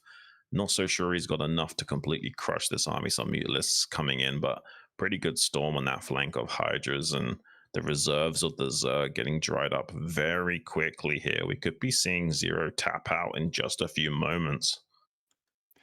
Yeah, and whenever the mutas fly in first in a desperate last-ditch effort, you know things are bad, and Zero does GG there. So a valiant effort. Yeah, it's a shame you guys didn't get to see game number 1 because he played amazing there. But Razz fighting back strong, finds that equalizer, and hopefully you can hear us both normally now, and your mental health will be thanking us as well. Yeah, there was like echo for a bit, but I fixed it sort of. No, it was because I was freaking when I was exporting this OBS feed, one of the mic setting on my OBS was still open. And like it was double recording the sound. But then like I thought that I was hearing 2 of him as well. So then like I was trying to mute the desktop audio and not lose the game sound. Like I've never produced a game like this before, so it was a bit difficult. And I was trying not to screw up the observing and make it lag even more. Yeah, we saw the Yeah, game and we commentated. they had visual no matter what. Even with the echoing, they could just like turn us down or mute us temporarily. And he managed to get me not echoing pretty quickly, but I'm not sure if he's fixed himself yet.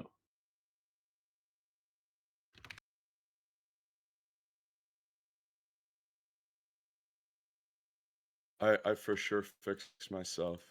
Holy shit, we're already surging into the next game.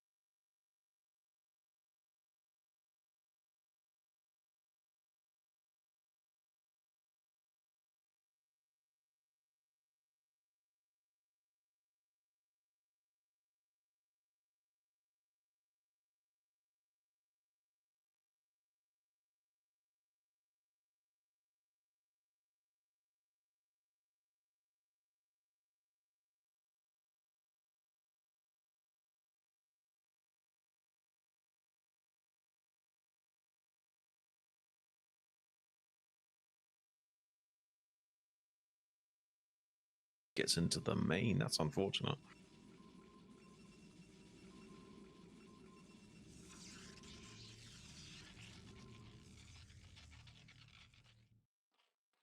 Yeah, so he sees the lair. Now he knows there's no Hydra Bust potential, and that's a big deal. Like, being able to min-max as Protoss against Zerg is necessary. Like, you can still fend for yourself in the mid-game without it, but knowing for sure what the Zerg is doing allows you to kind of metagame a bit and actually get a bit of an edge against the Zerg going into the mid-game.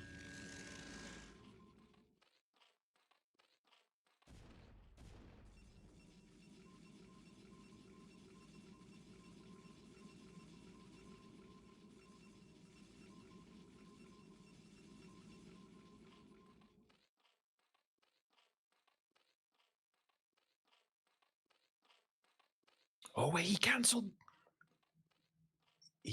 the lair, right? He cancelled the lair.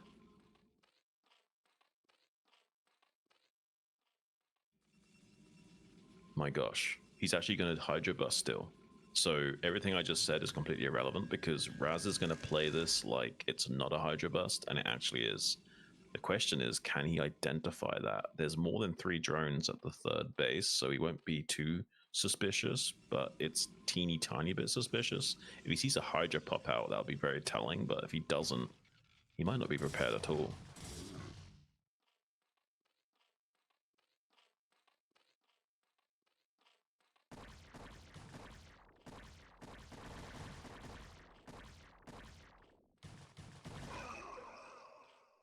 Yeah, and I mean, the Zealot does confirm the Hydras, but he needs to like throw down cannons now because it won't be long until speed kicks in and he's going to be hammering on the door a little bit. But that also means Zero could transition and just do like a somewhat traditional lairless style, get a lot of hatcheries and macro going. Depends.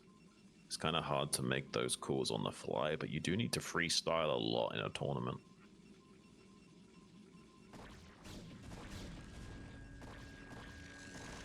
Well, got the 2nd and 3rd cannon warping in here, and they're pressed right up against that wall. So it both protects the forge, but makes you susceptible to being dove upon by the Zerg. But killing 2 Hydras, more or less for free right off the bat, really takes the wind out of Zero's sails. And now he's got the confirmation scout as well to know this is a more macro-centric play. So we won't see any additional cannons from him, and Zero will have to transition, and he's actually stuck right now because of the cRoSs. He actually killed an Overlord at a very annoying time for the Zerg. Like, he can't macro or really do anything for a while.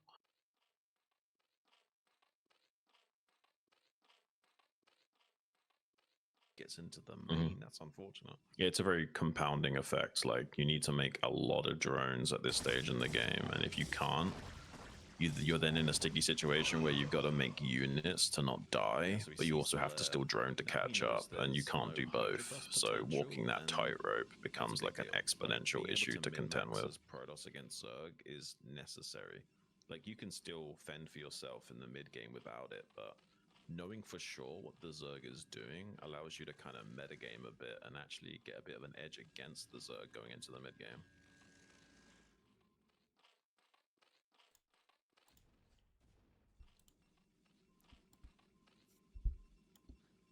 Okay, so the reason that there were sound issues in game 1 is like he basically had like his Discord on and it was double projecting.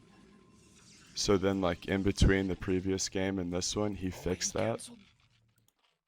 And then like I had it in the way that it was fixed, but then like I had to go back to the way that it was originally set up after he fixed his setting. My gosh. And it should be completely good now. So everything I just said is completely irrelevant because okay, well, it's good to be good. Like it's not a Hydra Bust, and it actually is. The question is, yeah, we're going to see those problems start to slowly compound here for Zero. There's definitely a way you can navigate out of this, but we're going to see a very quick shuttle from Razz. He likes to do this. He likes to be a little bit sneaky. Seems to be more and more popular in the meta right now to get a shuttle early on against Zerg and try and run it down. And there is a patrolling Zergling at 9 o'clock that actually just barely sees the shuttle. I wonder if Zero's paying attention. He does look, he does notice. Yeah, we'll see if he can muster a defense.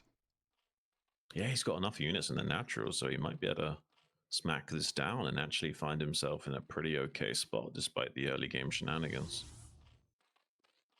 He'll drop a DT.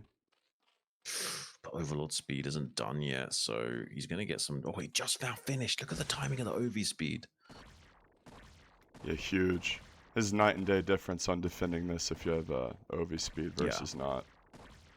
If it was like 15 seconds later, he would have lost some drones. They had to stop mining.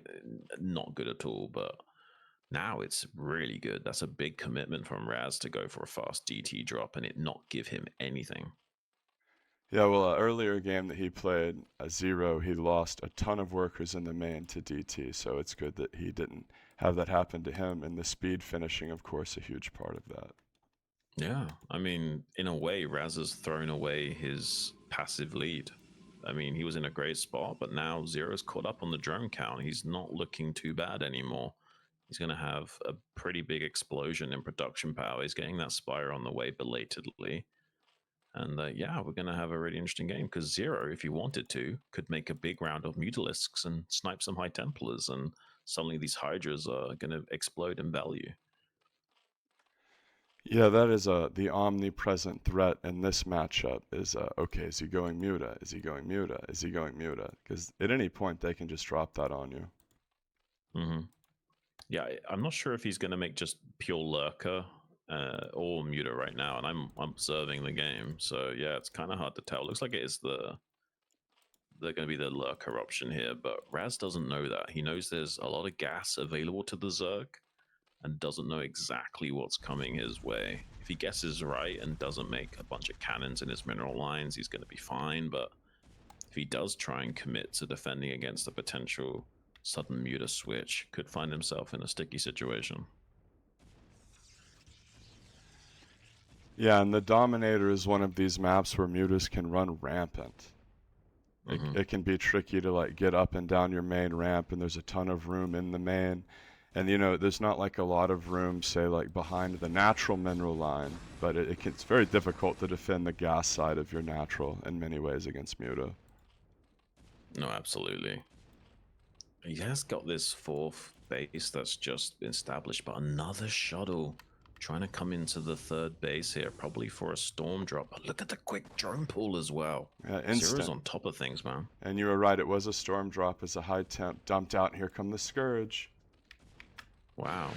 I mean, They Zero's hammer looking it. good, but Razz is going to be running it down on that fourth base. I think that's a dead fourth, so still some things for Zero to have to figure out, because he kind of needs this fourth base, and Yeah, we'll see if he when can you muster take it. that again, it means it's going to be finishing up at around about 14 minutes, and that's pretty slow.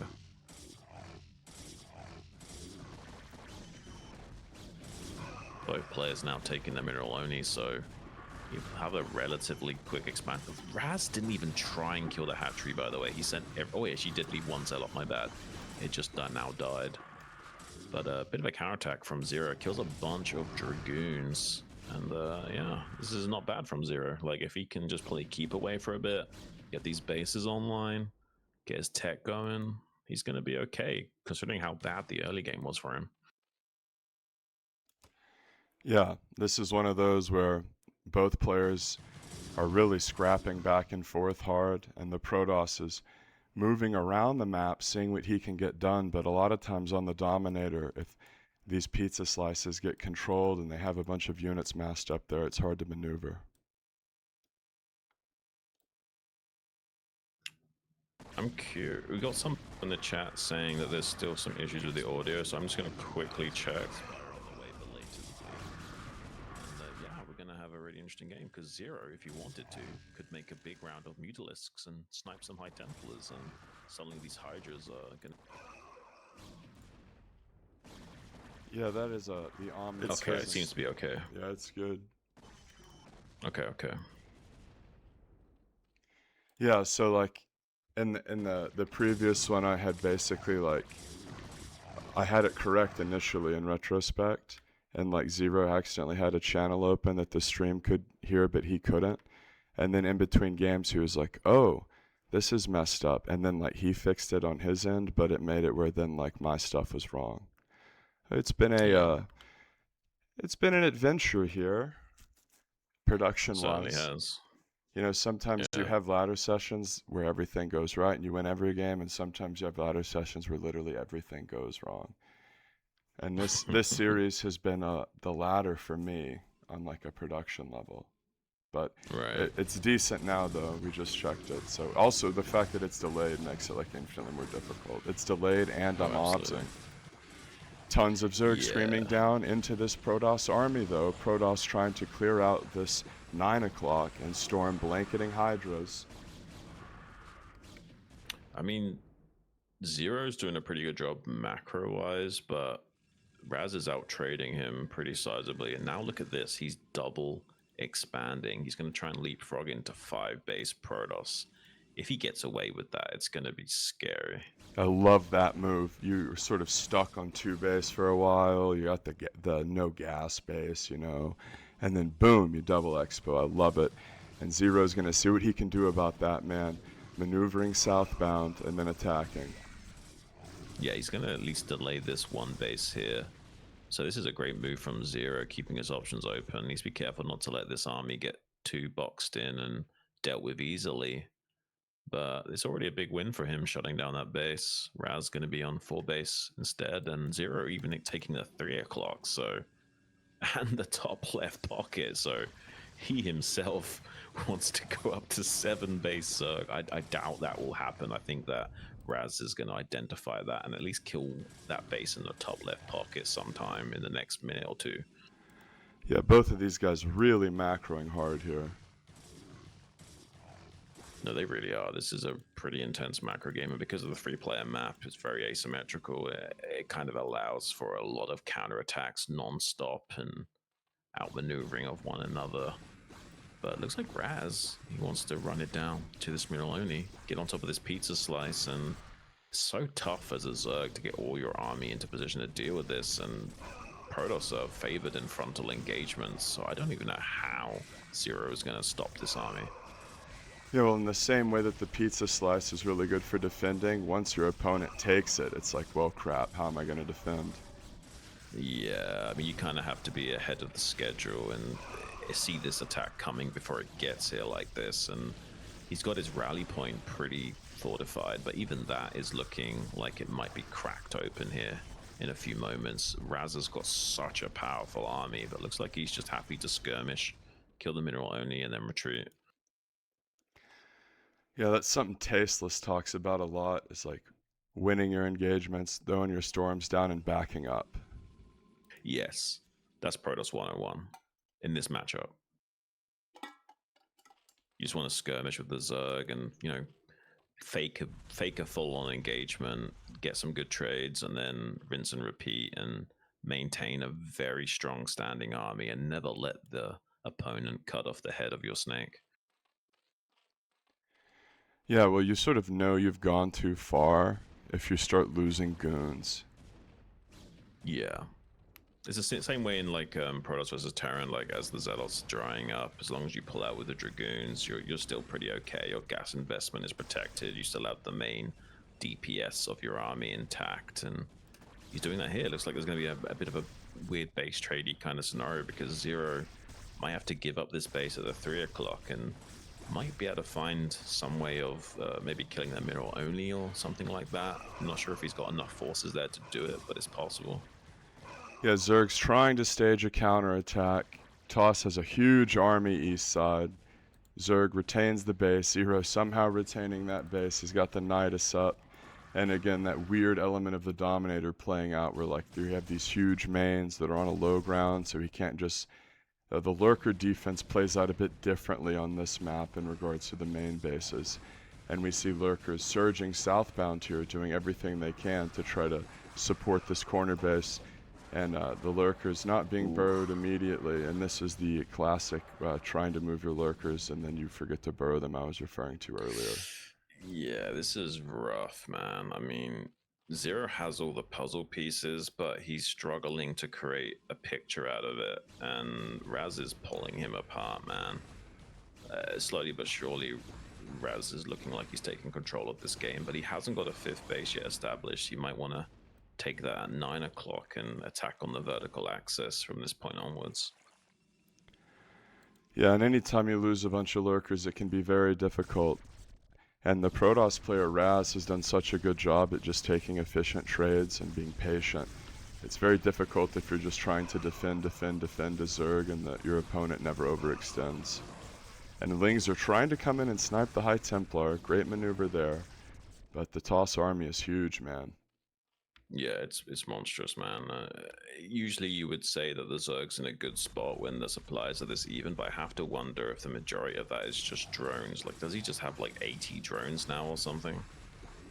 He has a ton of drones. And like the thing about Broodwar with no multiple building select is when your economy is really going, it can almost feel like you can't have like enough hatches in terms of like you can build 5 of them and still not spend your money how you really want to. Right. Minerals especially. It does. Yeah, no, it does look like this is going to have to be a counter-attacking game for Zero, but Razz already has an auxiliary force here covering the 9 o'clock to expand there. That's definitely the correct location for him to expand to, because he can now start to use that as an outpost to launch additional assaults onto the mineral only that's gone up for Zero, as well as this base in the top left pocket, and Zero hasn't even mined from that yet, so he's got all the drones, but not very well saturated. Yeah, and again, this sort of eastern 3 o'clock base is going to be aggressed upon. And we do have a Nidus Canal here, and Hydra screaming southbound to try to flank. But Toss has a big army with lots of zealots here. Yeah, this is not looking ideal for Zero. He needs to like get into Plague or something right now. I don't think he can just maintain this game state.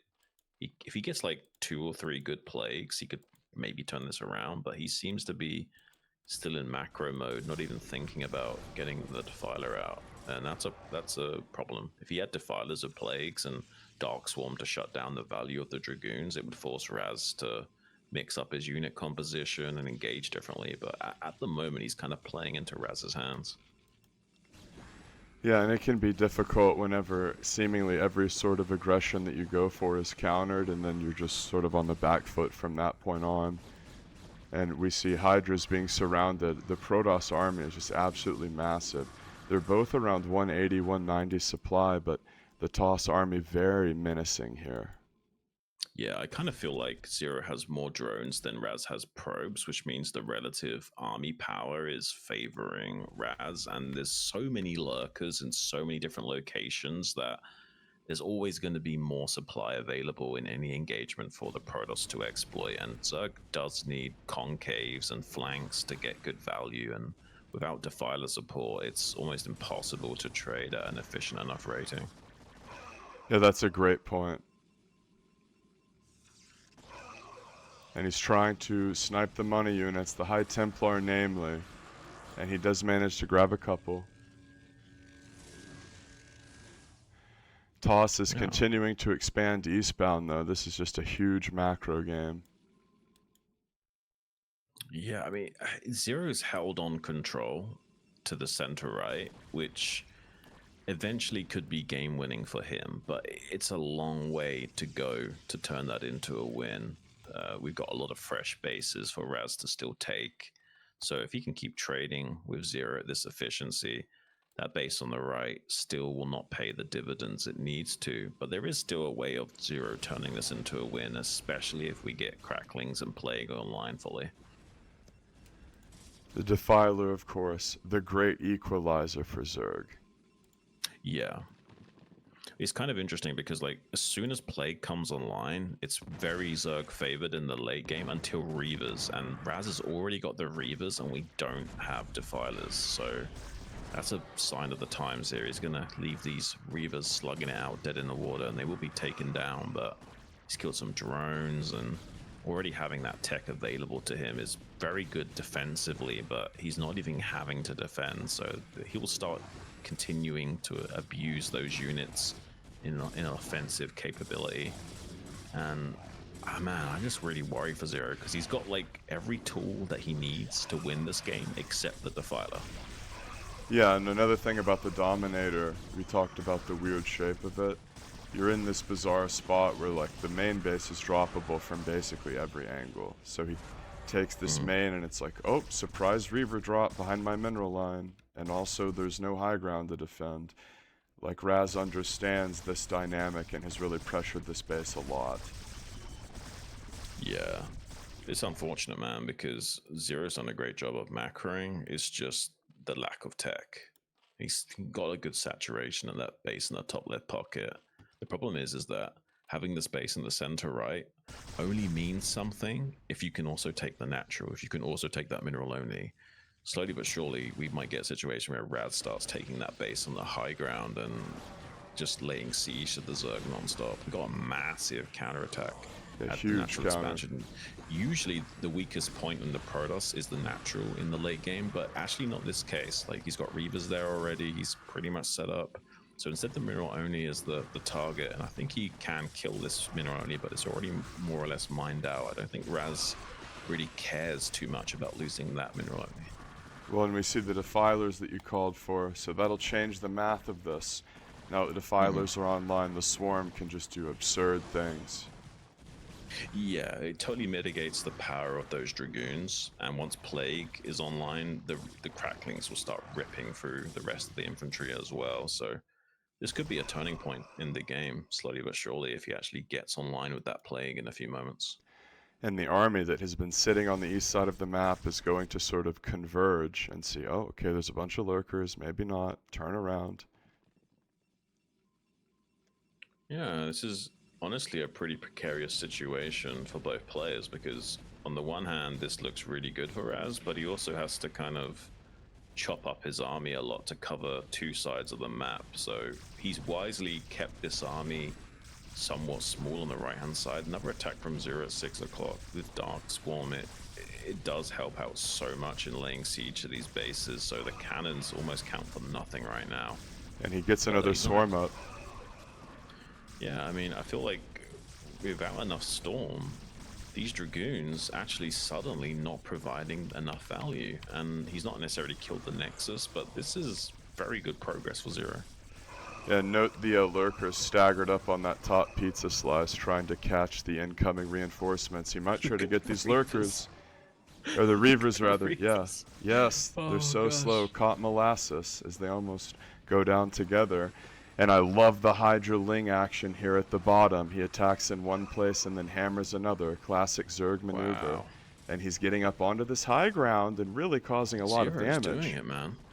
This is crazy. Like, this is such a back and forth game. Like, it's so hard to actually cast it because of how just crazy the action has been. Like, it looked like Razz had Zero's number, but that was more Zero's fault for not, you know, getting the tech online that he needed. But now he's playing like he should be. He's even being tactical, putting some egg blocks on the ramp and really slowing down Razz's growth. He's now maxed out versus Razz's 144 supply. Razz has got a massive bank, but if Zero starts playing whack-a-mole with these bases like this, Razz is going to have a real tough time finding value in his trades like he was earlier.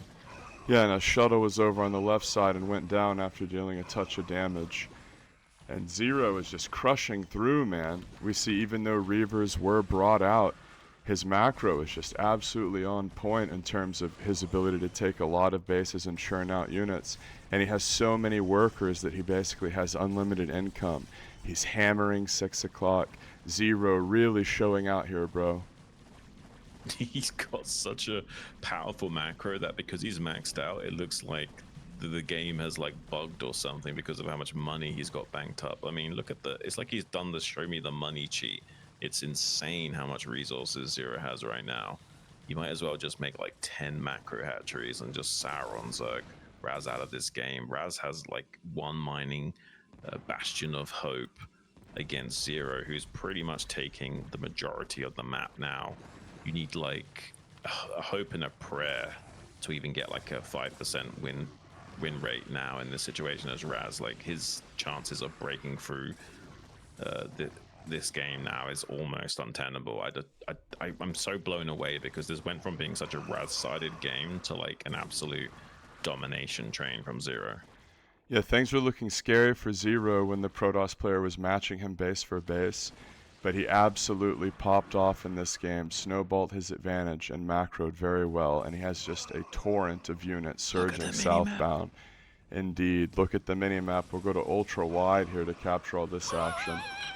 Storm This is being pure used. Zerg, man. How many high temps would you need to hold this? Like, you need 50 high Templars to hold this onslaught, bro. No amount of Storm is going to be able to hold this. Zero closing in from literally every angle. What a Gosu. Yeah, this is seriously sick. I mean, Razz might trade okay here, but it doesn't matter. There's such a big bang for Zero that as long as he just keeps streaming units across the map, eventually Razz will have to tap out. This has been the most adventurous series ever in both the production kind of being schizophrenic, but also this action. Even a Reaver drop at the 3 o'clock is just non-stop pandemonium here in the BSL Season 21. Yeah, after trying to juggle the observing, the delay, and the audio issues, I feel like I've been the one freaking playing these long macro games, bro. Yeah, it's definitely taxed us all, and the time has really run its course as well. We're actually a bit behind schedule. I've stayed up a lot later than I thought I would have to. I think we're well over 5 hours now, which is insane. Yeah, it's been a great long day of macro games. Yeah, kind of insane, man, but I don't feel like there's much of a chance at Razz winning now, unless he's got like Boxer-esque micro and can somehow get every tiny drop of juice out the orange and Zero makes some big blunders. There is a chance that Zero makes some miscalculations, but those are some monstrous plagues. I mean, that army is so much easier to gobble up now. Yeah, and whenever you're running low on resources, getting just everything plagued is even worse than it normally is, because every unit has to account for more. Yeah, and the Hydras usually would be pretty mediocre at this stage in the game, but because of the plagues, because of how little infantry available to Razz, they'll still find something, and some 2 storms make short work of them, but I think he's not got any storm left, so this follow-up round of units might be that final nail in the coffin to make Razz start to think about typing those 2 well-known letters, but he's going to hang in there as a tournament. His lifeline is on the line, but I think he's about to type it. I don't think he can do anything now. Yeah, GG, man. Well played by Zero. Yeah, Zero really turns it on, playing very well, finding the tech issues too, and advancing. Whew, what a journey, man. Like, not just for Zero, but the production along the way, man. Oh, man. Our apologies again for you guys in the chat. Is everything working? Yeah, everything was working. Yeah. We got everything fixed up. So should I stop streaming and now we go to your feed, or what's the play? Unfortunately, I lost. That means that I will play against Kameerg. You won, you mean? You won. Oh, no, you mean you're in the loser bracket? Yeah, I won. Yeah. Okay. So I'm sorry. What was the play then? Then we are casting the Right, but it's off of your feed, my match right? versus HBO. Excuse me, not versus Kameerg. Like, I can stop streaming, right? We're going to your feed again? Yeah, you're casting with machine, yeah. No, you can ops my ZVZ versus HBO. Oh, okay. Okay. Cool. And I need to go because it's like 1 a.m. already. It's been a long time. All right. Sounds good, Sean. You Well, did- thanks for hanging did in great, there with bro. us, man. Sorry, guys, Yeah, for the games. No, dude, you're good. You're good. That was the series of the night so far. I gotta say, you too. That was pretty epic. So cool Pretty to see. insane. But anyways, folks, want to give a big shout out to Sean, dude. Thank you for hanging out with us as always and commentating some great StarCraft, man. Appreciate you coming out here, dude. Oh, thank you, Machine. It's always a pleasure to cast with you, and also to Brolympia. It's been nice to have you, and yeah, maybe I'll catch you again in a future cast. Yeah, it'd be cool. Sounds good, buddy. You have a good night, everyone. Yeah, you too. Thank you, Mr. Sean. Good job. Yeah, good job on your win, Zero. Thank God you made Defilers. Alrighty. Well, Brolympia, that was quite the set you got to commentate there. That was I think set of the night, obviously. Like, you know, game length aside, it was very, very close between Zero and Razz, and yeah, ended up being quite an epic best of three. So that was really cool to witness. Machine, you know how whenever a foreigner pro gamer goes to Korea for the first time, Mm-hmm. and like Sure. the first 2 weeks he's playing, it's like hell on earth. I've never had this experience before. Like the ladder is nothing like what I've faced. This is just a completely different animal, and it's like, wow. Yep. That was me doing production. That best of 3. First game, the server goes down. And by the way, the fact that there's a delay makes everything infinitely harder, right? So I can't just like, oh, check it. Like there's a delay. And then the second game, he accidentally has his Discord open. So then like I'm messing with it and I get it to like mute the echo. And then between games 2 and 3, he like turns his Discord off. And so then I have to fix my stuff back, which I didn't know until halfway through. So I feel like I've been through the ringer, and I played the 3 long macro games right now, Bryce. I need you to carry me home, buddy. Okay, I got you, man. No, welcome to my world, Mr. I can't even imagine. I can't even imagine. And you're over here like with plague and lurkers, and I'm just like trying not to screw the observing up, bro. I need a cigarette, man. Yeah. Man, That's oh how man. it goes, man.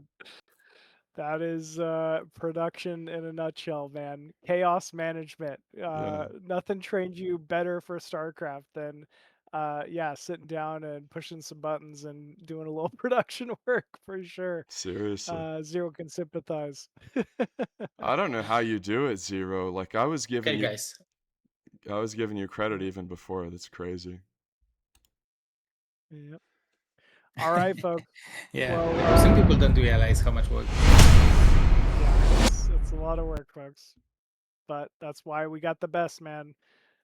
Next set here going to end up being Zero, obviously, who ended up moving on past Razz there, facing off against HBO. Already shown some pretty strong ZVZ here to kind of kick off today. So, yeah, this should be an exciting one.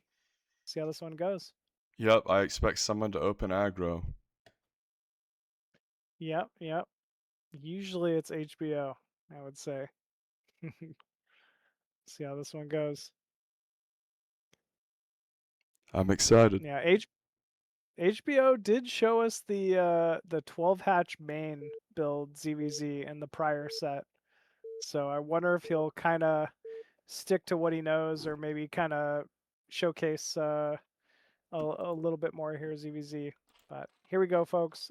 Spawning at the top right side as the blue Zerg, we have good old HBO. And spawning top left, everybody's favorite Polish Zerg here. It is Mr. Zero donning the white Zerg. And so we'll see how the brave protagonist, Zero, can manage to play this game. I can't even imagine the stress levels. It's got to be tough, like, given everything else that's going on, given organizing the event, right? Like, there's so much, I'm sure, in the back of Zero's head that's not just playing the best ZVZ of his life here right now. So we'll take that into account. But given what HBO has shown us in the prior set with KameZerg, that was a close set, close game. You know, we know HBO definitely has some ZVZ chops here. I'm kind of interested to see how he's going to go here, and we're already seeing an Overlord out of HBO. I would say at the highest level of ZVZs, you see 9-pool lair more often than not. I would say more than almost any other build. So seeing this Overlord from both players so far, it's either going to end up being the 12-pool expansion style, or maybe like a 9 gas. But actually, count everything I said out. It's gonna be a hatch first out of 0 here, and I mean, this is such a big advantage to 0 so far. Explain for the non-Zerg users like how the early game build orders play out, please. For sure. Good call. There's like basically a little bit of a rock, paper, scissors that goes on between the 3 most popular ZVZ builds. You got your 9 pool gas, you got your 12 pool expansion, and you have 12 hatchery. Now, 9 pool counters 12 hatch, 12 pool counters 9 pool. Yeah, and then 12 hatch counters 12 pool. So unfortunately, here for HBO, he's losing that 3-way coin flip, that rock paper scissors, versus Zero's opener. Now, at least fortunately, HBO gets the first Overlord Scout, so he knows exactly what he's up against. There are certain things you can do to mitigate the advantages. Like, for instance, if HBO makes a drone or 2 right here, it will help. It will not make up for the difference. You're gonna need to outcontrol your opponent somehow with like a Zergling engagement. You're gonna need to make up for the difference in other ways. So I don't want to paint the wrong picture here. 0 is ahead, and 0 is This is ridiculous.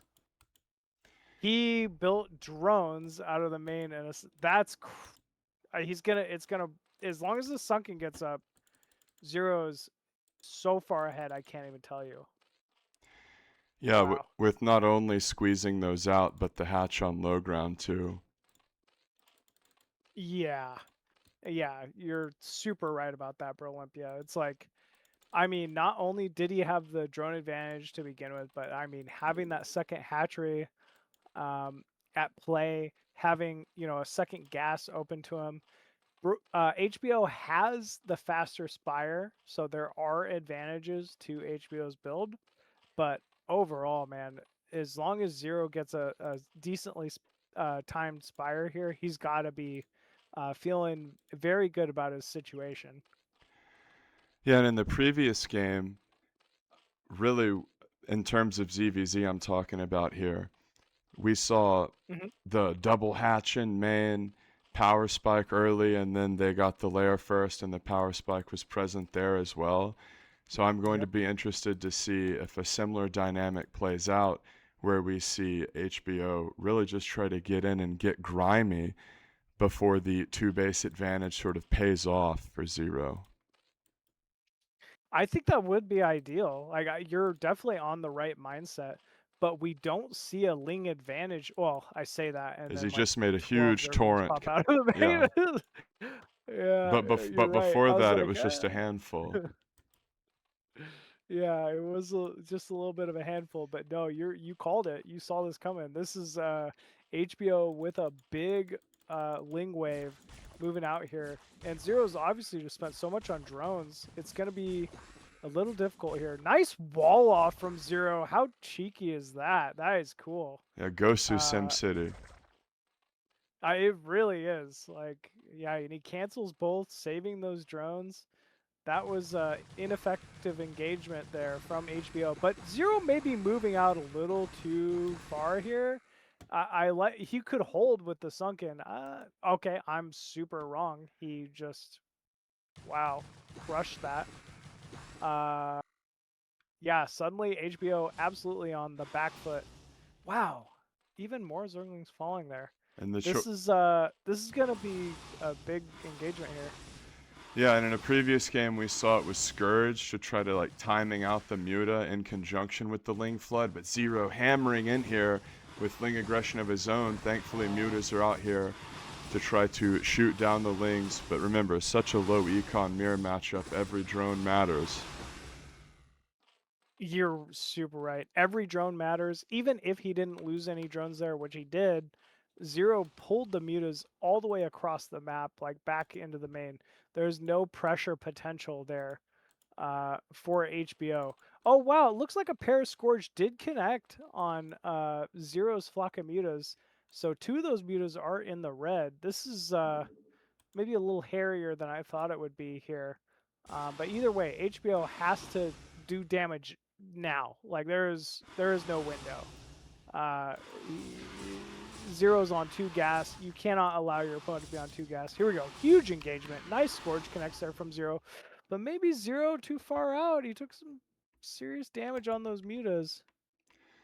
Yeah, and to your point, he can afford to be the patient one. He doesn't want to be out flying around going nuts. The guy with 2 gas production, he can afford to just chill and take like this sort of scaling advantage as Scourge come in here and boom, both of the Scourge connect. Wow. Yeah, another big engagement there. Every time you make that trade, you know, it's 25 minerals, 75 gas for 100. I mean, it's so big in this matchup. You know, not to mention Zero has more gas to play with, you know, already. So things are really looking good here for Zero. It's kind of on HBO to make something happen. Yeah, the timer is ticking here for the blue Zerg. The Spore Crawler, by the way, worth its weight in gold in these style engagements. The Scourge fly in, and Zero controlling pretty damn well. And remember, him with the macro advantage, and as well as the muta advantage. Yep, really just extending that too, not being too greedy and adding, you know, additional drones at the moment. You know, it's a very easy way to lose his EVZs just by over making drones. So I like that he recognizes, hey, I've got a second gas up. I don't, you know, I've got a spore even at my natural. That's my advantage. I don't need to do any more for now. Meanwhile, HBO is just clearly on the back foot, finally taking his own natural expansion, but with only 4 mutas to play with, he's really just doesn't have many options at this point. Yeah, you talked about over-making drones. Over-making drones accounts for over 3,000 of my losses in StarCraft. That's like the main way that I lose. And you're a macro Zerg too, so I'm sure you have a lot of games where you're like, oops, I made a wave of drones and he moved out randomly. Oh well, play the majority again. of them for sure. Well, dude, that's how you know that you're trying to play the game the right way as Scourge Connect there. Like, if you lose a game, as we see a Ling at 12 o'clock is going to scout this action, if what you were saying to yourself when you lose a game is, oh, my Ling ban all-in failed and he had more workers than me, then, like, you are not playing correctly, you know? Right. Like, if you lose and you're like, oh, he scouted my proxy and it was all downhill from there, and that's, like, what your sentence is, every loss, scouted my proxy, scouted my hidden, then you're not playing correctly. Like, you should be saying, oops, made an extra wave of drones, as we see a spore colony will try to be made, but really on the back foot is HBO, the blue Zerg. This is a guy who just can't get anything going at the moment. Zero, more Scourge, more Muta. He's had 2 bases longer. Ling counterattack, though, is going to be dialed up here. This is one way you can come back in ZVZ. And, uh-oh, no sunk in the main. And I was the gonna say mutas will Zero's return. not paying attention. This could be big, but it looks like he will be able to handle this with this flock of muta. Shoot. Well, and one of your big comeback win conditions is to kill the Spire or to wipe a drone line. Definitely. I mean, always looking to kill a Spire. It's a fairly weak structure too. And Zerglings do so much damage. It's usually, if you can get a little time alone with a Spire, you can tear it down pretty quickly. Yeah, we spoke. Another Zergling win by. Yeah, he really wants it. He understands that's his main win condition. We talked about the sort of like vexed, hopeless feeling of seeing like 2 vessels stroll up to your third and you know you're about to get irradiated and you can't stop it. Same feeling in ZVZ when speedlings scream in and you don't have defense and they're killing your Spire and you're just seeing it die and you're like, oh my god, nothing's close enough to defend. You just have to watch it die. Great micro from Zero to try to run away as a couple Scourge connect, but wow, he maintains nearly his entire full control group. And that is, of course, the crux of the issue here in ZVZ is muta retention. Yeah, that was huge. Great control out of zero, even picking off an overlord as well and forcing a supply block on HBO. Zero was forced to move all drones out of his main for the most part. So saturation maybe isn't as clean as it could be, but either way, he's got a very large lead at the moment. Okay, Zero getting right on top of HBO's mutas here. Nice drone pick off to start things off. Scourge coming in to tank for the Spore, but actually Zero gonna choose to evade that and go straight into the main. There is no Spore in the main, and oh man, this should be big damage here for Zero. Yeah, one muta infinitely flying around as GG is called, and Zero is playing so well, man. He is cooking. Yeah, man. I mean, he's really carrying that momentum, right? I don't know.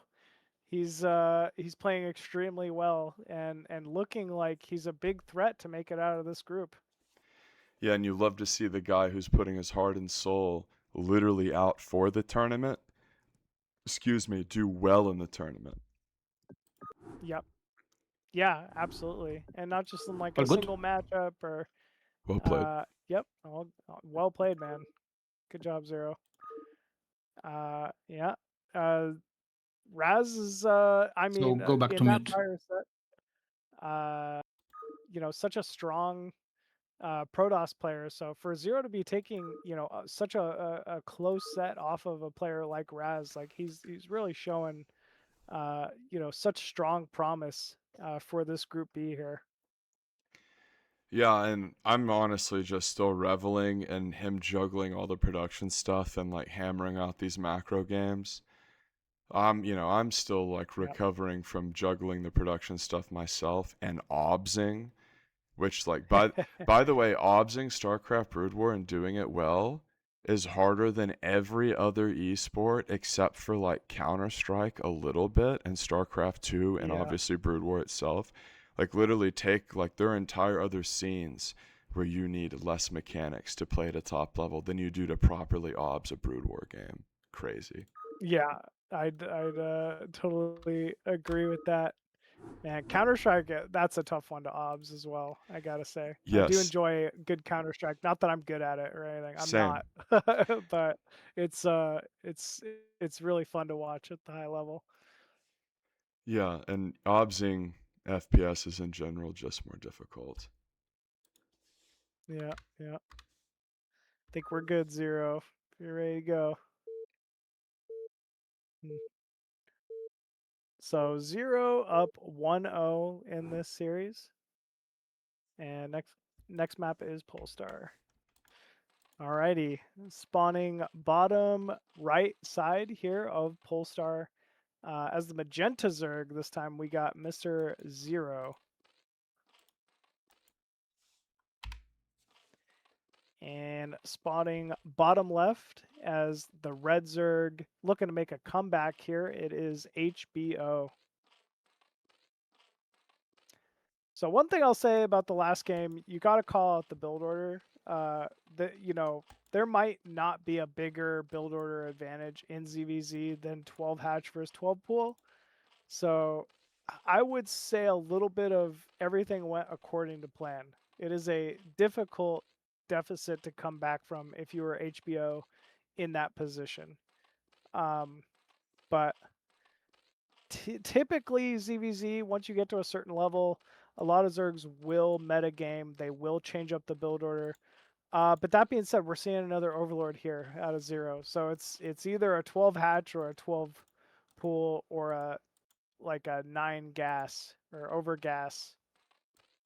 So we'll have to wait and see what that is. If it was 12 hatch two games in a row, that would be a ridiculous call. I don't know how you do that, actually. Meanwhile, HBO also with an Overlord first. Okay, it is going to be 12 pool out of Zero here. HBO going with the 12 hatch? How funny. How the tables have turned here. Yeah, I know obviously everyone here is a Broodwar guy first. Growing up on StarCraft 2 Wings of Liberty, though, I love the slower ramp up of that as opposed to like the Legacy of the Void million worker start where you basically both are always going Yep. to expand. Because back in Wings of Liberty, it allowed for more of a dynamic early game. I remember in ZVT, it was CC first, racks expand, and 2 racks versus like your rare speedling expand and then hatch first, and of course like 3 hatch before pool. Then they buffed the Reaper so hard where it was nothing but Reaper, right? Well, in ZVZ, there was a similar dynamic machine. And, you know, the players that I think of whenever I think of like the ZVZ early game is like you, Vibe, and Idra, and sort of like how you guys perceived and thought about each other in a tournament setting, and which build order that you guys would use against each other. And it was the same sort of thing that you're describing, where like you got the macro build, the hatch first, and then like the safe build and the more aggro option. And you're really sort of showing what you think about your opponent in this regard. It's not like a coin flip. It's more of, it's almost like poker. Like you don't have the information. There is fog of war, and you're saying, okay, I think you're this style player, and I'll react accordingly. Very, very true. I remember old 14 gas, 14 pool in StarCraft 2 was the go-to, like, let's call it middle ground aggro build. It wasn't really all in. You could transition out of it. But if your opponent was just being too greedy and going just straight hatch first and didn't prepare properly, it was, yeah, it could be a big issue for them, for sure. I remember when Idra came back from Korea. Long story short, we trained together for the first time in the EG house, and I think I beat him 2 games in a row with 14-14 Ling Bane timing, and he just hadn't really dealt with it much, and he was really frustrated by it. It was funny. Love that. Here we go. HBO coming in here with quite a few Lings, despite the yeah, the Sunken going down. It's not gonna matter, man. HBO is all over this, it looks like. The Sunken gets busted, and that's brutal to deal with for Zero. And that's one of those timings where they hit right before the Sunk, and the mirror matchup, they just snowball so fast on you. If it doesn't take them having but a couple extra units for things to just be torn asunder, because they're really squishy and they attack really fast. And wow, just like that, more Lings rally across the map, and Zero's in a terrible spot. Yeah, this is not a good spot to be in. Like I said, probably the most, the worst build order disadvantage you could be at in this matchup. So, Hatchery goes down at the natural. Now Zero has not only a Spire on the way, or HBO has not only a Spire on the way, but more Lings. And yeah, Zero's forced to tap out there. So, very well done from HBO. And just like that, the set's tied up here between these two. Yeah, it was sort of both sides of the coin. You were describing how the build orders interacted with each other earlier, and we saw the roles sort of flip-flopped in that regard. Yeah, absolutely. I mean, given what we've seen in the first 2 games of these series, if we don't see a 9 pool this game, it would be so thrown off. I couldn't even tell you. Like, both players have shown their cards. Both victories were off of like 12 hatch. You need to play the counter. At least that's where my brain goes. But you need to. You can macro out of a 9 pool, even versus 12 pool, but you gotta maybe show a threat that your opponent's not expecting or not willing to partake in, I guess. I hope we see double hatch first. We will. It's a sicko. We definitely will, Brolympia. We definitely will. It's gonna be like 2-3 hatch before pool ZVZ games. Like, yeah. The game of chicken of just playing greedy. And see, we lost a lot of that in Star 2, like with the expansions, and in terms of like, well, like, you know, these guys aren't just like randomly picking builds, mind you. A lot of it has to do with how they perceive each other, right? So whenever they're picking a build, it's not just like what the other person has shown, but what they think about the other guy. And man, in Star 2, when it became like, okay, the first 4 minutes is going to be the Reaper shooting the Zerglings, it's like, crap, we lost a lot in that regard. Yeah, it definitely changed. Also had to do with when they basically stopped randomizing spawn locations and it's just 2-player maps, you could never get an early, like, you used to be able to get really early overlords in your opponent's base. Not saying it's balanced or anything, but man, then you would just have the greed off between 2 different Zergs at the same time. It was kind of cool to see sometimes. Absolutely. But, Well, yeah, yeah, you can do the intros and we can talk a bit more about that. sounds good. Spawning top right side here, as I'll call it light blue. We got Zero. And spawning bottom left side of Roaring Current as a little bit of a darker blue, we have HBO. These freaking guys and they're double blue, man. Yeah, yeah, just to make it more difficult, man. I don't know. Double blue ZVZ, which for an observer is like doing a jigsaw puzzle, white kittens in the snow. I know, right? Yeah, dude, you're super right. It's like doing a puzzle where everything's black or something like that. And you're just like, oh, okay. Like, which overlord is that on the mini map? Yeah, Like, Bryce is like, I don't know who's I've got an end piece and it's a Zergling. I'm like, I've got another end yeah. piece. Yeah, an end piece. Oh man, Yeah. you've definitely made some puzzles before.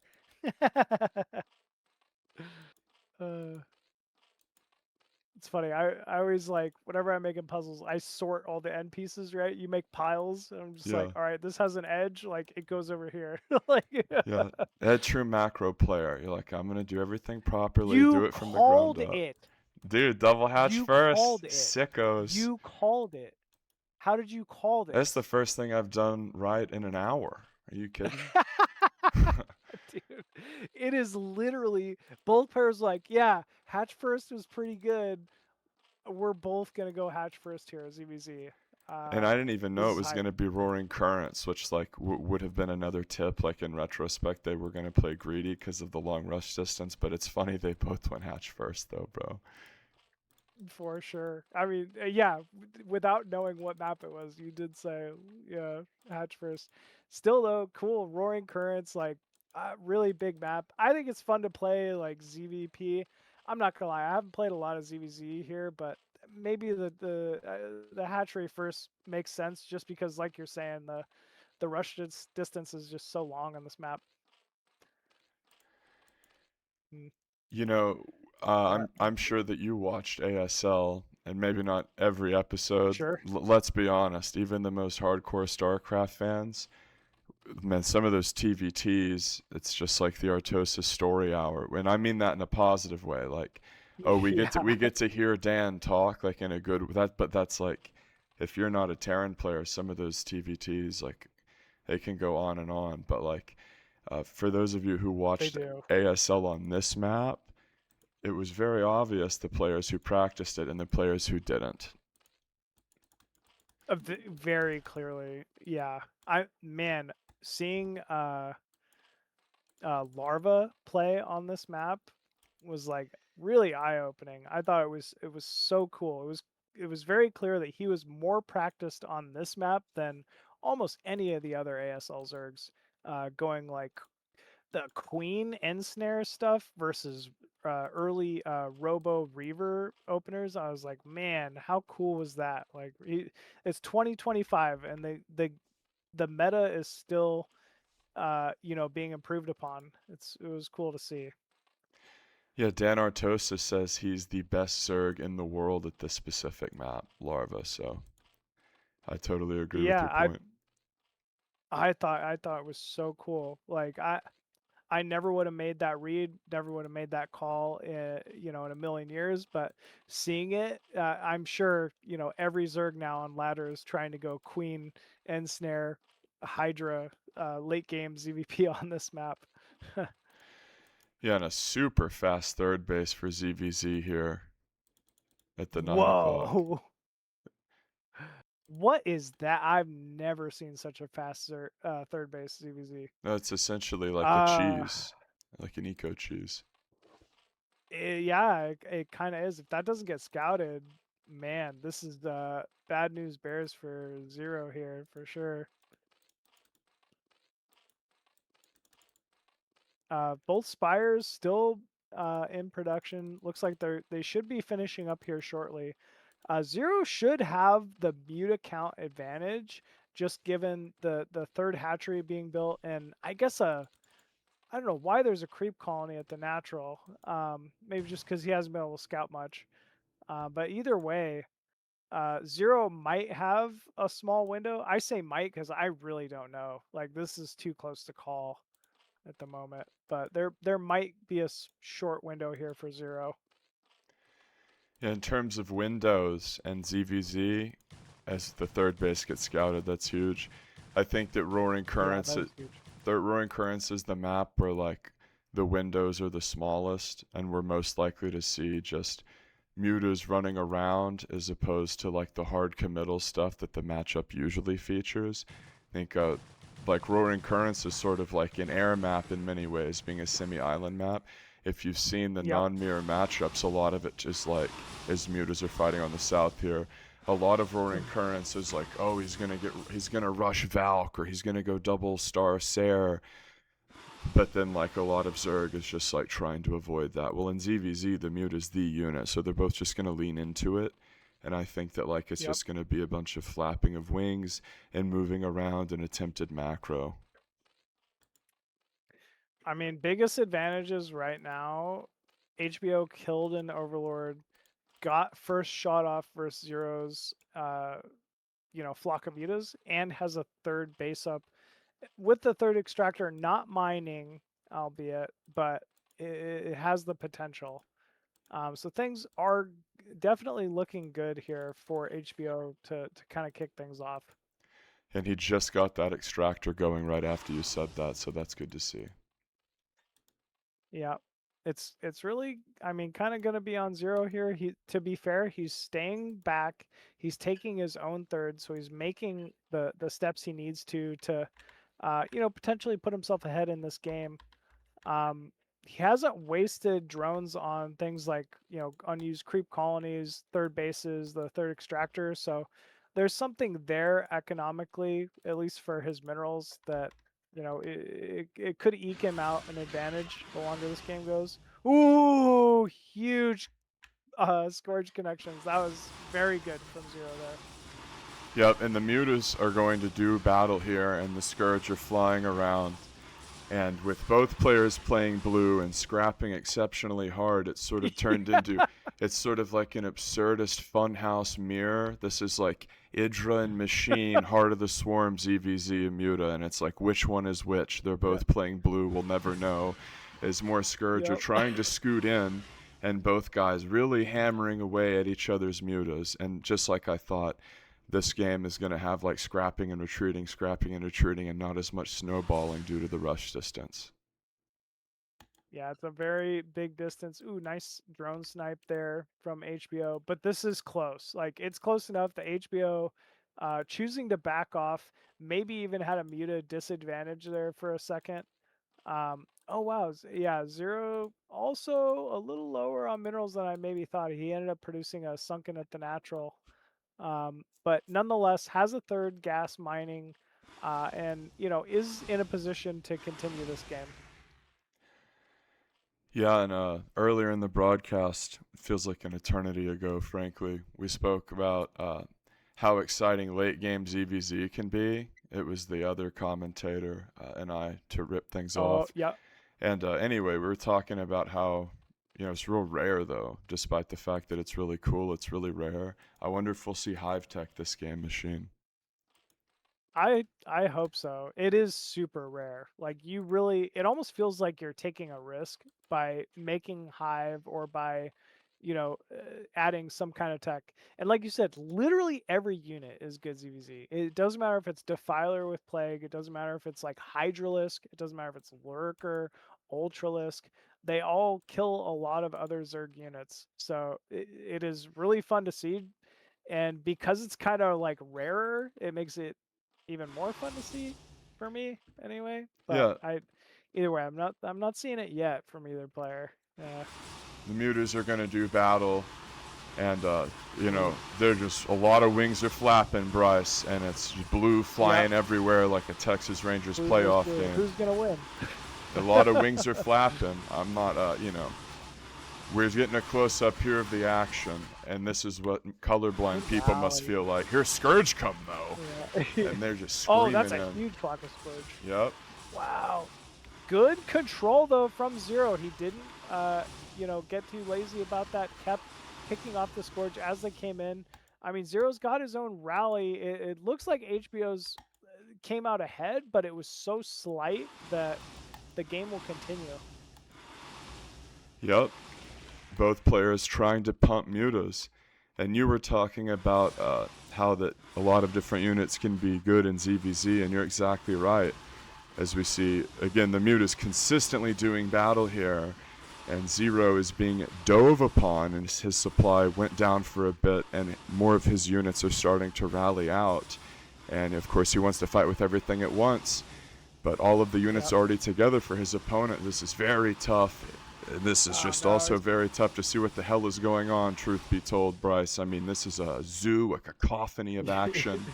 And they both picked blue. There's a lot going on. Yeah, they both picked blue. It looks like Zero just barely coming out behind. Yeah, losing these drones is going to be the linchpin here.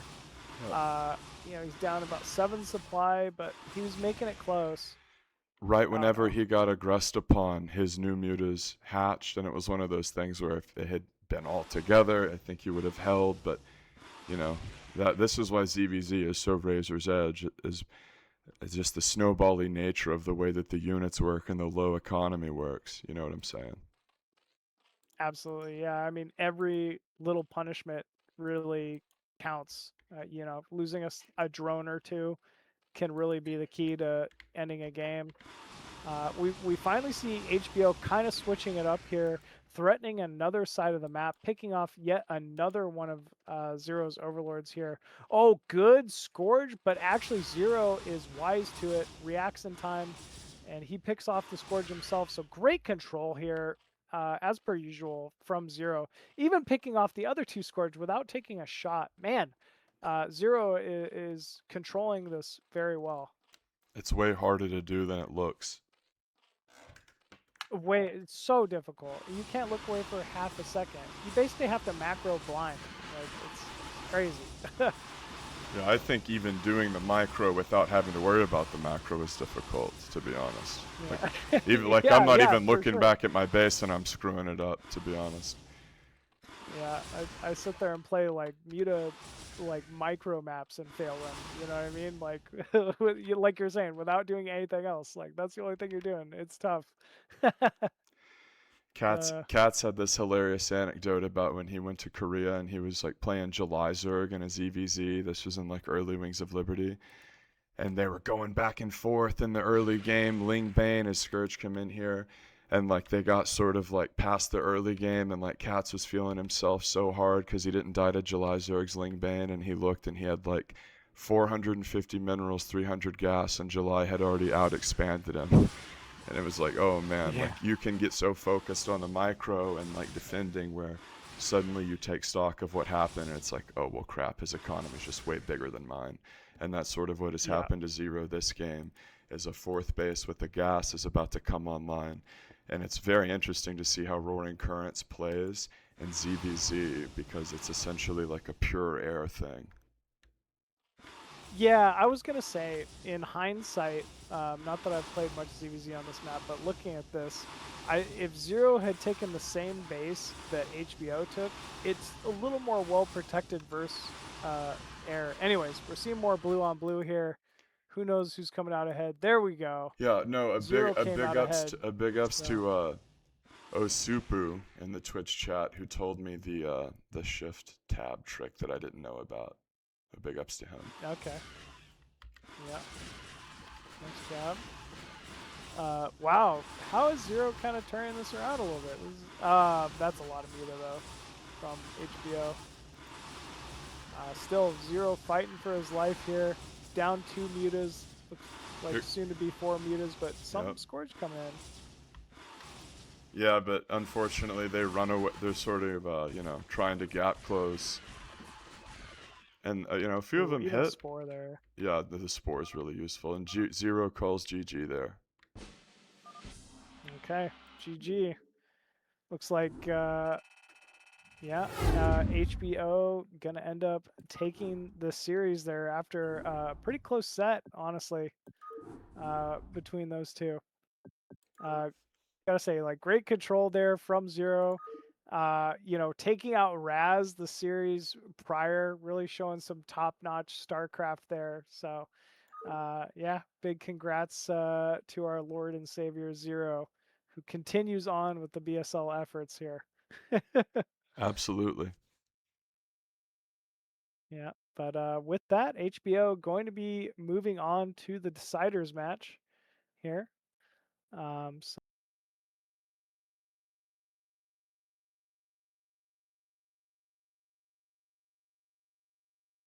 if I do say so. So yeah, definitely showing himself. You know, from the start, I kind of thought there was a chance KameZerg, you know, might have like knocked him out, but he just kind of continued from there. Didn't really let that mess him up. So it was nice to see.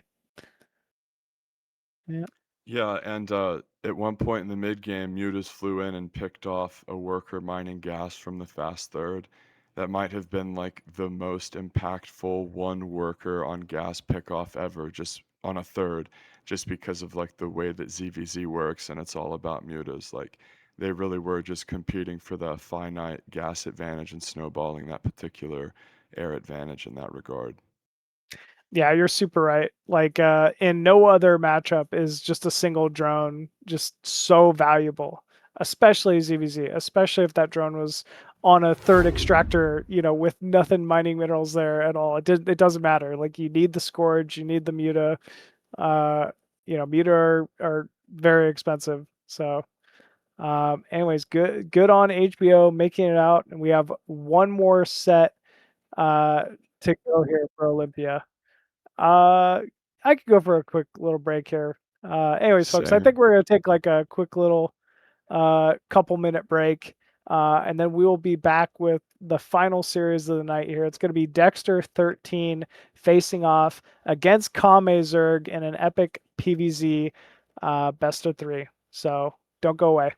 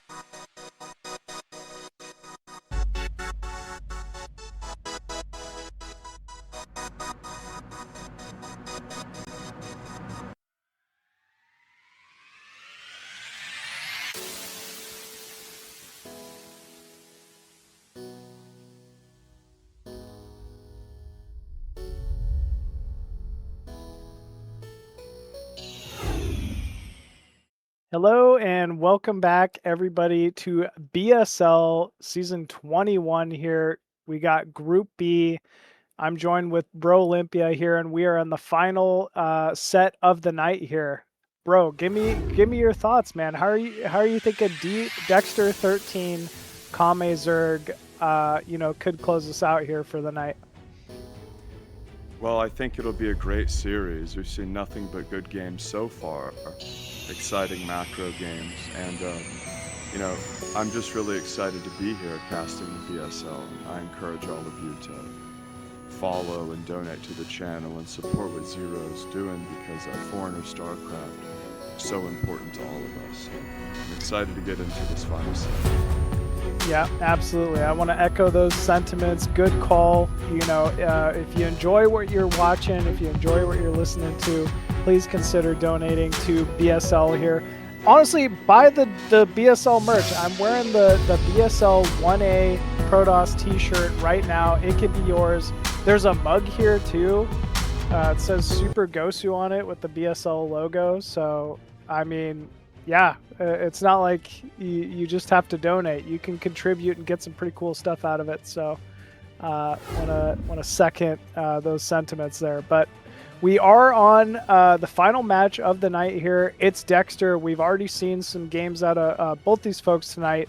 My thoughts personally are they are the opposite sides of a coin. We have KameZerg here from Sweden, shown really just hyper aggressive tendencies in every single game he's played tonight.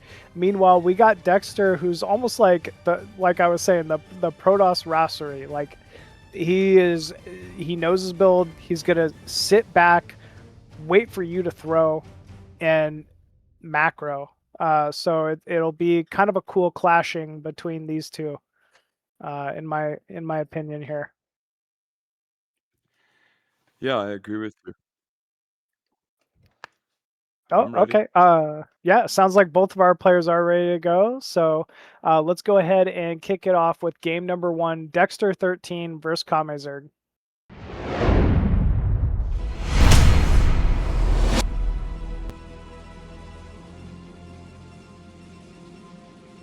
Alrighty.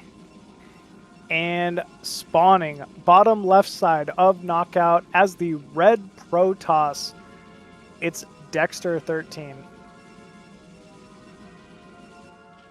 And spawning bottom right as the blue Zerg, it is KameZerg.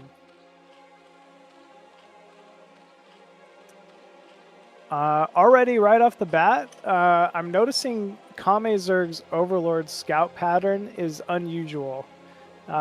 Whenever Zerg tends to scout to the opposite side, like the wrong base, let's call it, it's because they're trying to normally get away with something like a 9 pool or like something quick. That being said, he made an Overlord. I don't know why he's doing this. Disregard everything I'm saying. That's an overpool. Can you describe to the audience what the advantages of the overpool are in this matchup?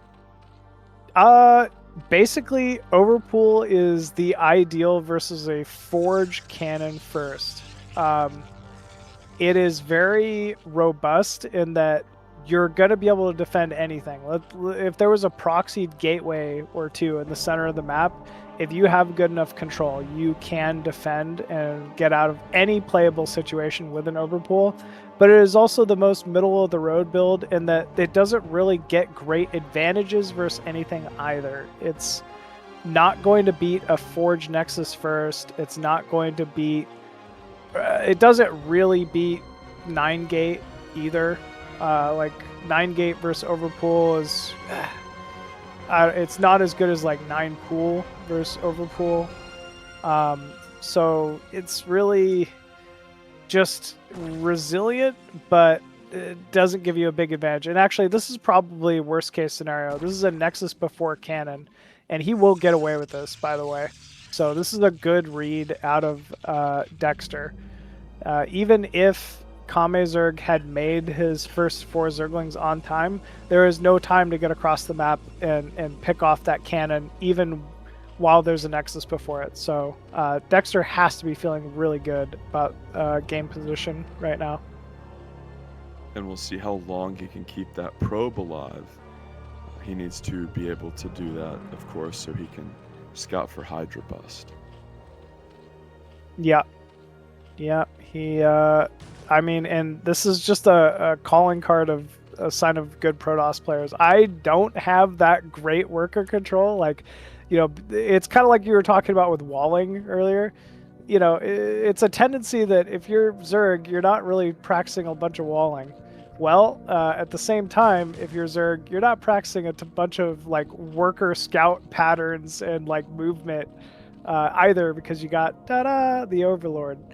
But yeah, it's a sign of really good Protoss players to be able to have this good of control. And we're seeing a full shield probe. You know, hasn't lost to any HP yet. It's forced the lair to be morphed at the natural. Zerg never really wants to do that if they don't have to. But at the same time, KameZerg, again, doing a great job of preventing anything from being scouted. You know, very similar to, you know, what we saw earlier tonight with SPX. It's, if you can prevent your opponent from even seeing what it is you're doing, they might assume you're doing something else. Like going a lurker first versus Terran, you know, or here, maybe he assumes there's a Hydralisk Den at the natural that could be poking down the wall off eventually. You know, this isn't a good map for it, but still, you're never really sure until you actually see it.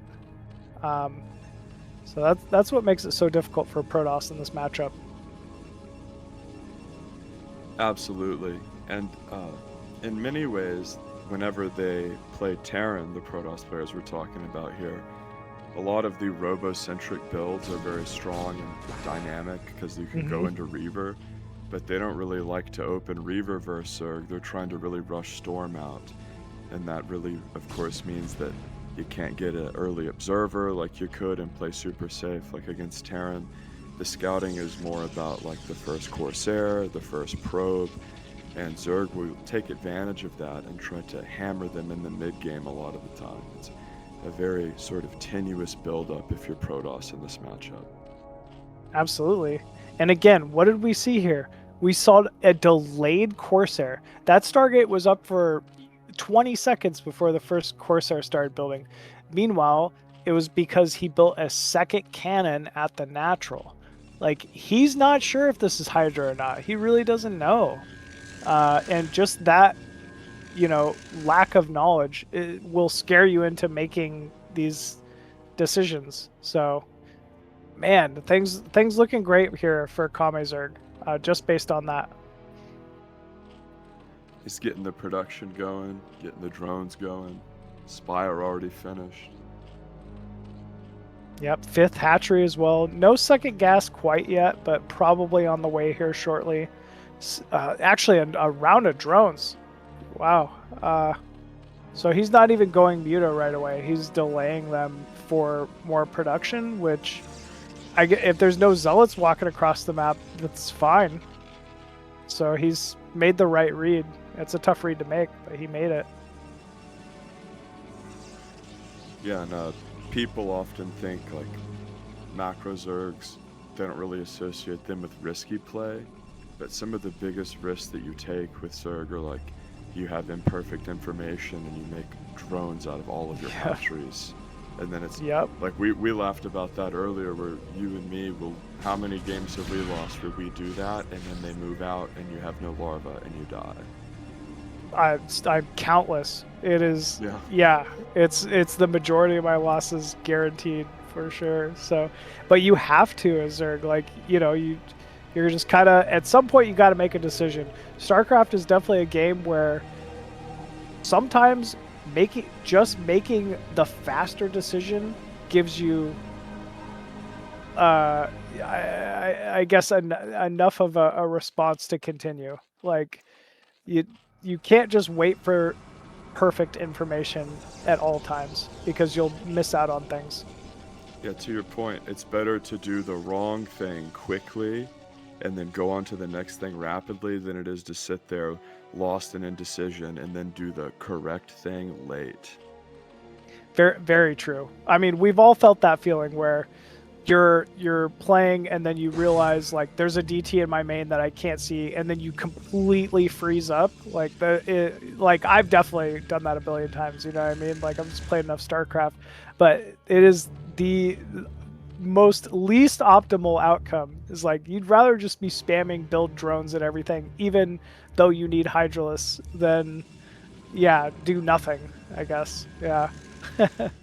Yeah, I mean, at the very core, like, you know, we're obviously super into it and understand like the nuance and the history, but if you're explaining it to a total noob, really a big part of the game is just doing the actions as fast as possible and then getting to the next one.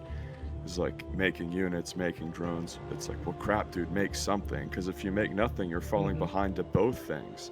If you like make a bunch of drones and they attack, yeah, you die, but if they don't attack, you're getting ahead. Yep, absolutely. Well, Dexter, he's banked up quite a few High Templar at the natural, looking really good, and it's absolutely the right read here. There's no Muta out of KameZerg. It's been pure Hydra Scourge for the most part. So Dexter really making the right read here, not continuing Corsair production, which is a tough one to make all the time. But yeah, it's looking pretty good. Yeah, Goon ranged about halfway done, and he starts to venture out on the map here, pushing northbound. And remember, he was sort of forking around with that DT earlier, checking for side bases. And the Zerg player, Kame, is moving northbound himself. He's looking to continue to expand all over the map. And I think a lot of this game, well, never mind, it looks like Toss is thinking about a third. I thought we were going to see a bit of a bust here. But it looks like he's setting up for a third. I wasn't sure either. I thought maybe he'd try to move out with the High Templar, but no, he's keeping a very passive position. And like you said, it looks like there's maybe a probe at 9 o'clock, I'm guessing. Either way, KameZerg has his own problems going on. There's a DT he's been trying to scout out towards the top right side of the map. But wow, very nice Zergling counter here. Will prevent this 9 o'clock base from going up 4 now for Dexter. So yeah, this is a nice little delay here from KameZerg at the cost of 5 Zerglings. So very well done. One of the most important things about this matchup, and even ZVP and Star 2, delaying their third base timing. If Toss gets that third, like if they can send a probe out whenever they want and they're perfectly timed out build, obviously this game's been a little back and forth. They send that probe out and it starts it, and they get all the defense up right when they want and can just rapidly careen into the next part of their build. That's how they can really snowball an edge on you and crush you in a macro game. And you see a huge attack occurring here. Yeah, big engagement. I think Dexter needs to avoid that high ground. I don't think there's any world where engaging onto lurkers on the high ground is going to be good. But he might be able to move towards the third, or at least attack this retreating Hydralisk force. Yeah, and Kame has units sort of at all angles. He'll probably look to snipe Templar if he decides he wants to flank. But as it stands, I think he's thinking about a potential counter attack. I think you called it. We're seeing blue move in towards the 9 o'clock position. Oh, but whoa, Dexter is prepared actually with the Corsair and Zealot group on the map. So, all right, Dexter really started to kind of claim map control here. And he's kind of keeping himself in this game for now. The DT top right still alive as well, preventing any kind of a fourth Vespian gas to be taken at the top right side of the map. So, man, he's making some very good plays here. Yeah, really fighting hard in this one is Dexter. And oftentimes when players go for these macro Hydra styles, the question is, like, when are they going to get up into lair? How long will it be Hydra Lurker? And then, like, of course, the infamous Defiler. Are we going to see it? And if so, when? And Protoss and Terran, for that matter, in that matchup, like, a lot of how they can move and maneuver and play is based around that. Like, okay, we're going Hydra macro, Winner of the Defy is coming as we see lurkers trying to defend this pocket base. Yeah, this is a big engagement coming up. Lurkers starting to morph in. We're seeing blue run down from the north side here, and a lot of Zerglings and Hydras coming in to engage here. Dexter caught, he is mostly on the high ground, so not a lot of lost chance percentage, and huge storms just blanketing these lurkers. But this is too close to call here. I'm not sure who's going to quite win out on this one. Yeah, and he did a great job spreading the lurkers, but the storms were equally good, and the Zerg just barely pushes him back. What exceptional defense here from KameZerg as the observers go down too, which is very irritating if you're a Protoss player. They're so expensive.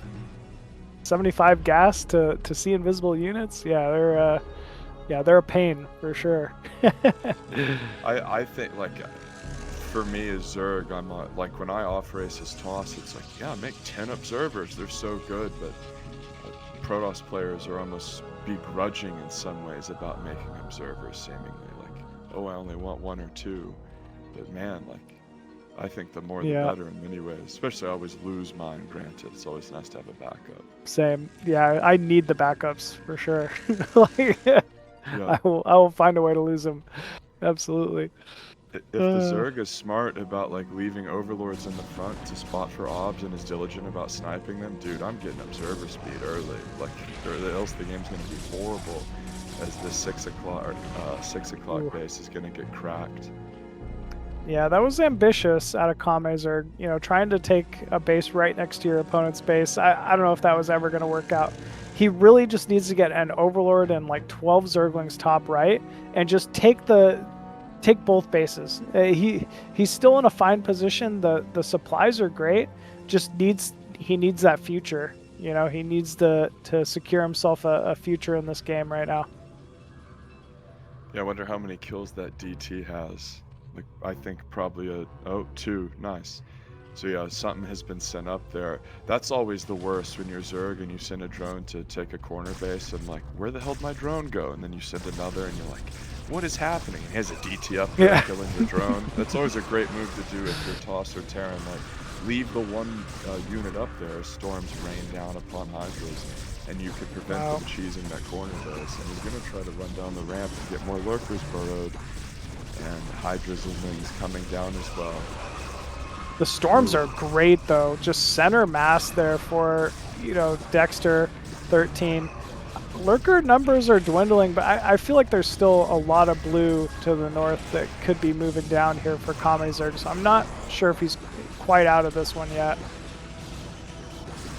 Yeah, there's the Dark Swarm, the infamous orange cloud. Suddenly the tenor of this game changes, and the Protoss player is going to be worried about Plague coming down very soon. Yeah, definitely needs to be concerned about that Plague, but the Dark Swarm with Lurkerling should hold this base for now. And in fact, Dexter should probably be a little concerned about, trading poorly if he continues to engage this. Because those Dragoons do nothing here, like no damage. They might as well just be observers, like they're not doing anything. Ooh, Defiler does fall though. Yeah, it got caught out there. And note that the DT top right was cleared and Kame took that top right base. That's actually a really big deal. Yeah, but that's a super big deal. There. Yeah, good for him. He's got to catch this counter Protoss army here though, and hopefully at least get a Nidus up top right. But if KameZergs hold top right somehow, some way, he'll secure himself an excellent position here. Oh, counter! Wow, big counter too here from KameZerg. Lurkers starting to burrow in position. This is at least going to engage that mineral line. Meanwhile, Dexter plagued and on the retreat, trying to engage under the orange cloud, and actually will get to do so. So good recovery there, but that looked a little scary here for Dexter. Oh, it still looks scary. Never mind. A lot more Zerglings coming in. Wings coming in, and he still has the remnants of those swarms to work with. Storm's coming down though. Great defensive use of storm. Yeah, that was a great storm. You know, Yeah. a lot of times all your stuff can be on your rally point and you're A moving the stuff in, and if you lose a bunch of OVs at once, it can be a costly mistake. Yeah, it absolutely can. 2 Templars up top right, looks like. Ooh, and he gets to... Oh, he did kill the Zerglings there. That was very nice. Wow. It looks like Dexter's hanging on for now, but KameZerg not out of it quite yet. Yeah, and he's trying to dial in another little lurker counterattack. But this is the difference between ZVP and TVZ, is that the Toss just has way more ways to deal with Swarm. It's not as oppressive. Zealots, Archons, there are just more tools in the toolkit. Big worker transfer, being protected, that could have been bad if all those went down, but the Lings ensuring their safe passage. Now there's Zealot escaping up at the top right though. Yeah, nice little counter again here from Dexter, just, you know, keeping KameZerg busy. Nice Plague, though. And actually, this base is not very well defended here for KameZerg. This could be a big counter potential for Dexter. And, yep, Hydra's getting stormed here. Good spreading of the Zealot and, you know, the Dark Templar there for some extra damage as well. But with the Dark Swarm, that should kind of start staving off Dexter's engagement. But maybe not. Maybe he's still going to go for it.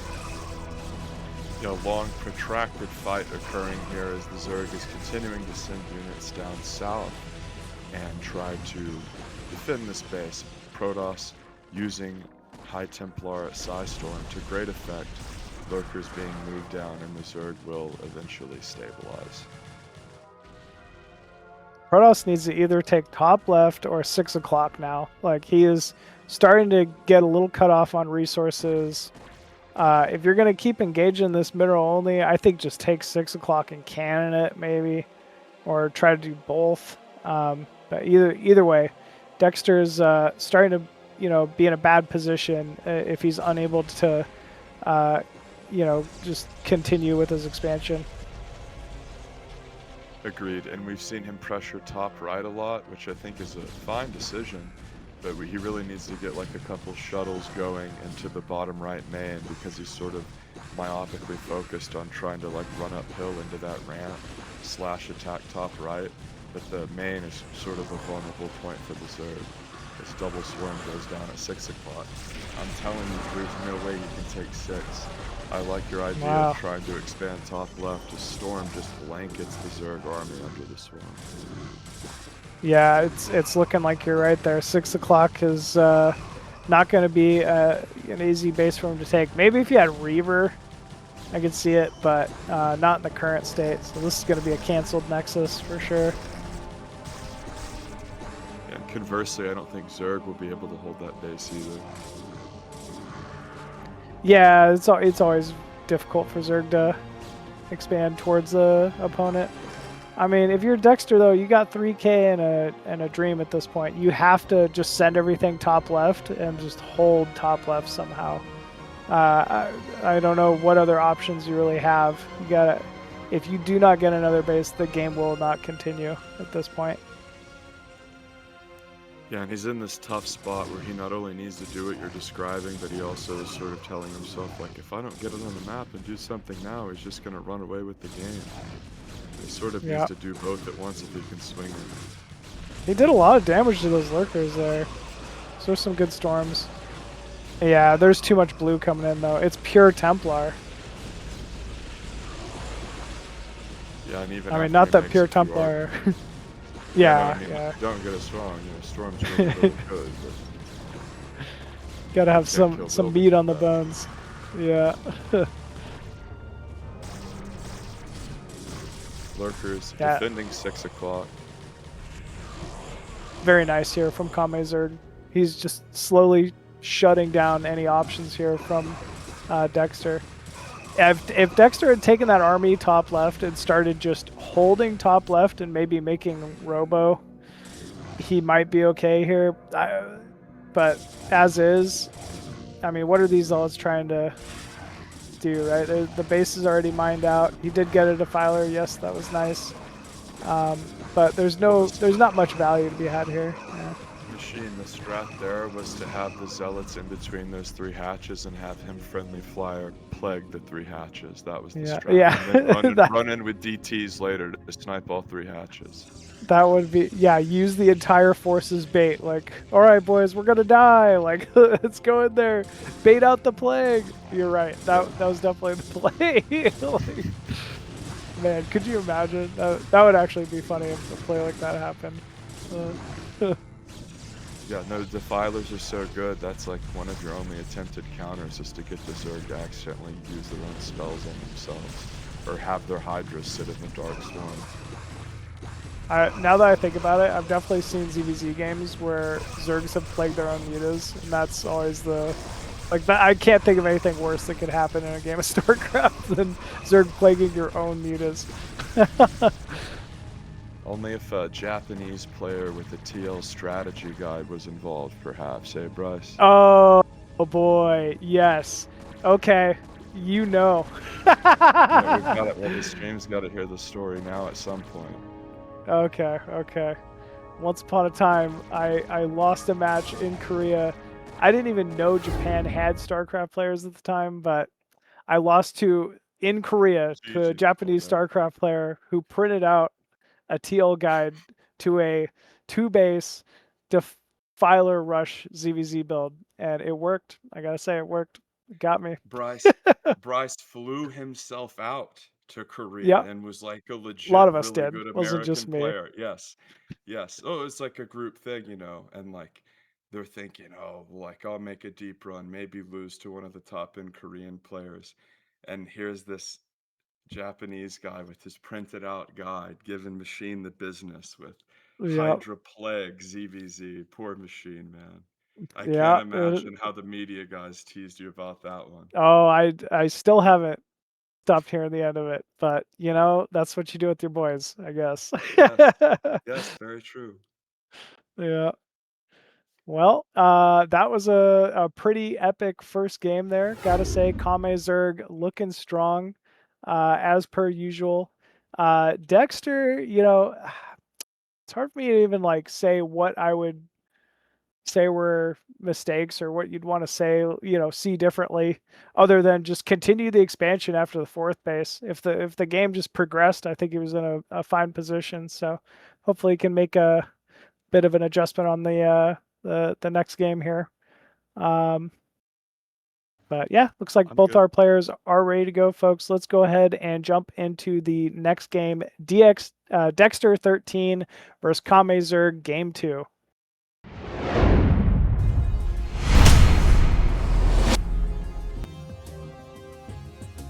And spawning top right side of Radeon as the blue Zerg, it is KameZerg. And spawning bottom right as the red Protoss, Dexter13. So, just first thoughts on this game. We have literally seen Dexter open Forge expand every single game so far against everybody. I'd like to see something else, like just to change it up, just to have a little. You might get a big advantage if your opponent's trying to read that you're going Forge expand 100% of the time. So I think he kind of needs to do something different, but we're seeing that probe scout after Pylon. I think it's really just going to be another Forge. We hear Dan Artosis frequently lament about the power of Nexus first, especially cross positions. I know we have close positions this game. And he plays Terran, of course. Yeah. Can you talk about the power of Nexus first in this matchup? I love it. Like both, yeah, versus Terran, obviously, but even in this matchup, I mean, man, if you get away with a Nexus first versus Overpool or any kind of a respectable Zerg, it's just a big advantage. It is a hard read. Like if you play a Zerg like Zeke, let's say, don't ever do that against Zeke. Zeke will he'll 9-pool you every game and laugh about it, and you're never gonna beat a Zerg like a Zeke or Eon Zerg who mix in 9 pools so regularly, but the majority of the foreign scene, I would say, doesn't like too regularly. So you can take some big advantages with a Nexus first. Wow, what a skirmish there between those two.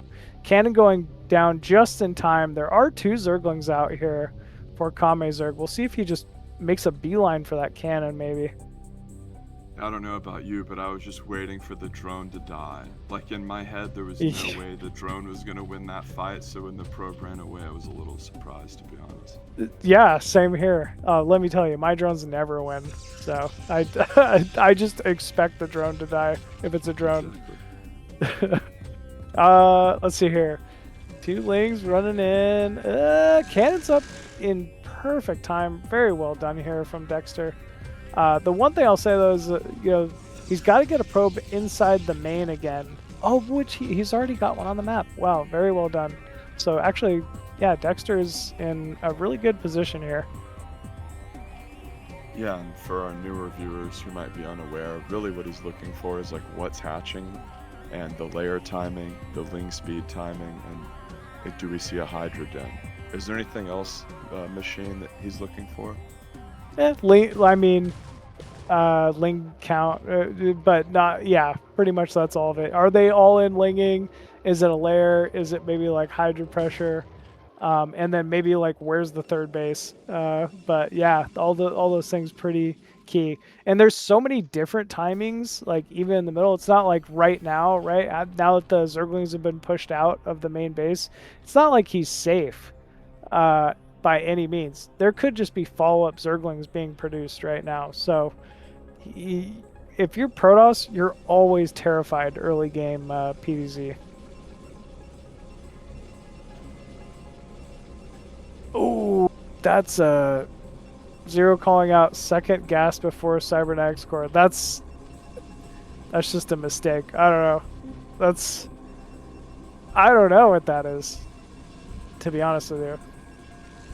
Well, there's one thing for sure. He ain't gonna delay his +1 air attacks. No, yeah, he's definitely not gonna delay. Maybe it's like 2 Stargate Corsair or something. That would be wild. It was just like 3 Stargate Scout. He's gonna proxy the 3rd Stargate. You know, I faced a Protoss who tried to do something similar like that to me this morning. They just go like straight like scout speed scout timing. You know, it was just kind of silly. I was like, man, people still do this sometimes, like on Litmus of all maps.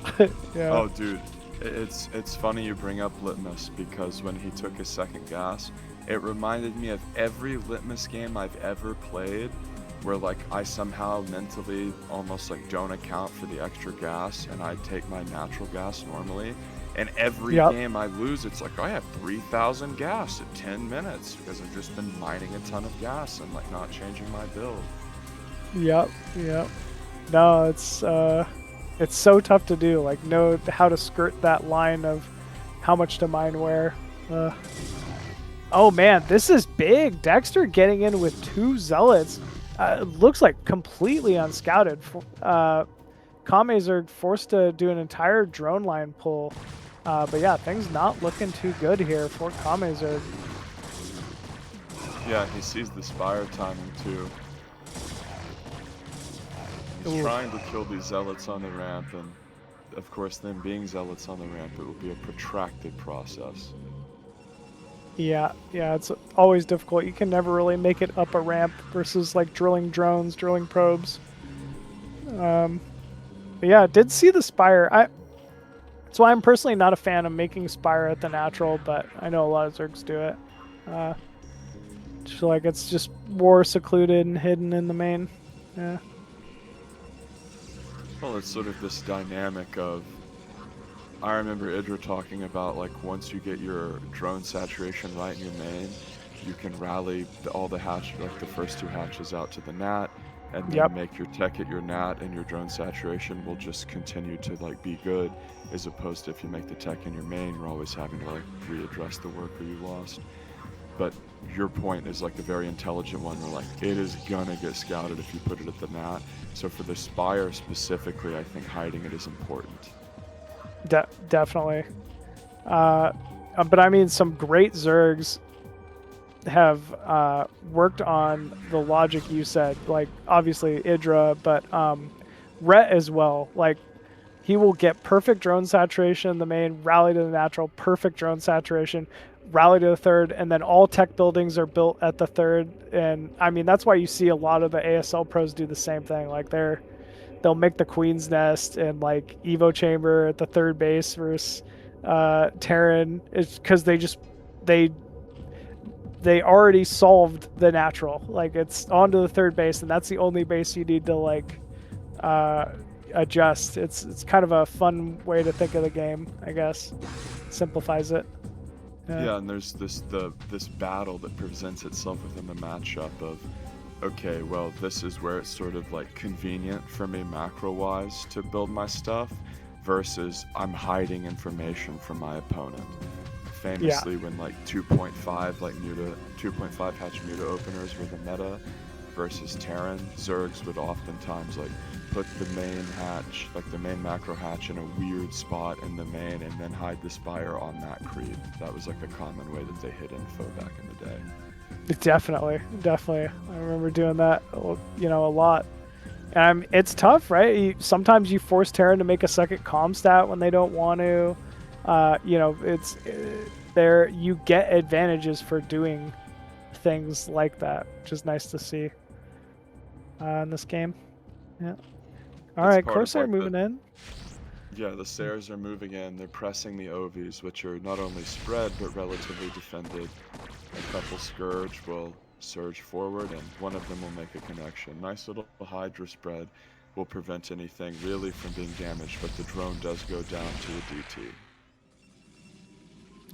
Potential Hydra pressure here from KameZerg, but I mean, he's got a DT behind him, no Overlord. He might get a little caught out here. If Dexter wanted to, he could just engage those Hydras with the sole DT for a little bit, but looks like he won't do so. Yeah, as Protoss, it's harder than it looks in terms of knowing how much army you should have out on the map at this portion of the game. Ooh, Dexter just barely missing out on that Overlord top left. That would have been a big pickup. Dexter, you know, at 109 supply now to KameZerg's 90. KameZerg is just pure Hydra. That's one thing to say. There's not really any kind of tech difference. He's just pure mass Hydra. No Muta again. I feel like a big Zealot Storm timing would prove to be trouble for this here for KameZerg, but we're not going to see that. Yeah, and his lurker research is about 80% of the way done, which is worth noting. Yeah, very true. Once those lurkers come online, I mean, KameZerg's in a great position, but until then, this could be a little hairy here. And we are seeing a move out finally here from Dexter. But yeah, lurkers in production. Yeah, oftentimes what this comes down to is like where the storms land. Like in regards to the lurkers, I mean. Yeah, definitely. Yeah, you gotta, you know, if you're Zerg, really be diligent about spreading your lurkers so that they're minimizing the amount of damage they take to storm and things. We're skipping a step though as Dexter. Whenever you do these move outs, you have to take your third base and you have to hold your third base. He just sent a single probe to his third. It's got blocked. Here we go. Big engagement from Dexter. Corsair is starting to try to get on. Oh, huge storm on mostly Zerglings, but it looked like the right play. Another counter storms towards the back of the force here. We also have, oh man, another massive storm there from Dexter. Very well done here, and it looks like Dexter going to end up cleaning up the majority of this force here of KameZerg and pushing into the natural. Yeah, that storm on the north clump of Hydras was like straight off of the box art, as you see Scourge coming in, trying to get a Corsair clipped. And whenever all the Sares straight dies, off of the box art. Yeah, there Oh, wasn't a God. random BC involved, so it's not truly off of the box art. But like, Yeah, it's oh not my all God, three like, races. Yeah. you just don't, yeah, exactly. Oh, a sensor tower. No one builds those. Yeah. It took Oh, man, Terrans like 10 years to realize sensor towers were good. Can you believe that? it did take a Craziness. long time, I gotta say, man. I was like, oh, you don't want to see half the map from your base? Like, But like, well, like, especially in wings, you know, so many of them are so aggressive. It was like, well, I can't attack. Like, what good is it? Like, you mean I build it like at their third and use it to know when to attack again? That's all I do is yeah. attack. Oh, man. Yeah, it was good times for sure. Went through a lot of changes. Yeah, you Yeah. you win like a really close macro game and you're like, God, thank God he doesn't know how good ghosts are. Like, can you imagine if you made one ghost? You know, like Snipe man. all your ultralists. Oh, man. yeah, Yeah. old snipe that did flat bonus damage to everything massive. Yeah, it was fun watching my ultralist pop for sure. There was a Terran named Jockg, like, figured out I know how him. good that was. Yeah, and he freaking literally won a GSL. I think it was over Leenock because he, like, understood how good ghosts were and used it to counter Zerg tier 3. Yeah. Snipe would later be nerfed. But yeah, it's like sometimes if you discover how good something is instead of just myopically doing the same thing everyone else is doing, like, you can make a deep run. Yeah, you can make a really deep run. That is the nice thing about that. It's like the Dota effect when when you have so many constant changes and patches, like there is a level of being able to just adjust to whatever that you should get rewarded for. Yeah. Big Zergling counter here at 6 o'clock. Gonna try to target down the Nexus. He looks like he might get it. Yeah, that's painful if you're Dexter. You need that fourth gas here at this point. But either way, it will get remade. But KameZerg, starting to really utilize those Zergling counters to do some serious damage here. Yeah, and that's immensely irritating to deal with if you're Protoss. Like, you have stuff there, you aim move in 1A, 2A, 3A, you're like actively addressing it, but Crackling's attack so fast, like you're just watching it die. That's just very frustrating. Yeah, it's really difficult. There's not that many lurkers at 12 o'clock, actually. I wonder if Dexter will recognize and choose to maybe engage that base. I think it could be good for him, but here we go. Scouting Zergling force moving out here for KameZerg. Does see, in fact, Dexter is knocking on his front door here. And yeah, here we go. Dexter starting to move in, targeting down a single lurker. Ooh, Dark Swarm's up. As soon as you see Swarm, that's it. Like, you gotta just start backing up. Like, sure, trade and back up. Stop with the engagement. You're not gonna break a lurker Zergling field with Dark Swarm. At least in a game that's this close. Yeah, it literally completely changes the entire way the game works. No exaggeration. It's the most powerful spellcaster in any game. Yeah, that Storm does so much damage. The amount of, only takes 75 mana. And actually, here we go. This is why you need to just back up. These units are going to get caught now. These Dragoons do nothing under that Dark Swarm. You might as well just retreat to cannons, retreat to reinforcements, and try to salvage some of this. But no, looks like very good trade there from KameZerg. Yeah, great job, absolutely. And, the Zerg is in a situation where if he can continue to expand on the left side of the map, he can get top left, God forbid, get the main and the mat. It looks very different. And beautiful lurker counter here into the mat as a swarm goes down. A subsequent swarm could put him in a very difficult position. But double size storm rather, going down upon the lurker and the defiler. And Kami's really pushing hard southbound, man. But Dexter is doing everything he can to repel him. Yeah, Dexter's somehow, some way doing a good job, just being able to stave this off for now. As soon as we saw like 8 lurkers under Swarm, I really thought that was going to be the end of this base, but Dexter, finds a way. Oh, nice plague there from KameZerg. and this game will continue for now. Yeah, if it's ZVT, Lurkers under Swarm at the Nat, yeah, it is GG. But like we've been talking about, Toss does have more options to deal with Swarm. With Terran, it's just like ridiculously odious to deal with, and it's like so frustrating if you're a Terran player. And it's of course insanely powerful still if you're Toss, but it's not as like, just almost like insufferable to try to like maneuver SK Terran around a good Swarm in Zerg, as you see. A handful of Lurkers burrowing, but I don't really think it's going to be enough. Hydraling really screaming down the highway here, southbound, to try to reinforce. But with Storm, it's not going to be enough to break the Nat. He punched out all those cannons, but ultimately, like, there's nothing really at the Nat at this point. He's almost mined out, and he might just be doing this sort of to try to predicate tempo to get top left for himself. Yeah, I think you're absolutely right. He's just trying to keep Protoss at home for now, so he can keep securing bases. A lot of probes did go down in that engagement, to be fair, so it's, you know, really starting to look rough here for Dexter. He's not mining the gas again. There's no more cannons going up. Big storms though, and this is where, like, even if you're ahead of Zerg, you can't just punch it down all the time into Storm especially. It's really a quick way to just throw money away. But you know, still, he might have so much that it doesn't even matter at this point. You know, I found as a guy who started off horrible as macro Zerg that you will lose so many games like attacking like this without Swarm, but if you do have Swarm, it is a lot of times the only way that you can make it work. And you're right, he was sort of being like cost inefficient and just trying to like ramrod it through and taking bad trades, but on some level his economy was so good where he managed to make it work.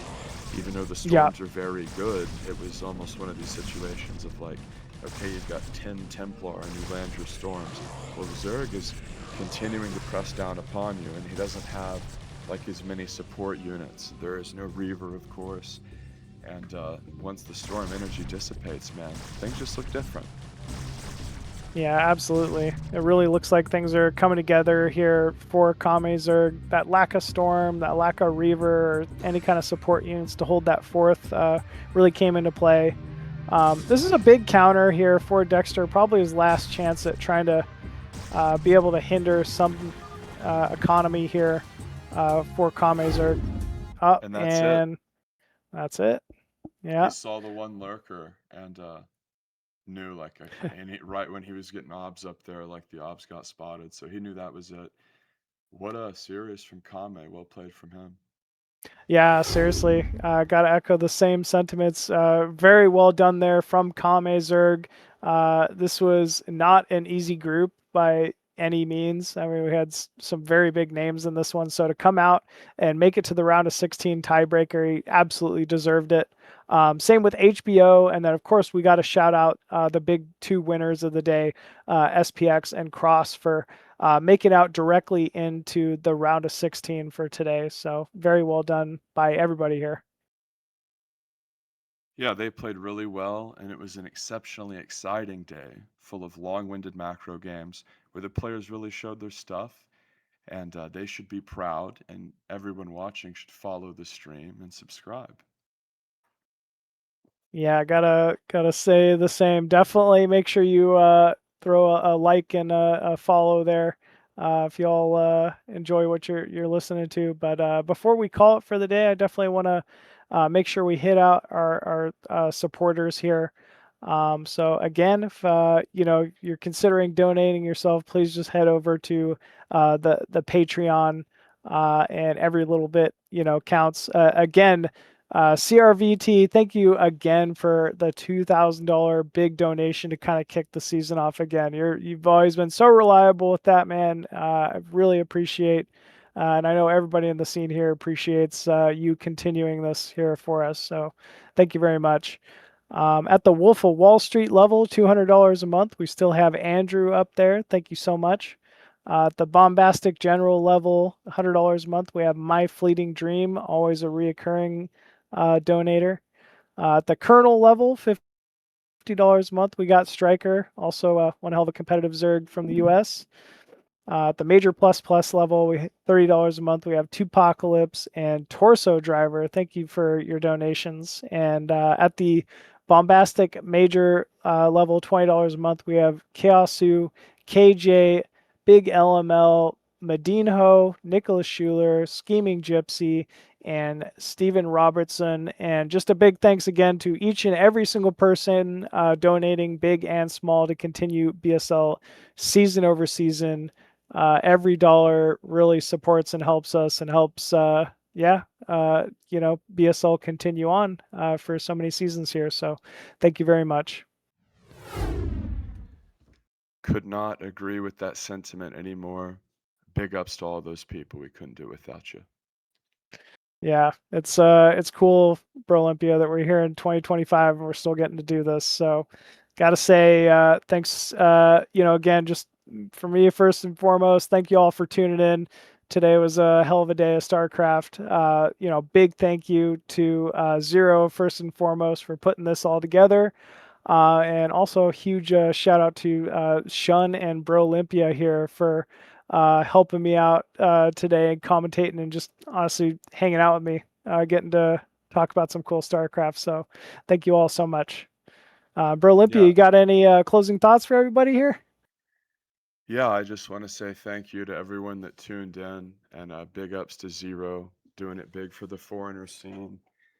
Shout outs, follow me on YouTube, Venomous Stare. I do guide videos and commentaries. Big ups to Machine. Big ups to the other commentator. Do you say it like Shun or Sean? What's the proper way to say it? I think it's XUN. I'm like the worst person to listen to XUN. with like accents, but I think it's XUN. Yeah, XUN. People that have X's in their IDs and like they're like they Yeah, expect you to shout out know to the it's X's. hard. Yeah, no, I love him. He did great. He really does. held it down while the audio was blowing up on us. And shout out to Dan Artosis and the Media Clan, and thank you to all of our viewers. All right, folks. Again, that's going to be it for Group B here today. Thank you all for tuning in. Appreciate you all, and we'll see you on the next one. Peace. GG's.